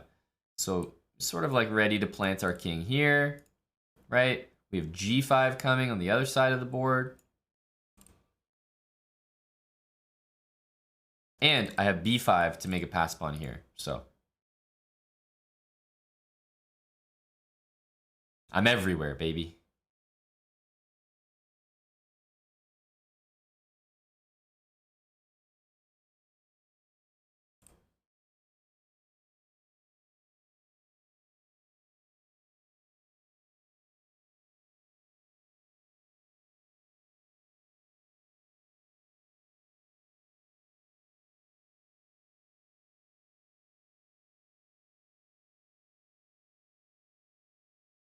Okay, I think it's time to switch back over and probably do this.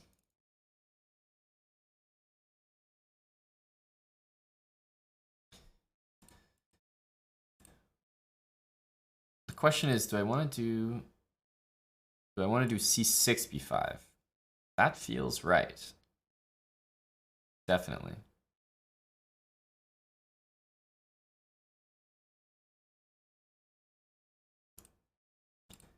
This move is available right now and right now only, but it drops that.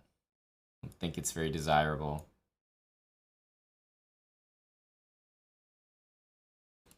I'm ready to defend whichever pawn he attacks. Our king, even though it's in the center of the board, is surprisingly safe.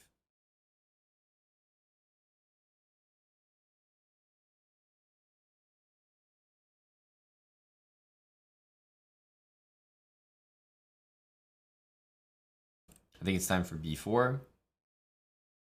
Our rooks are defended now. Yeah, our king's on an outpost. Exactly. That is actually true.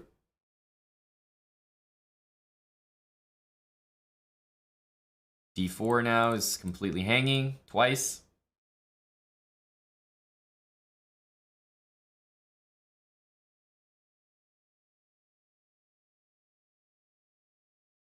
Here we go.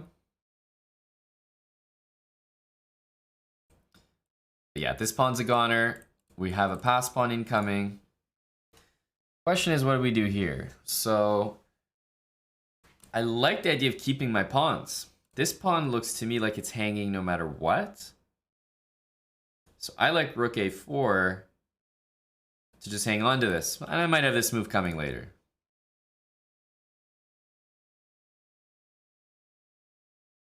Bishop here, maybe king there. Here we have c3.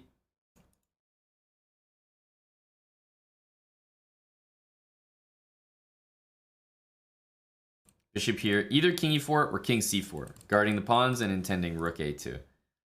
I like both. I like both. King e4 is very forcing. If rook here, not only can we trade, but yeah, I think this one works. Works pretty nicely.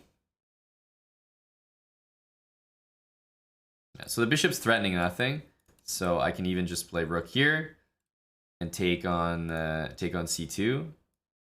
I think we can even prove that by just saying, look, all our pieces are in light squares. You can move your bishop wherever you want, but so what? So what?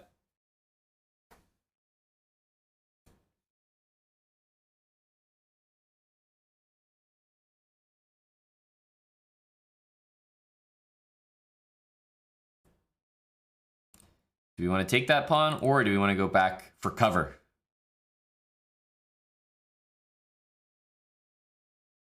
I think we're going to go for cover.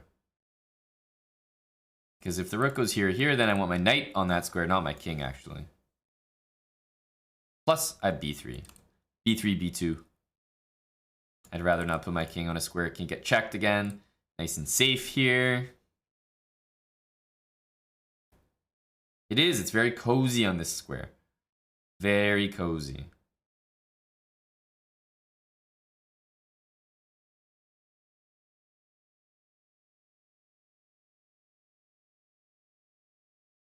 Check. Looks like another check coming up.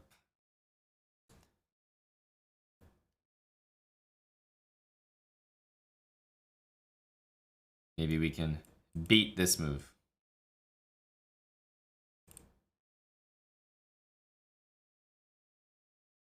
Also, if rook a1, rook takes here, threatens that. Okay. What is that?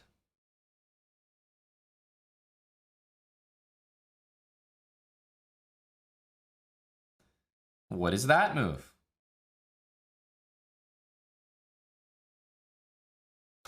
Hey, we made it over the hill. Not without some wounds along the way.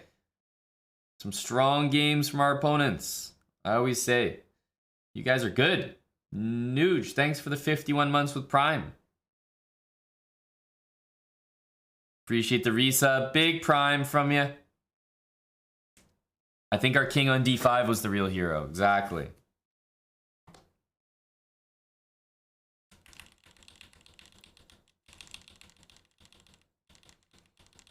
Look at this monster king. Look at that thing. Look at that erect statue. Zippy, thanks for the big resub as well. 28 months. And a tier 3 for Big Zip. Thanks a lot, buddy. Welcome back.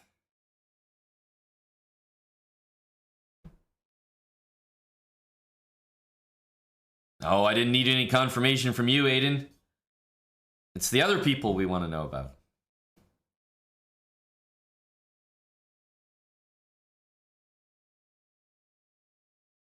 Nice. We got the 2200. We'll take it. Hello to Dr. Lord Mayonnaise. Everyone's running up the flagpole.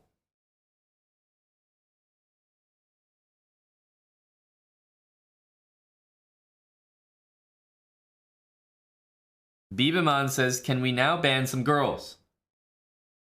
Are there any girls left in the chat? They might not be back till Monday. You know, they're all serving timeouts right now.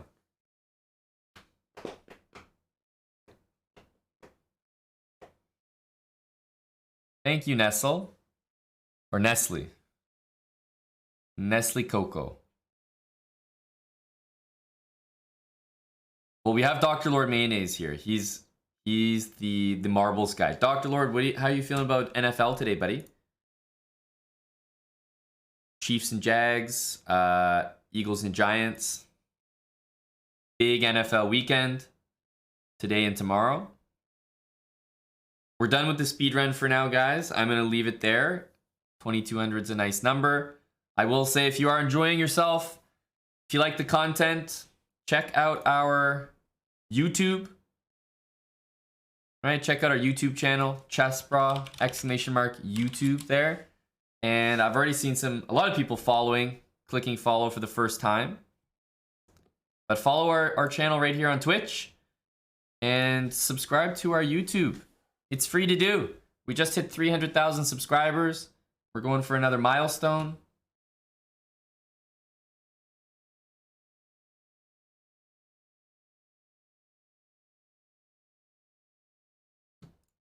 And we're still green chefing here. Yeah, YouTube. We have an extra channel as well. We just released a new video. Eric going over the top chess earnings for professional players, including himself. ChessPro extra channel, there we are. We release a lot of content there, including a lot of long form stuff. So check out the Chessbrah Extra channel if you didn't know about it. Chessbrah Extra, main YouTube channel, and of course following us right here on Twitch. It's also a good place to spend your Twitch Prime! Prime reminder. The stream is on every day. We got 2 Grandmasters here, keeping the channel very active. Daily YouTube uploads. A lot of content. We've also been streaming for nearly 8 years, so lots of content. Especially if you just found us, then you got a lot of catching up to do. You got catching up to do. Oh, cheers, Zarko. I know, Trolliad Arrow. Feels crazy just to say that out loud.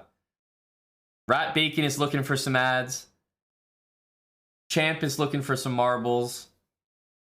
I think I can satisfy both of you. Ads and marbles. But before we do marbles, I have to remind everyone on this NFL weekend about Green Chef. I want to push the Green Chef numbers up. We got to get to 40 soon. We got to crest 40 by the end of the weekend for sure. All right, so first let's hit the people, the good plebs of Twitch. Let's hit them with an ad and get marbles prepared. Go ads. But thanks for watching the speedrun, guys. I think I'm going to leave it for now. We'll come back to it, of course.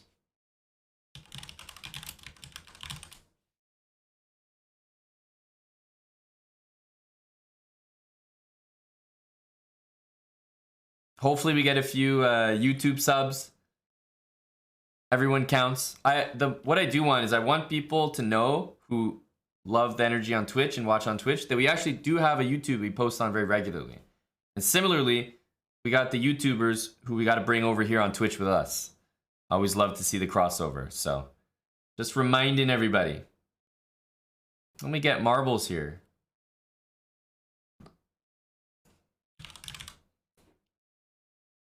Exclamation mark Green Chef. We got to get the numbers up. Hey there, Benjamin. Hey, Salty.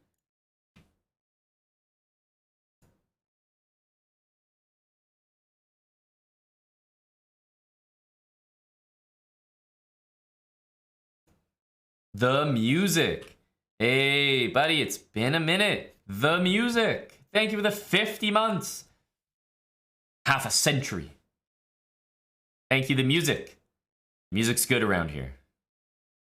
Bot Dog 19, a couple years with us on the dot. 2 years. Thank you, Bot Dog.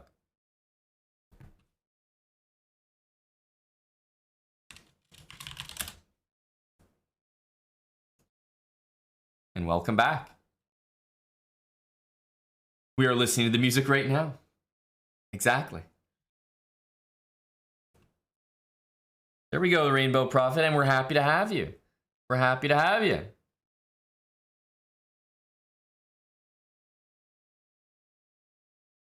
How do you play? I'll tell you in a sec. I'll tell you in a sec. We got 1 more minute of ads running for our favorite plebs. 1 more minute of ads running.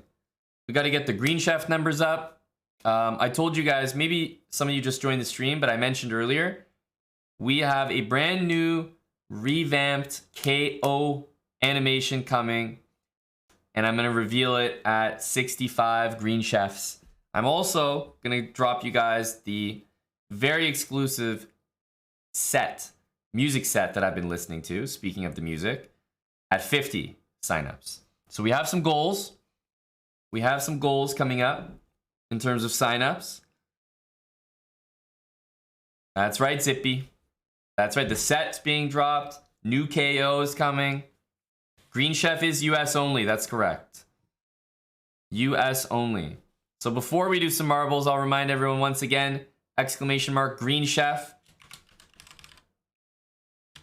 In case you haven't signed up and you are in the States, it's not in Europe, apologies, Ease 5. I wish, buddy. But we got a code right now that only works in the US. So you have to have a US mailing address, somewhere they can deliver it. You can get it for a friend if you want, though. Eric 0001, you just ate a HelloFresh meal. Hey, Green Chef is by HelloFresh. It's a sister company, so it's owned by HelloFresh. Just greener, healthier options. We got the menu here. As you can see, for example, you see pork chops there. The point is, they still have meat. I think the biggest misconception with Green Chef is, oh, I have to be vegan, have to be vegetarian to order from it, but not at all. Not at all. So I recommend having a look at the menu, right? You can take a look, see what kind of options they have, but you'll find that it's healthier, greener, better ingredients, and that's the main difference between that and HelloFresh. Same company, same delivery system, similar price point. It'll cost you about 25 bucks to sign up because we have a very nice deal right now. 60% off with free shipping. With free shipping. So it comes to a very reasonable price, about $5 per serving. You can get like 3-4 meals delivered. Even if you're just eating it on your own, you can cook it all. Save the portions for leftovers. Put them in Tupperwares. Right? I think it's really reasonable. Plus, if you've tried HelloFresh before, then it's a really similar experience. So one thing I can say is that there's never been issues usually with deliveries. Like that's something they got down pat. It's always been smooth for me. I've ordered it before, unrelated to any sponsorships myself. Green Chef is in the US only though, so you gotta have a US address to try it out. But we have a great deal. Plus, you can cancel it. You don't have to feel locked in. I'm not trying to sell you something you're gonna be paying for a year, but it is something you can try for about 25 bucks, and it helps us, supports the stream a lot, helps us do what we're doing, all these speed runs, streaming, all the stuff we do. Sponsorships like this do help make it happen, and when you guys support the sponsorships, it helps out a lot. So yeah, Green Chef, we're looking to get some more chefs in the kitchen. It's not even in Canada's omnipotent. No, I'm sorry. I'm sorry. Brendan, you signed up as well? Let's go. Let's go, Brendan. We're at 36 right now. Like I said, it'd be nice to hit 40 by the end of the weekend. It's a nice goal. But you can't cook. That's the whole point, Kevin. You damn well will be able to cook after this. They give you the instructions. They give you the portions, all the ingredients. You're not going to have any leftover ingredients. You might have leftover food, but you can keep that, eat it later. I think that's the good part here. Let's go. We got Brendan in here. And that's right, R. Hudson. It is US only. So we're looking for more signups.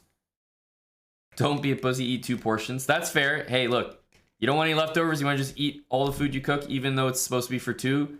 You can have it for 1. There's no rules against that. And that's right, Eric. Yeah, they do have some sides, soups, smaller dishes that you can add to your box. But you can fully customize it, choose what meals you want to get delivered, edit it before it delivers to you. But let's get on the marbles track. We'll just do a couple races. I see some people are antsy here, you know. But I'm always going to remind you guys, in case there's some new people here that haven't heard about the deal, 60% off free shipping. I think it's a steal. Plus, you learn how to cook. And I mean that. Literally. Learn how to cook.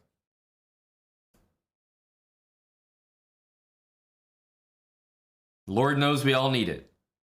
What the heck is that? I've never seen this one before. It kind of looks like it could be a little boring, but I've never played it before, so I'm interested already. But it does look like just a circle. I think one of the current best reasons to get Green Chef is if you have Green Chef, you have pretty much unlimited power in marbles. Essentially unlimited. You're the boss. People can't ban you. You can bring yourself back from the dead. You can ban other people. Green Chefers have a lot of marbles privileges. Zippy, did you just sign up or something, or another Did you sign up in the past? If you send me a screenshot, I'll be able to, I can verify it that way. You just signed up? Damn, maybe our number's not, our number's not updating. It's been at 36 for a while, but I feel like there's a few people that might have signed up. So maybe it'll kick in, maybe it'll update shortly. But yeah, you can send me a DM there, Zippy. You slide on in, buddy. Thank you to Boobs and Jeans. 9 months with Prime. Boobs and Jeans. Ain't that something special? Always good to have you around, Boobs and Jeans. We're about to play marbles. Boobs and Jeans, feel free to type !play. I'm sure some of the other marbles players like Wild Hacks, Champ, Dr. Lord Mayonnaise, they wouldn't mind some boobs or some jeans joining them on the track. DP Leo, you're here? Good timing. Good timing. That's right, you just do !play, and I handle the rest. That's right, we're all about it, Boris. We're all about it. I think he's unbanned, Wild Hacks, because he got Green Chef. Some people get banned during marbles, and then when they get Green Chef, you know, immediate retribution, immediately unbanned. Like I said, lots of privileges.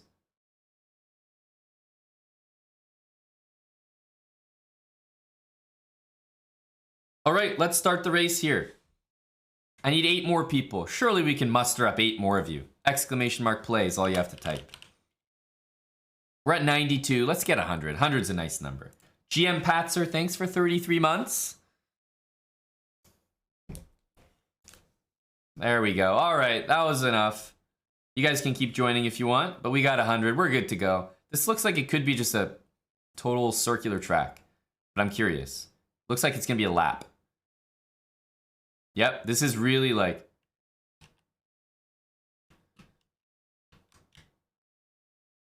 racetrack, bruh. Here we go. Oh, the tire yard. And it looks like right at the front is something Bootluck TV. Bootluck telling. What the hell is that? What language is that? Trouble with chest space at the front. Zippy also doing well. Who's at the back? It looks like it could be Dr. Lord Mayonnaise, the Rainbow Prophet as well, and Chicken Pants. The back is starting to be defined here. I'm wondering if your marble is at the front, is it possible that you like don't win? Like you probably have to be in one of the top 10 positions right now to win, right?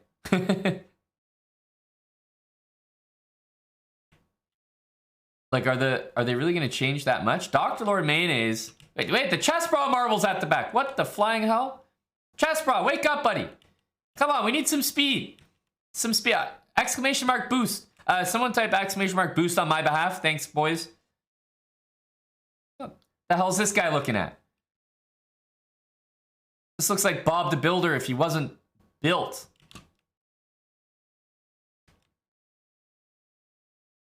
Thank you, Boris Broski. Boost on my behalf, buddy. Thank you. Appreciate it. Here we go. Trouble with chest space is at the front. And he's leading. Are we on the 3rd lap right now? We are. Everyone's on 3rd lap. This is it. This is it, guys. Trouble with chest space, currently in 1st place. The Rainbow Prophet, dead last. I don't know if he can make up the time. This is the finish line. Trouble with chest space. Is he going to mess this up? No, it looks like a 1st place for Trouble with chest space and last for Rainbow Prophet. Wow, that was so exciting watching us go in circles.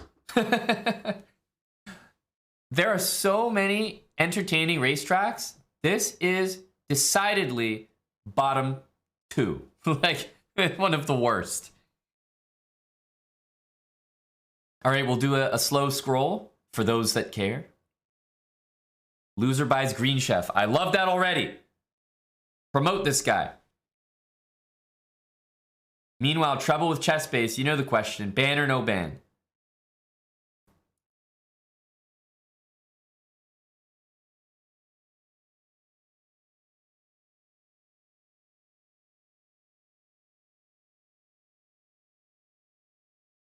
'69th place, Mr. Espero. 69th place, clap, clap, clap. Always a very important finishing position. It was damn near boobs and jeans. Boy, that would get emotions at an all-time high, wouldn't it? And yes, the chest bra marble finished way at the back. Almost last place. Same with Dr. Lord Mayonnaise, Chicken Pants, Grilled Peppers. We're some seasoned vets, and we're down here in 100th place.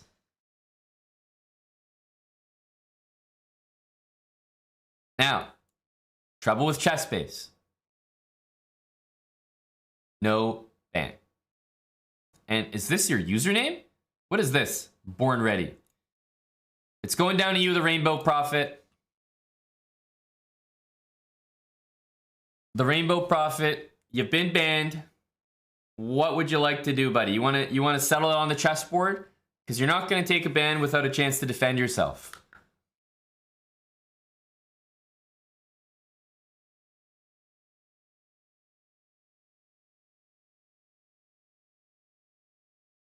Does gifting a sub get you out? I'll tell you what gets you out. I'll tell you exactly. Signing up for Green Chef gets you out. And subscribing at tier 3 gets you out. So you can upgrade your sub to tier 3. And I think he was already asking. That's right. Does HelloFresh deliver in Europe? So Green Chef's not an option. Sadly. Hey, we'd love to have you. Someone says, wait, YOLO Swag says sellout. Are you kidding me? Absolutely. One of the biggest in the game. You're looking at him.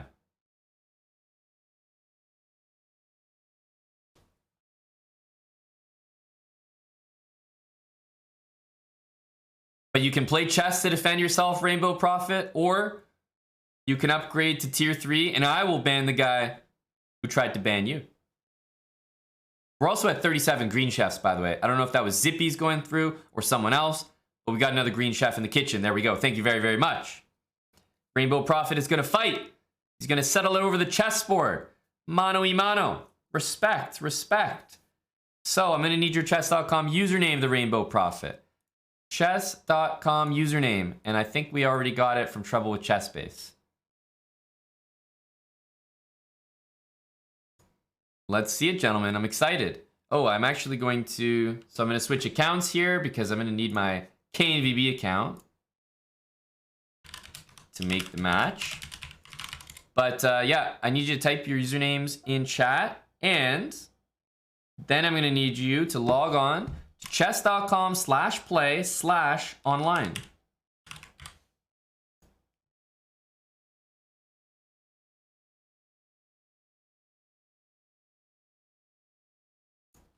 All right, so what are these usernames? Born Ready 103080.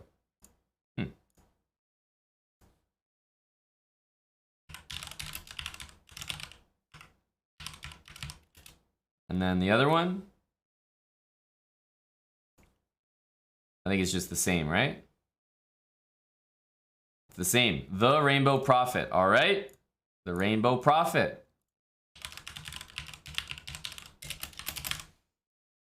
So if you guys are both on chess.com/play/online, then the game should start. Rainbow Prophet, I think we're waiting for you. Remember, it's not just chess.com/play. It's chess.com/play/online. You got to be in the live server. And once you're there, the game should just start automatically. And you guys are going to play for your life, your existence here in Chessbra. It's Zoran. Thanks for the 5 months. The music is cooking right now.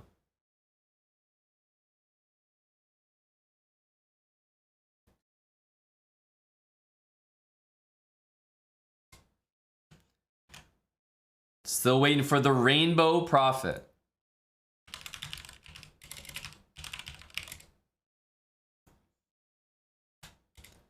All right, he's online. Holy smokes, this is going to be a great match. Whoa, G4. It's already minus 1.8.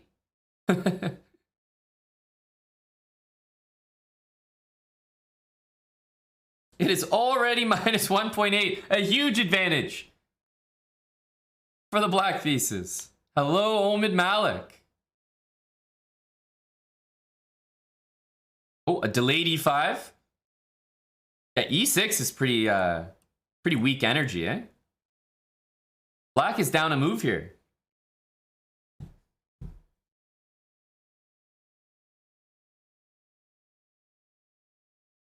Full respect for white playing G4 and G5. I mean, he's sending it. Can't say he's not playing to entertain.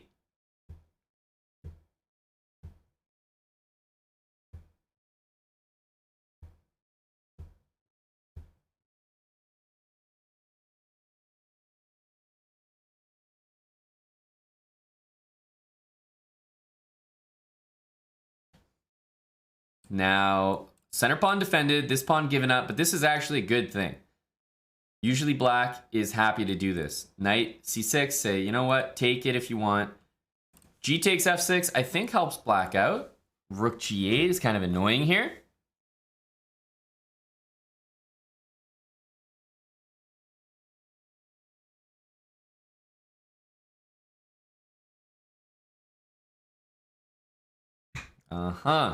Knight D7, I like the move. I think Knight C6 would have been good as well. But now, black doesn't even have to lose that pawn as the move Knight C5 is played. After Queen B5, though, does anyone see the move? Because remember, check and hitting the knight.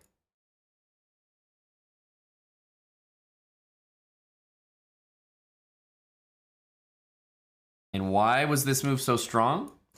Because you know what? In this particular position, white is going to lose their queen by force. The queen's dead. See how every square is covered? Black's just going to play pawn A6. Even if you play D4, that square is covered.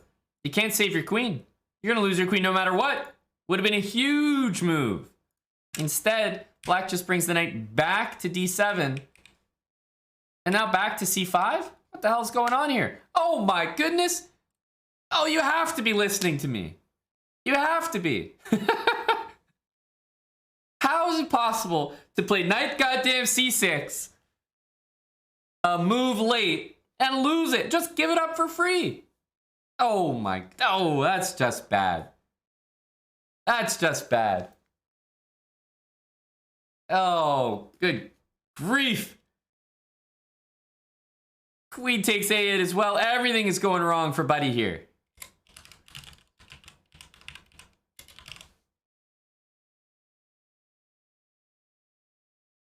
Buddy heard knight C6 and was like, okay.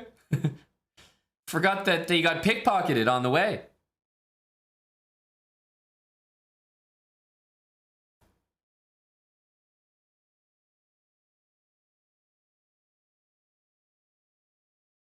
Who are these people? These are titans of the chat. Pillars of the community.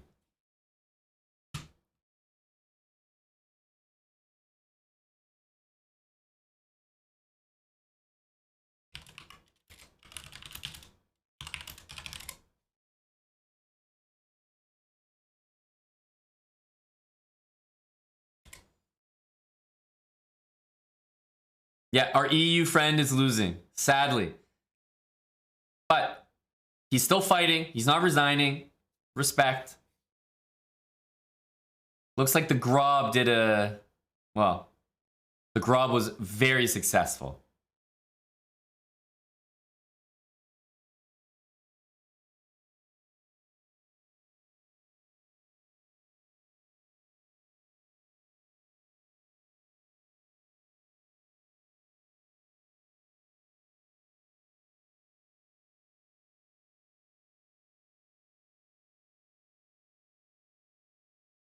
Hey, good fight from Rainbow Prophet. He's still going. Still going. He's down so much material, so the fact that he's even struggling here is impressive.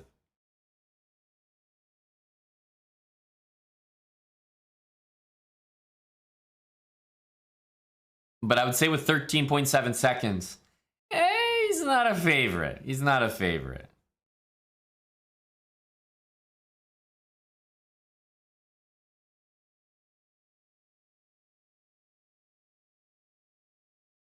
Hope for a DC. I think we could see a stalemate here, guys. I know it doesn't seem likely, but if that bishop is given up, I see stalemate potential. The issue is that guy. Gotta sack that bishop. You just gotta get rid of it. Get rid of all your stuff, buddy. Oh my goodness, it's so close to a stalemate. It truly is. It's so close. He just needs to get rid of the pawn. I could see white, you know what I mean? Like, for example, this would be a stalemate if all the pawns were gone and couldn't move. But it's not because of this. But I could see something like this happening, you know, right? All of a sudden can't move, right? Right? You know, I'm just saying, it's always possible. It's always possible. So if you're dead lost, just give up your stuff. Like, you know you're not going to win the game with this thing, so you may as well give it up, go for stalemate.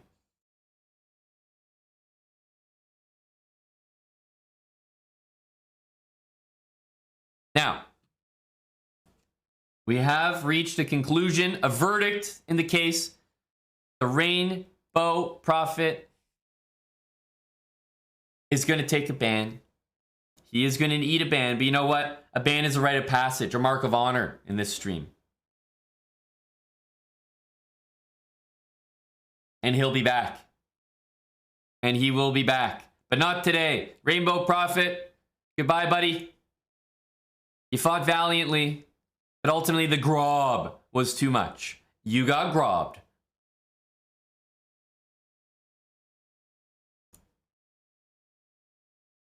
Honorable in defeat.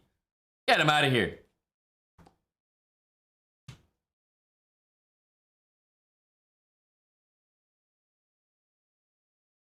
GG. And we go back to the track.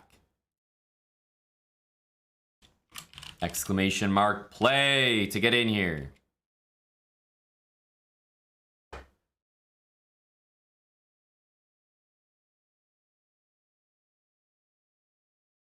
Exclamation mark play. Everyone can play, not everyone can win.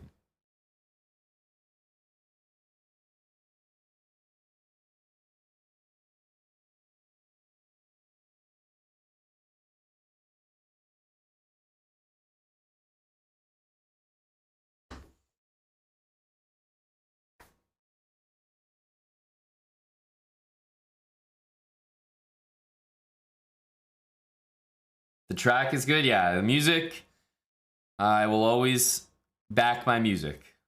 My chess, not so much. All right, we got 100 and...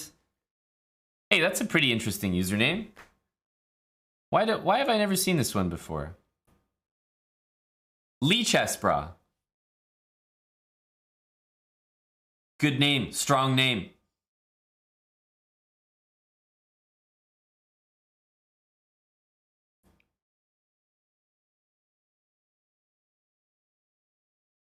For this one race, if I lose, I promise to not only drop my T3 immunity, but I will literally make a chess.com account to defend myself.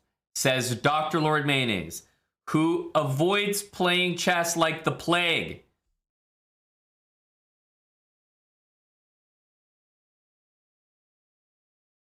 Dr. Lord Mayonnaise is risking it all on this one race.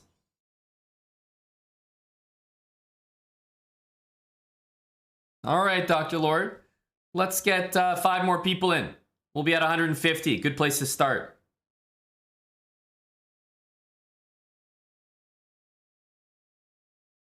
Couple more of you. Exclamation mark play is all you need to do.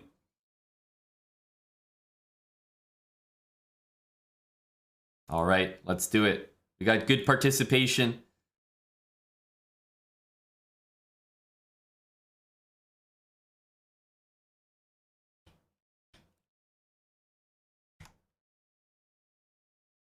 Look at The marbles on the track. Oh, a lot of people falling down there. Holy cow.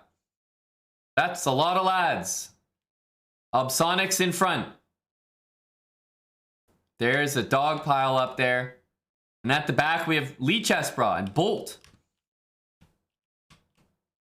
Obsonics. No more names. Near the front there. Chesbra. Oh, there we go. Chesbra, catch him. Let's go, buddy. We don't mess around. Catch that guy. Go, buddy. Let's go, let's go, let's go. Get him. Get him. Get him. We're gaining on him, boys. We're gaining on him. Obsonics. Oh, Obsonics is in trouble. He's being caught by the highly efficient Chesbra marble. Highly efficient Chesbra marble. Highly efficient Chesbra marble. There we go. That's more like it. Let's go, buddy. Let's go. Let's go. Get in there. Come on. Chesbra, you got this. Yep, yep. We're making good time. This is a Chesbra win. I'm calling it right now. We can catch up to this SOB. We can catch up to this guy. Not long to the finish. Chesbra marble displaying the patience necessary here. Very nicely done by Chesbra. Chesbra is pushing for the first place. Chesbra knows what he's doing here. He's going to pass Nandu with his speed, experience, and grit. Right here, you're going to see why Chesbra is the #1 marble. Chesbra? Wait, what? How did Chess Pleb win? What kind of goddamn sorcery is this? You gotta go through the fucking ring? Oh my goodness, I was first place! I was first place! How did Chess Pleb win? Oh my goodness, this is ridiculous. How the goddamn hell did Chess Pleb win? What about Chess Bra? What about me? I was right there. We came first the whole race. Oh my goodness. Absolutely disgusting. I got robbed. Straight up robbed. Who the hell is this guy? Chess Pleb.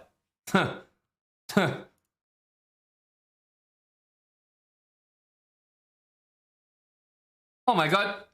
Lee Chesbra is in last place.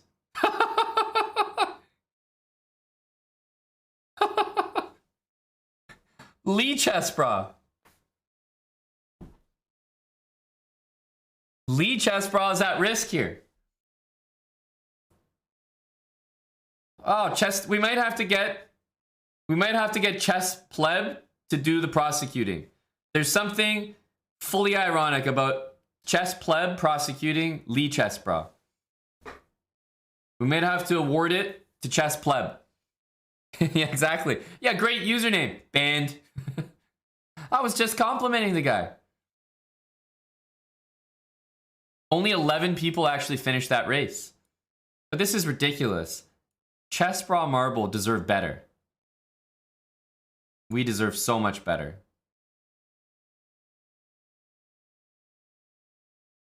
Only 1, 2, 3, 4, 5 subs finished this race. Only 5 of you. It's incredible. I know, Ellie. That's exactly. I should have won this race. It was me. It should have been Chesbra versus Lee Chesbra. But instead, we just have Lee Chesbra here. Last place. SOB. Congrats to SOB coming in first place for the subs here. SOB. As much as I'd love to give it to Chess Pleb, it is yours, SOB. Ban or no ban against Lee Chesbra. I mean, he's a Lee Chesbra. This has got to be, I mean, there's only one right answer.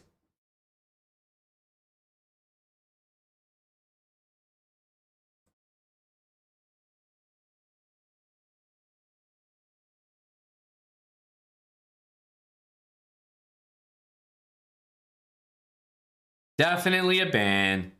And Lee Chesbra, are we going to get defense from you? Are you going to duke it out over the chessboard, buddy? It's your last chance to save yourself. Unless You're a Green Chef enjoyer. You sign up to Green Chef, or you sub at tier 3.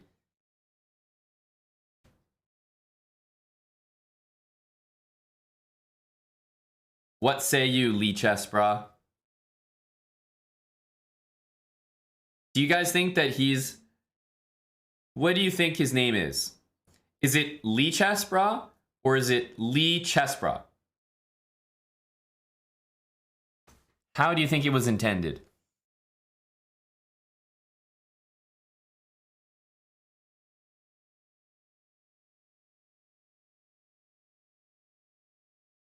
Lee Chesbra.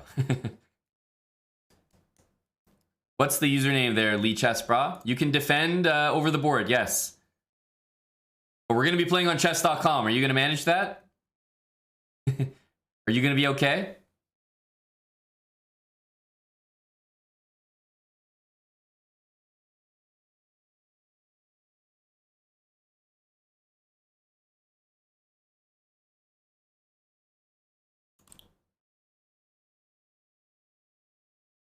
All right, is that the username?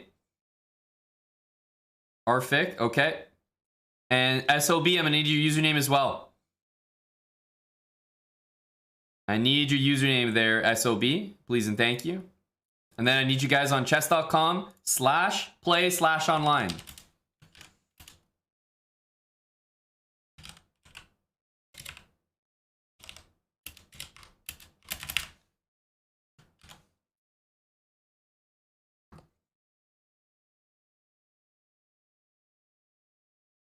All right, Scott 33.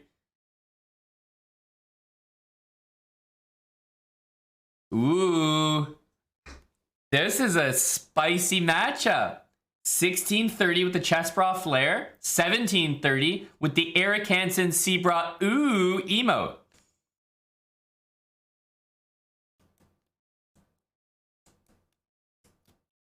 Impressive. Impressive. This should be a good one.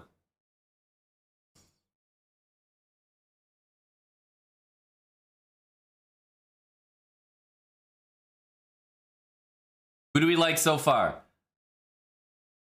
Big Scoot here. I don't think his name is Scoot. I think his name is Scott.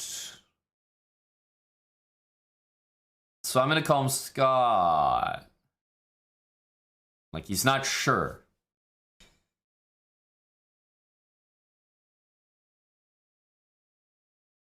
Black seems fine. I really like White's position.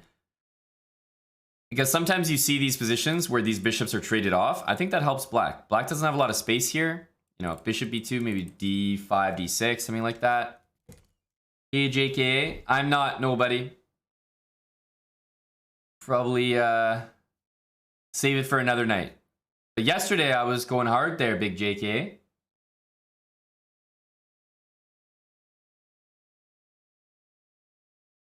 True Smokehantis, actually. Yeah, maybe it's Scotty. Maybe Scotty. But yeah, White has time to do simple moves, also push. Looks like a big position here for Rfic.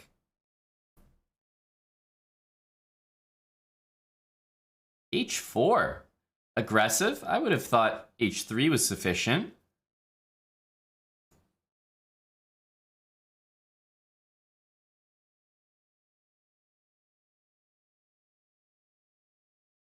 He's going hard. H4, H5.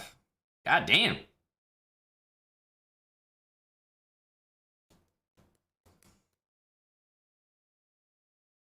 E5 makes sense. Probably knight A5, if I had to guess.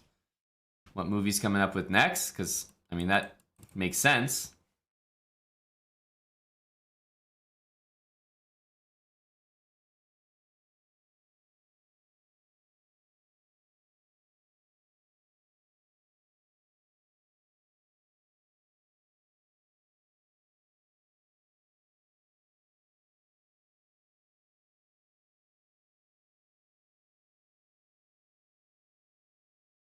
Uh-huh. I mean, queen here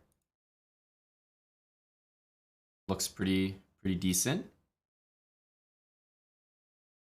Oh my goodness. Wait a minute. What? Is nobody noticing?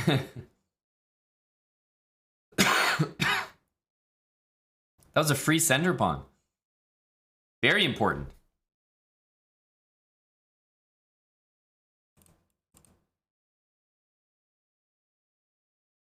Huh?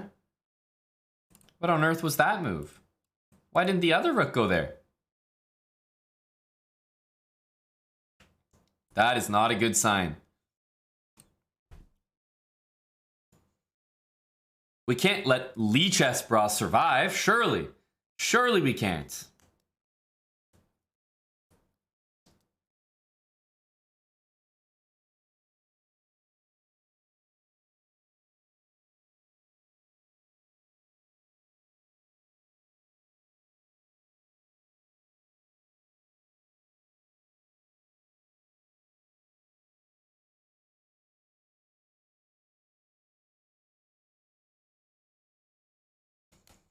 That king is going all the way in.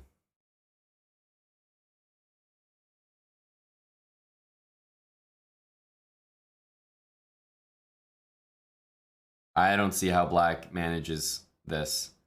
45 seconds for white, but that's got to be too much.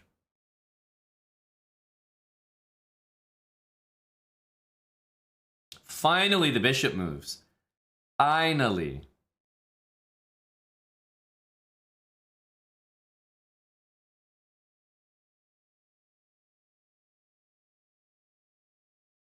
Good speed here by Scott. Very decent speed.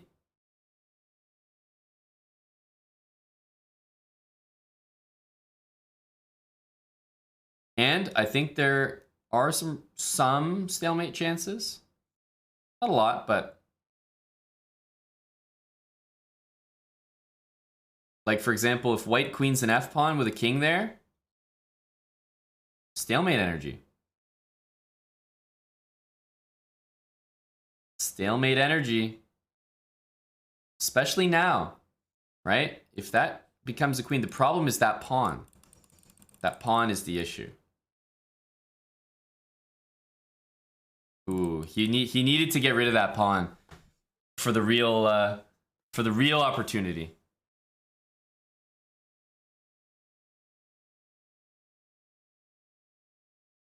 And that face right there is exactly the way it looks. Ooh.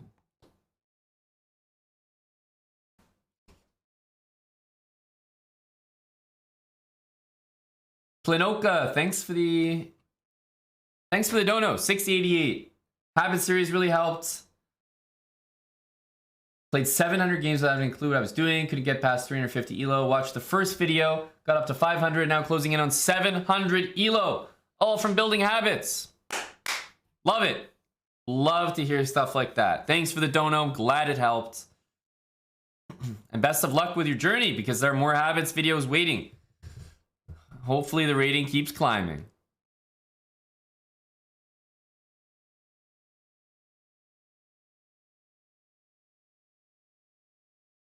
Very nice, very nice.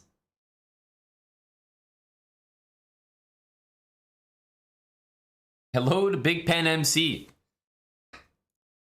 Hello to Big Pen. So in the end, Lichess defended himself. Lichess will not be banned, right? Last place defended himself. We had a chance to ban a Lichess and we failed. Ugh. Makes me sick. Makes me sick.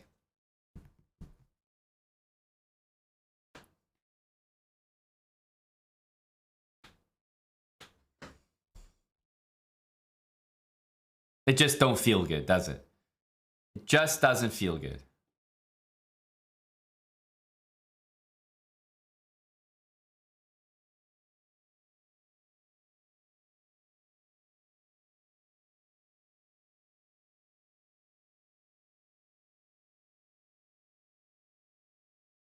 Who is...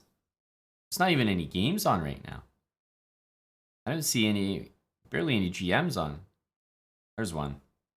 Put that on. Exactly, bench them in. I was looking at the NFL score just now. So the Chiefs are up by 10. Jacksonville.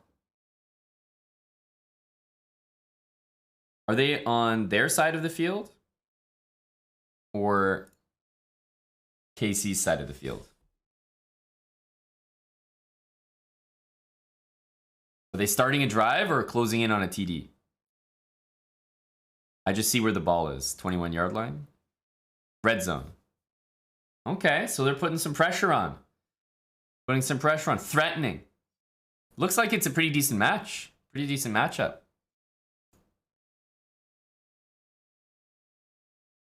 Am I going to cheer for your Eagles, Ubitsia? Yes. Yes, Ubitsia, I'm cheering for your Eagles. And I'm backing that up with some bets on your buddies. Hopefully you can pull through for me there, Ubitsia.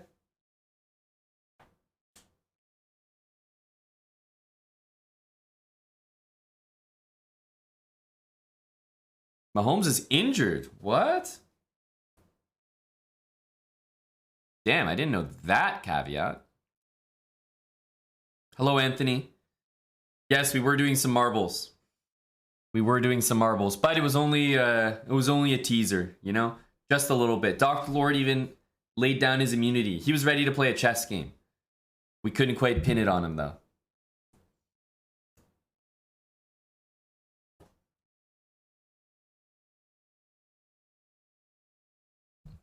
Exactly, Jester, dude. What a run. What happened, JK? Let us know, bud. You did miss it. You did miss it, Anthony. Sorry, bud. But there'll be lots of marbles. There'll be lots of marbles happening. Jags, first and goal.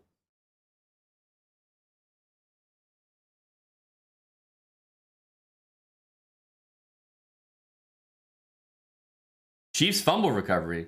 Oh, that doesn't sound good. On a first and goal? Holy smokes. What a massive throw. Jags in shambles.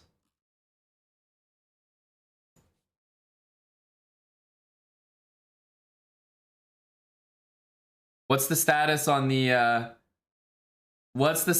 fumble? Surely they're going to review it. Surely it can't be a fumble. All right, looks like GG in the Jags game. Under review, eh? All right, we'll wait it out. Under review. We'll wait it out. You think the fumble gets overturned? Ooh. Ooh. Magic Wiz, are you talking about me or the NFL? We both know when to run ads.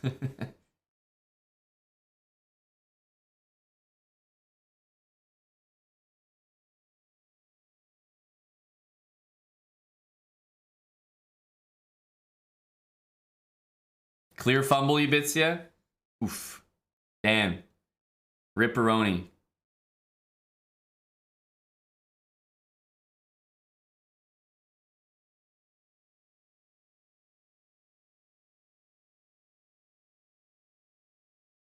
We'll wait and see the result. We'll wait and see the result. I'm curious what happens in the Jags game. It's a huge call, obviously. Pretty much determines the game. Sorry, it could determine the game.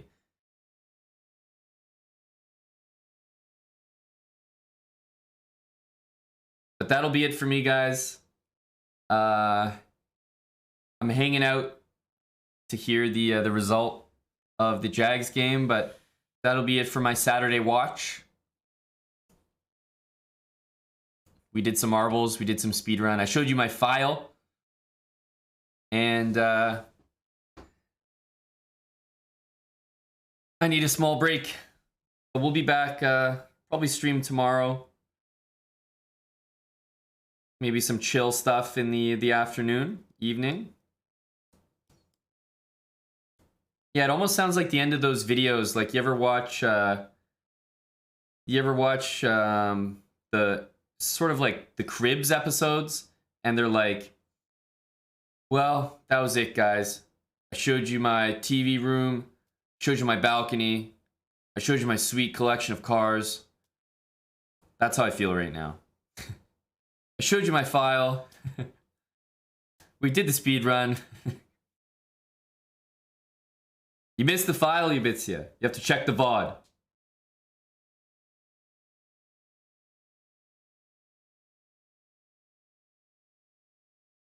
You have to check the VOD.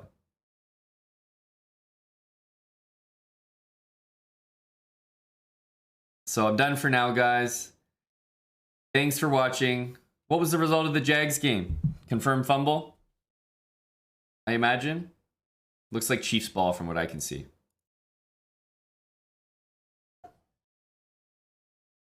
Confirmed. Well, GG then. GG then. All right, everybody. I'm out. Thanks for hanging. Goodbye. We're going to send the raid off. I see a few people streaming. And you know what? I don't often get to catch everyone on. Let's see here. I don't often get to catch everyone live because I'm usually streaming quite late. We're going to send the raid off. I'm going to send the raid to Anna to see that she's streaming. She sent a lot of raids over, and with her time zone, we don't always catch her.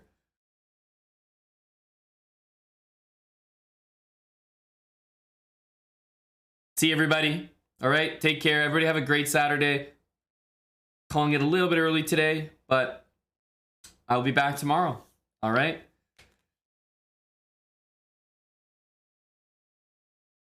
We're gonna raid Anna Kremling. Check out her channel. Streamer from Sweden. I don't know what she's up to right now, but give her a hello and drop a follow.